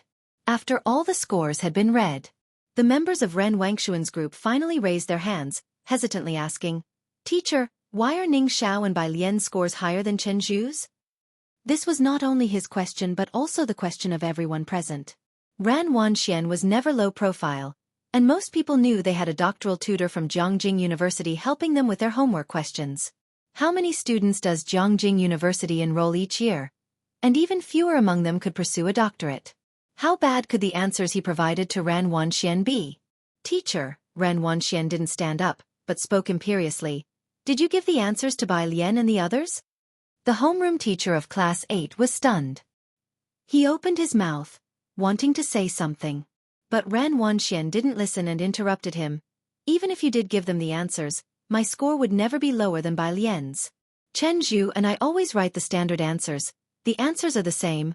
What is your scoring standard? On a whim? You told me in the beginning that you would be absolutely fair. Is this your so-called fairness? Bai Lian missed 4 days. That's 40 points less. In such a case, her score could be lower than Bai Lian's? The air pressure in the lecture hall was very low. The homeroom teacher of Class 8 looked at Ran Wanxian deeply. It's normal for you to have questions. He unfolded the remaining papers in his hand and had them distributed. These are the answer sheets of the top 5 students. Everyone can look through them at will, and after you're done, we can discuss my daily grading. Ran Wanxian and Chen Zhu each got their hands on a few sheets of paper. All were from Ning Xiao and Bai Lian.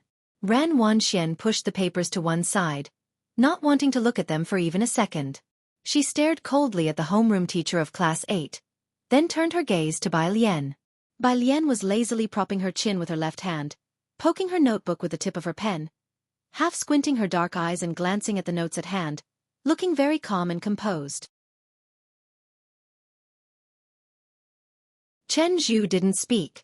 His face darkened as he picked up an answer sheet and examined it closely. It was Bai Lian's answering process, neatly written, with each problem clearly analyzed, the entire page in full view. Chen Zhu's dark expression suddenly turned to astonishment, recognizing at a glance. This thorough and clear analysis of answers had been shown to him once by the homeroom teacher. All those who were able to attend classes here had excellent grades, and they could see the difference between the answers from Ning Xiao and Bai Lian and the standard answers. Even though physical science had standard answers, it was not easy to understand. The answers Dr. Gao gave Chen Zhu and the others included only sloppy formulas and final results without any process analysis. So most students couldn't understand even if they asked. Someone who had finished looking through Ning Xiao and Bai Lian's papers suddenly cried out in shock. So it was actually solved using two-dimensional collision? No wonder I couldn't understand the answer. With the first person speaking up. Similar voices emerged one after another. Even Chen Zhu came to his senses, handing Bai Lian's paper to Ran Wanxian. You should still take a look at their answer sheets. Ran Wanxian frowned and took the paper. Dr. Gao Zhechen was acquired by the Ren family at a great cost, and he had published papers in Nature. She had heard Dr. Gao's assistant proudly mention that Dr. Gao had a formidable backing in Jianghu. No one doubted his capability. Ran Wanxian felt that no matter how perfect the answers were, they could not be better than what Dr. Gao Zhechen had given them. Until she saw the question on light particles written by Bai Lian. Not only did the first question have a well-done diagram with analysis, but every equation in the second question was also explained in detail from which perspective it was analyzed. Ran Wangshuan's sarcastic smile stiffened on her lips. Even with all her pride, she had to admit that Bai Lian's answers were clearer and more complete than the standard answers. But this, how could it be possible? Where did they get their answers from? Her hand clenched the paper so tightly that she crumpled it. Ran Wanxian, Chen Zhu, I know you got the standard answers, but these standard answers are not perfect. The homeroom teacher of Class 8 began to speak earnestly when he saw everyone's heads bowed. The person who gave you the answers didn't explain the principles to you. Some of your answers to the final questions were very vague. You thought you had the standard answers, but even standard answers are made by humans.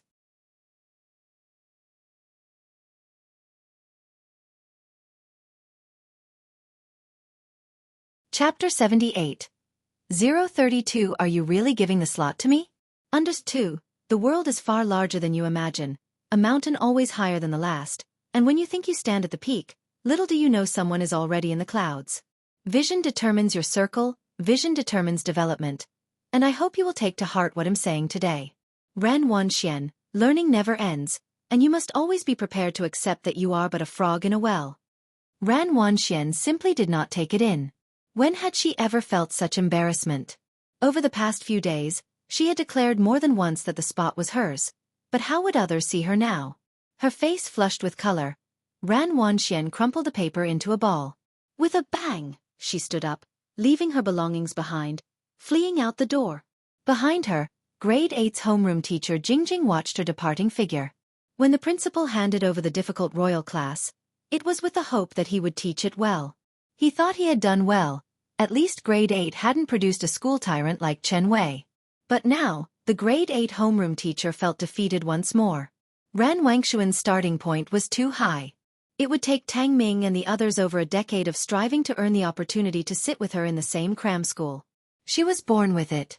The Ren family gave her the best education, she enjoyed the best resources from a young age, never suffered, even had a cafeteria built for her in high school.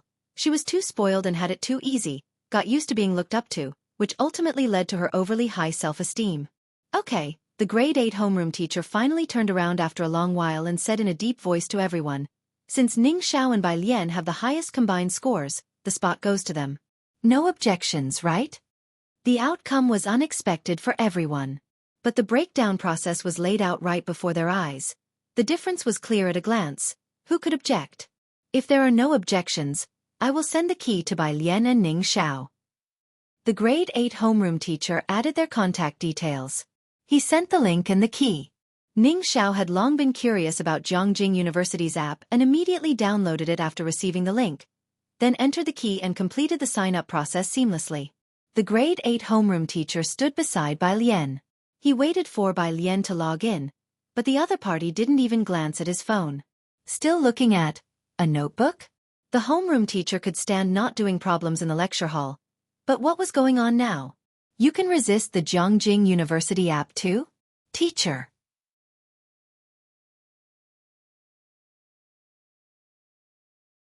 A shadow fell over his head, and feeling a gaze fixated on him, Bai Lian pressed his notebook and looked up slightly. His dark eyes clear to the bottom. Do you need something? Do I need something? Do you think I need something? The grade 8 homeroom teacher felt an urge to say something, but in the end, he held back. He withdrew his gaze. No, it's nothing. He turned around to collect the recently distributed answers. Most people were reluctant to let them go. But the grade 8 homeroom teacher was cool. He didn't give them the opportunity to look any longer. Bai Lian's paper, previously crumpled and thrown on the floor by Ran Wanxian, caught the homeroom teacher's eye after a while, and he bent down to pick it up, gently smoothed it out, and returned it to Bai Lian. Bai Lian took it and then casually set it aside. There are no exercises today, you can leave early, said the grade 8 homeroom teacher to everyone in the lecture hall, then placed his hands behind his back and left the lecture hall. However, no one left. Tang Ming sat next to Ning Xiao, who had already registered and logged in. Turning back, he saw Bai Lian still looking at her notebook. Why haven't you logged in yet? He seemed more anxious than Bai Lian himself. Bai Lian leaned back gracefully, illuminated her phone with a right-hand click, and saw the link and key sent by the grade 8 homeroom teacher. Jianghu Lai had just sent her the same link. After a glance, she casually forwarded the link and key to Tang Ming. The three of them had added each other on WeChat last time. Bai Lian didn't have many people on her WeChat, so it was easy to find him. Tang Ming didn't see her operations, his phone vibrated twice but he didn't pay attention to it, still urging Bai Lian, hurry up and register. Bai Lian slapped her phone back onto the desk with a snap, and glanced at Tang Ming indifferently, softly uttering 2 words. Shut up. Tang Ming silently closed his mouth and turned around. Inside the lecture hall. Someone hesitated for a long time, then stood up to find Bai Lian. Bai Lian, could I borrow your answers to look at overnight? After speaking, the boy also felt somewhat embarrassed. He had just been in line to see Ran Wangshuan's app, sitting on Ran Wangshuan's side. Ning Xiao was known in the school as a lone wolf, and he only dared to approach Bai Lian, holding on to a faint hope that Bai Lian would show him her previous analysis. Bai Lian didn't look up, simply pinching the analysis on the desk between her index finger and thumb, handing it over to him with an even tone. Here you go, no need to return it. The boy was stunned. He thought that Bai Lian would at least mock him a few times, or give him a few small answers like Ran Wanxian did. He hadn't expected her to say nothing. What's the matter?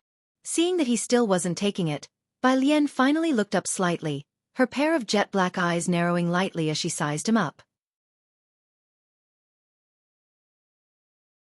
Her gaze was not one of superiority like Ran Wangshuan's from on high. It was a calm assessment.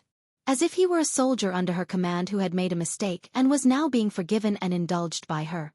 The boy snapped back to reality, feeling ashamed for his previous baseless speculations. Nothing, thank you. Study hard. Bai Lian withdrew her gaze and methodically started to pack her things. The remaining students who wanted to ask but couldn't bring themselves to do so didn't expect Bai Lian to give away the answer so readily, and could only enviously watch the boy. The feelings in their hearts were indescribable. Tang Ming also began to pack up, and decided to check his phone to see who had messaged him. Once he entered WeChat, he saw Bai Lian's forwarded message. Sis, he turned to look at Bai Lian. Why did you forward this to me? He thought Bai Lian had slipped. Bai Lian zipped up her bag, lowered her voice, and casually said, I registered for you. What? Tang Ming didn't catch on. He thought he had heard wrong. Keep your voice down, Bai Lian stood up, one hand pressing down on her backpack, the other holding her phone, her face slightly turned away, her voice again lowered. I said I'm giving this spot to you. Let's go outside and talk. The app spot for Jianghu University is for me? Tang Ming was 80% astonished and 20% pretending. You're saying you're giving me the spot for the Jianghu University Preparation Camp app? You're really giving me the spot for the Jianghu University Preparation Camp app? Bai Lian. Not only did Tang Ming's voice not quiet down, he even repeated it 3 times. Now, everyone in the lecture hall, including those sitting at the back, heard it loud and clear. Even Chen Zhu, who was sitting in his original place, lost in thought, heard it. His fingers trembled, and he abruptly lifted his head to look in Tang Ming's direction.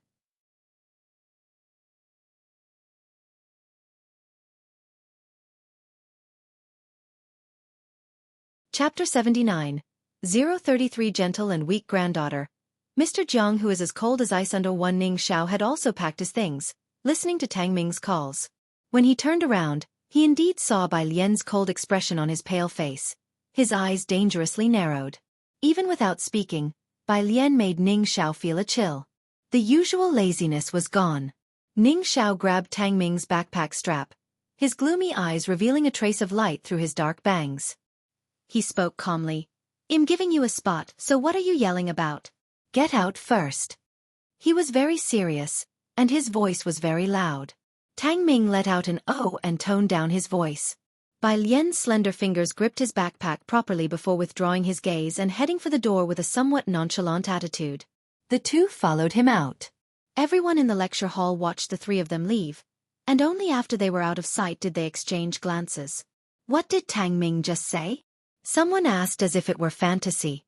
It seemed like he said Bai Lian was going to give up his spot for him. With the Chen family's wide experience and knowledge, Chen Zhu also couldn't suppress his shock. Everyone in Xianxia, even those from the 4 major cities, strove for a spot at Jianghu University. Even at Beijing High School, there were only 10 spots controlled by Jianghu University. Such a spot couldn't be found even on the app's auction site. It was priceless. Both the Ren family and the Chen family treasured it, not to mention others. Was Bai Lian really going to give his spot to Tang Ming? It's not that hard to understand, someone in the lecture hall suddenly spoke up. Ning Xiao and Tang Ming have such high scores, probably because Bai Lian shared all the answers with them, especially since Ning Xiao is first. Ning Xiao often competed with Chen Zhu for the top 2 spots in the whole school, and this time, even with the help of a Jianghu University PhD, Chen Zhu's scores were still lower than Ning Xiao's, which could only mean there was a mastermind behind the scenes. This variable was because of who? Aside from Bai Lian, he couldn't think of anyone else. Aren't those 3 in a competitive relationship? Before, they had envied Ren Wangshuan's 2 team members. But now, compared to Tang Ming and Ning Xiao, those 2 team members didn't seem enviable at all. Competing for what? Didn't you see? Bai Lian is even going to transfer the app to Tang Ming. The new student is really too good to his groupmates. If only I had been randomly chosen. At this point, most of them couldn't help but look at Zhu Jiaran, who used to sit behind Ran Wanxian. They remembered Zhu Jiaran was also in Bai Lian's group. Zhu Jiaran hadn't looked up once since hearing Ning Xiao and Tang Ming's scores. She had come to a realization. Ning Xiao hadn't been going to assist Bai Lian with poverty alleviation every evening. Bai Lian had the answers, even clearer than Ren Wangshuan's. Why hadn't she mentioned it before? If she had spoken up, she wouldn't have made up an excuse to go back to the dorm. The assignments and those assignments.